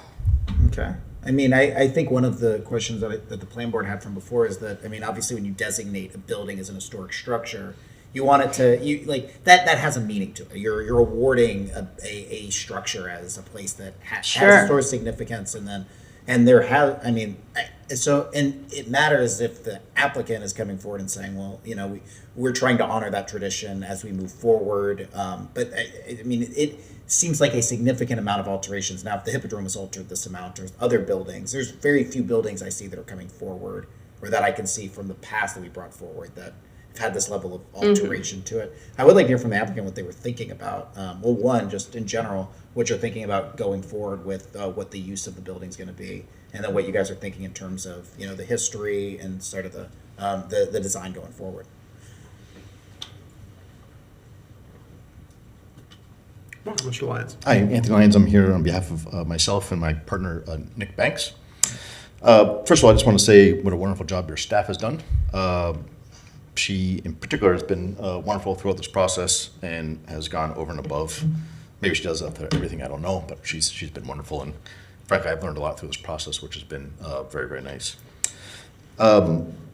Just as a sort of a background, many of you know this, but preservation is a core sort of tenet in both my personal life and professional life, and has been for many, many years. I mean, just here, when I was renovating the Depot building, or model block homes, or Plaza, or on and on and on. There's been many, many in the personal homes here. There's been many properties I've participated in, both here and elsewhere, that I've wanted to both preserve and save. So this is like that. It is a mid-century building. The roof has changed. The long roof is still half flat. The other half is not flat. Other than that, I mean, the sign is still there. Breeze block's there. I mean, it's 80% the same. I mean, it's fairly close. So, but no, it's not a spitting image of that postcard. If you go by now, you'll see some of the paint looks like in the 1970s. I think 1970s colors. We sort of utilize that color palette to kind of harken back to that. And then as the preservation officer said, we will be removing lots of things that were added. There's windows that were boarded up that will eventually get replaced, and on and on. So, our job is to honor the building, keep it as a motel, as it has been since 1962, and not knock it down. Like, candidly, a lot of things happen. And, having a mid-century hotel in the middle of your downtown is, I think, worth saving. And we believe that. And that's why we came forward, and that's why we're here today. I also appreciate, the preservation meeting. I couldn't go to the plan board meeting. It happened to be my 31st anniversary, so that was a little more important. No offense, no offense to the plan board, but I wanted to have a 32nd anniversary. But the preservation board, I think, really was a wonderful conversation. Obviously, there's an 8-0 vote. I was joking to someone today that I don't think I've ever been to a meeting that I've had clapping before after an item, but I think people were very appreciative of the work we're doing and gonna do, and also we to them. So it was quite nice. And that block as itself is getting a lot of work with the Siegel building, the Firestone building, what Santa Fe is doing. The church is kind of next, so that area, and potentially the theater, the Florida Theater. So that block has gone from, frankly, not very good for the last 20 plus years to, I think, an area that's really becoming much, much nicer. And we wanted to play a big part of it. That building was invisible, I think, to most people for many, many years. And there were issues there that were not great for public safety. And so, I think this kind of property does a lot. And frankly, historic properties in the middle of downtowns, like the Duck Pond, the property values often are more significant because the properties are preserved. And we want to make sure that this property stays like this for many, many years. Since 1962 till today is a pretty long run. I'll bet it's probably one of the longest running businesses in all of the city or county for the most part. So anyway, that's a couple of quick hits for you. I'm certainly happy to answer questions about any or all of it, but we're working at it every day to try to keep this thing good and preserved and have longevity there for years to come. So anyway, thank you very much. Thank you. Commissioner Eastman, do you have anything else? No, thank you, Anthony, I appreciate it. Commissioner Willits. Thank you, Mr. Mayor. Kathleen, question about, so is it the alterations that would make it not likely eligible for the National Register, or is there other things that just doesn't quite meet? It does not meet the threshold for something nationally significant at the National Register level. A National Register, and the city of Gainesville is fortunate to have quite a few. We have several districts that are National Register, and we have several individual sites that are National Register, and that should not be taken lightly. Because it is a very arduous process to go through. You have something similar to this, but it's instead of this kind of designation report, it's a much thicker report, and it goes through a state review and then the federal review. So we should be very proud that we have many of those, but I just don't think this would reach that threshold, nor would we really want to go through the time and the effort and the expense of preparing a National Register nomination for this. But yes, the short answer to your question is yes. Some of the alterations, like the roof change, might impact its ability to be on the National Register. Okay. Well, I know that the stairwells are very interesting to me. I love breeze block. So the around the pool area is very interesting, and I think I understand the basic idea that it's really the type. A motel, which I think we forget means motor, hotel. And this is probably a prime example. I'm not from Gainesville originally, so when I moved to town and saw this on the main strip in between University and downtown, I was very confused. How is this still existing? How is this not something else? Do people actually stay here? Is it only open for football games? I had all these questions because it is not something that is seen. It would be seen on the very edge of town, down 441, where I live now, maybe down that way. So this was kind of a shock to me when I saw it. And so I like the idea of it being preserved, the local historic preservation. I can understand the plan board's hesitance because it's not a perfect architectural, which is what most people understand easier. They just understand either something famous or infamous happened here, or architecture that is very clear to recognize. But as you sort of mentioned, motels, and this is part of preserving it can help teach us, is the ups and downs of motels from 1950s to, let's say, the bottom of where most of them were torn down, or they became temporary housing. They became SROs. They became lots of things, but that's part of the story is the shift and the change away from this model. And it is really, it was the democratization of travel, a motel. I think most people who grew up middle class look down at motels, but a middle class person in the 50s, that's the only way they could travel is to go stay at a motel. They didn't get to stay at some fancy did we have a downtown fancy hotel in Gainesville ever? We had the Hotel Thomas at one point. Hotel Thomas, exactly, when there was Hotel Thomas, right? So no, I think it's reasonable to go with the Historic Preservation Board's recommendation. I can understand why the Plan Board, perhaps it wasn't exactly what they thought. I still have some questions about understanding exactly what this does for future. Does it lock it in amber completely? Nothing could ever be done. You know, if the building just is truly not salvageable in the future, what happens then? Those kind of same steps. But the type of it, I think the type is not unique, but it is worthy. I wish it had the original roof, though, is what I'll say. Because that would really mark it as, in my mind, more of the type. So I like the idea of it in general. But I don't know who can answer some more of that. What is the impact, or maybe it's you, Ms. Coffin, into the future? What does it limit the property again? I know you went over it real quick, but. So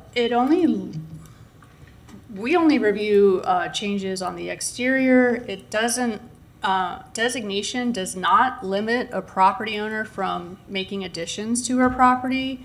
It doesn't mean you can't add a story or many stories to a building. This is something we have talked about for years with the potential redevelopment of like Star Garage downtown. And I've told them, yeah, put another story, like whatever you want to do. We are there just to make sure that what gave it its original significance to begin with is kind of protected, that look and that feel. But you can do things to properties. The designation process is not irreversible. There is a process provided for undesignating a property. And as we saw earlier this week, like designation doesn't mean a property doesn't come down. So sometimes they do, sometimes they do. But you're asking the wrong person, because I don't see any downside to designation. Well, it's not, because if the real idea is it's not about purely the architecture. It's not about purely more the of the type or the use of buildings like this. So just, I'm going to throw something out there. If they decided they didn't need any parking and they wanted to cover their entire parking lot with a real grass lawn, would that be allowed? Would that come before the Historic Preservation Board? It would. I mean, it's very weird, but to me, that would defeat the whole purpose of a motel. A motel, you were supposed to have parking right out in Yeah, front. I think something of that significant of a change would go to the Preservation Board, because it's the site that's being designated, not just the building. It's the site, but, I mean, Preservation Board has approved stranger things, so I can't say for sure. The intent in designation is really to be able to provide a property owner who's trying to dump money into a property and make an investment in downtown Gainesville with the ability to have different various economic incentives, with the ability to have the honor of saying it's a designated property. So that's why we're super supportive of this effort from the property owner. Because in general, it helps the long-term survival of historic sites. Yeah, if they can have that designation. And you said something earlier that I found interesting, because you were talking about its evolution through so in the 50s and 60s, these roadside motels were the place to stay. I mean, there's tons, you can get tons of postcards, right, that show these motels, show the Gainesville motels in beautiful colored renderings and that sort of thing. They were really nice. It only really becomes in the late 70s and 80s, and they kind of fall out of fashion with the typical traveler, and then they become places for cheap room rental. And the downfall there is like they stop taking care of the maintenance, falls off, and they get the perception that they're kind of seedy, not nice places to be. But for many decades, these were really nice properties. And that is where they were advertising to the regular family going on vacation. Come stay here. We are your halfway stop to wherever you're going. And yeah, I did want to say one more thing. Because you asked about it a couple times. So yes, the federal criteria, which our criteria borrows from, you can designate a property based on several things. It can be because an important event happened there. It can be associated with an important person, either in Gainesville's history, state history, or the nation's history. Architecture is, the quality of architecture is just one of the criteria. Archaeology, the ability to maybe provide information about the past, is another one that we don't use very much. But the point is there's several criteria. Normally you have to comply with at least 3 of them. And this did not comply with the one about architecture, but it did meet one of the criteria, and it got enough votes. Thank you, Mr. Mayor. Thank you, Commissioner Willetts. Commissioner Engel? I think it'd be cool to have like a neat little retro motel downtown. I think that's a cool idea, and I like that a lot. I did have a question, like just structurally, how is the building?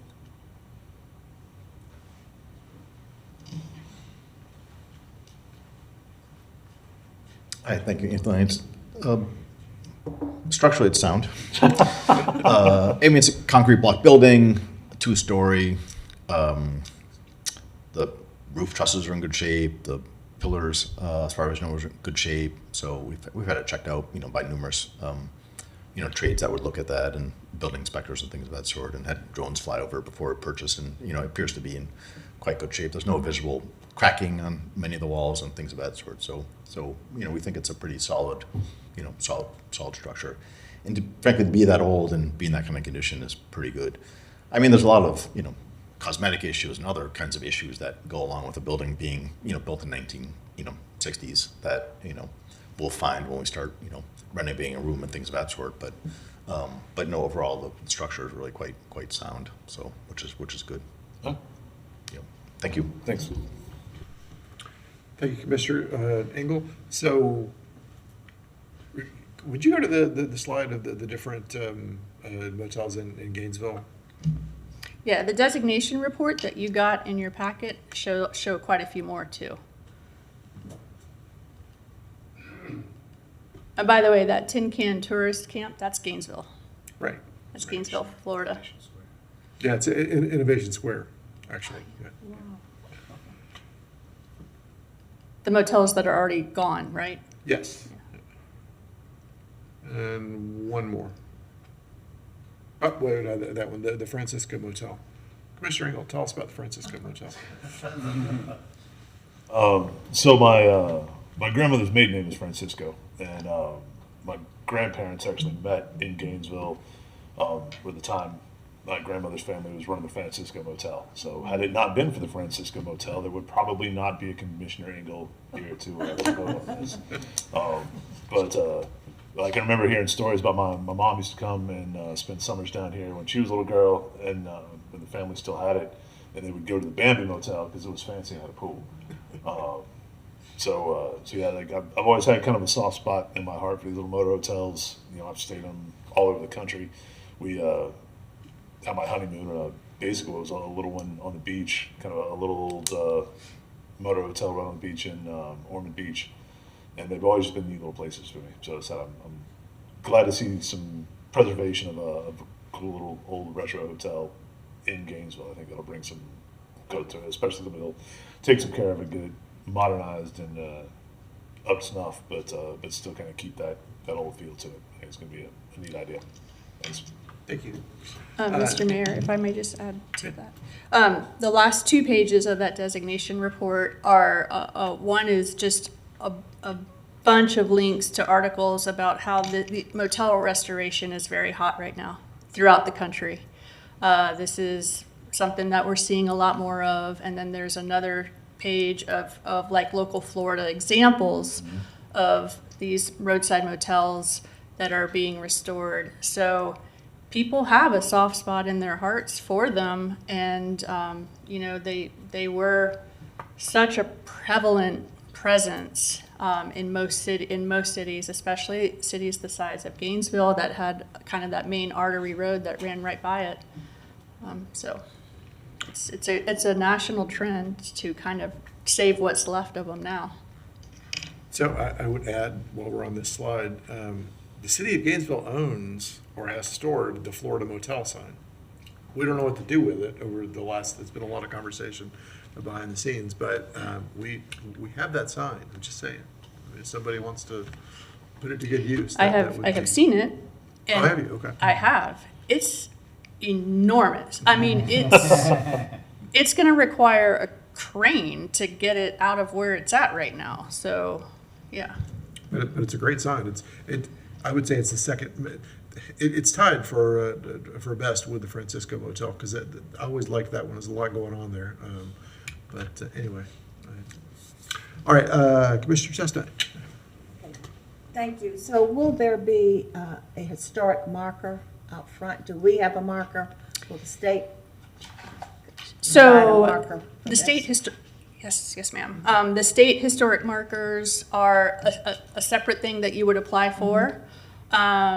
We are in the process of kind of redoing our local markers, because maybe you recall the little blue train markers that some of the historic buildings and houses have in Gainesville. Those markers were originally, that marker program was administered by Historic Gainesville Inc., HGI. That really doesn't exist anymore. So I've already proposed to my supervisors that we take over that program, not that we pay for it, but that we facilitate the look of the marker and how that's put out there. So there's certainly opportunity for either a local marker, and down the road, if they want to apply for the state historic marker, they can do that as well. Okay, thank you. All right, thank you. I don't have any of the lights right now. Let's go to public comment. We do not have any public comment. No public comment, okay. Would anyone like to make a motion up here? Commissioner Willets. I move we approve the local designation of the Gainesville Lodge and add the property to the local register of historic places. Second. We have a motion and a second. I still see no for the lights, so all in favor, please say aye. Aye. Any opposed? All right, that passes unanimously with Commissioners Book and Duncan Walker absent. Congratulations, Mr. Lyons. We look forward to seeing lots of good work on this. And thank you to the Historic Preservation Board and to Ms. Coffin as director. Madam Clerk. Mr. Mayor, we have commission comment.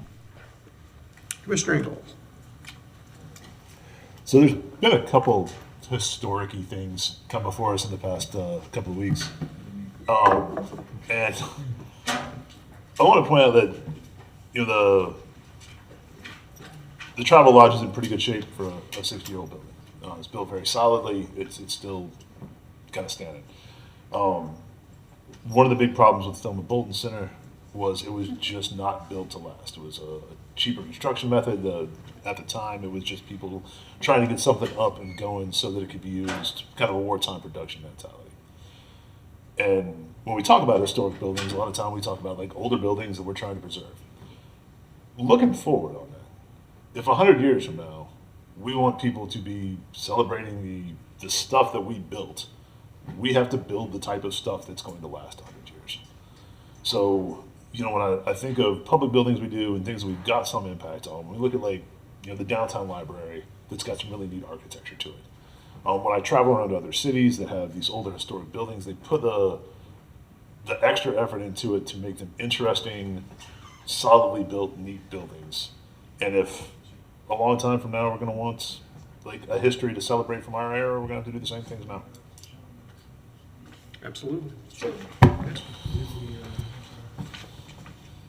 Commissioner. I just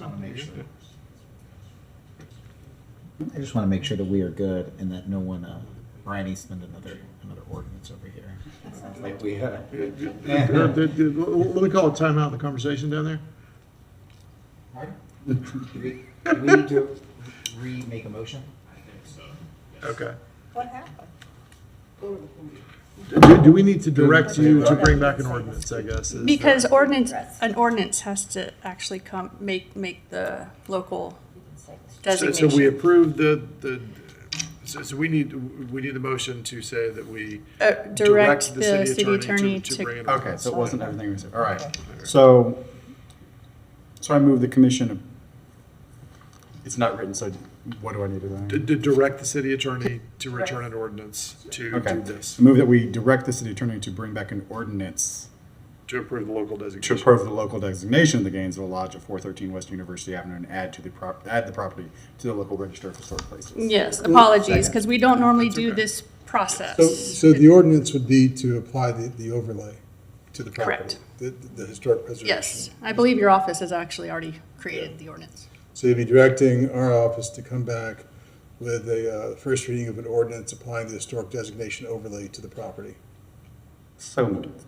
That. Second. All right, so we have a motion and a second to do exactly what the city attorney just said. All in favor, please say aye. Aye. Any opposed? All right, that also passes unanimously with Commissioners Book and Duncan Walker absent. All right, is that more comfortable? Everybody good? Mr. Singleton? You think we're good? Mr. Attorney, you think we're good? Absolutely. Madam Manager, you think we're good? Okay, all right. Madam Clerk, you got all the detail there? Yes, Mr. Mayor. All righty. I want to, while we're in that part of town, we talked earlier today about a similar area at 5th Street, Northwest 5th Street, and it got me thinking about something that I think about pretty regularly every time I drive down 6th Street or drive east or west on 3rd Avenue. I don't know what the right way to try to fix this is, and I don't know that we need to direct a fix, but I do want to make sure that staff is thinking about this.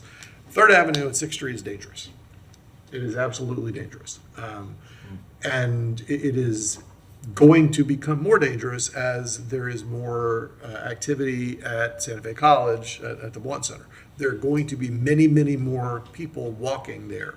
And I'm thrilled that there are going to be more people walking there.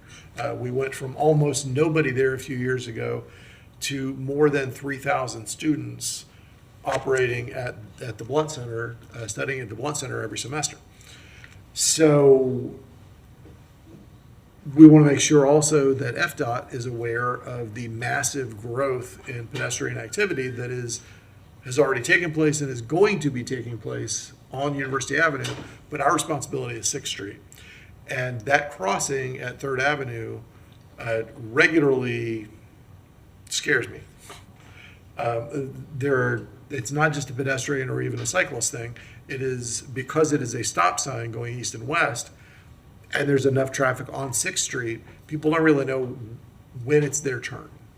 I see people occasionally stopping when they don't need to on 6th Street, which confuses the 3rd Avenue folks, and it feels dangerous to me.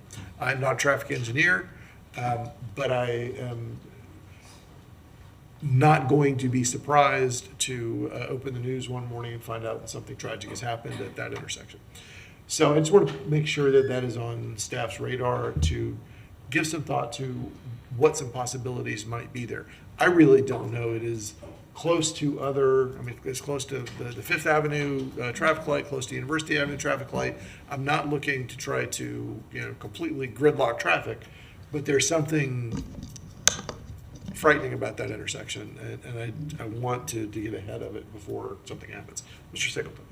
Good evening, Brian Singleton, Special Advisor for Infrastructure. Just make sure I heard you correctly, Northwest 6th Street and Northwest 3rd Avenue? Yes. Okay, we can refer that to Transportation Department and Public Works Department to complete a study to look at that intersection, look at crashes, and any potential countermeasures. Okay. And I mean, again, I have I'm not coming to this with any agenda for what ought to be done. If there is something that can be done, we should do it. We do something called a road safety audit, so we can clear that at that location. That's perfect. Thank you. Commissioner Eastman. And just to jump in on this conversation, I will say that on our mobility plan, there was a talk about there being a raised crosswalk that's right there on 3rd and 6th. That's kind of in a long distance look at potentiality, but it'd probably make more sense to take a look at it more holistically for the whole corridor. But that is something that I think transportation staff has looked at in the past and tried to come forward with some of the bigger ideas there on that. If I'm remembering that right. I want to say it's a bike boulevard. Yeah, it's the I wanna bike say it boulevard, is. yeah. My experience there is that it's also bikes needing to cross, and they're crossing basically at the crosswalk. And oddly enough, there's enough vehicle traffic that's trying to get across 6th Street. I wouldn't think of it, but maybe they're trying to skirt going on University. So it ends up just being very odd. And I've experienced the exact same thing, but it's also our bike boulevard. And so it's just a lot of things all happening in the same place. Yes, thank you. And while we're talking about intersection concerns that I have, I've brought this up at personally to county commissioners before and at MTPO before.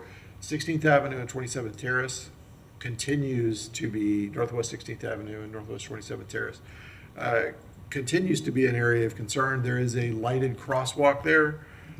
I think there needs to be an actual traffic light there. People drive very fast on 16th Avenue. I put my cruise on 39 or on 39 miles an hour in that 40 mile an hour zone, and people pass me with their fingers out every time, every single time. It is not the sort of thing that the lighted crosswalk suddenly happening is likely to solve, because it's a highway. It is a neighborhood road, but it feels like a highway. I'm going to bring this up just for everybody's edification at the next MTPO meeting and member comment, just to say, hey, we've talked about this before. Are we waiting for something tragic to happen? There are accidents there pretty regularly. I've witnessed some of them. Children on their way to and from Westwood and GHS witness them all the time. And I know that some of those children over the years have been part of those accidents. And I would like for that to not happen anymore. Regardless, I'm just putting it on the radar for a conversation at MTPO. And so nobody's surprised when it comes up yet again. Commissioner Willis, did you have anything else to add, or was that? Okay, all right. All right, don't see any other lights. Thank you all for a very busy, very effective day here at City Hall. I think we got a lot of good work done, and I appreciate your time and attention. I'll see you soon.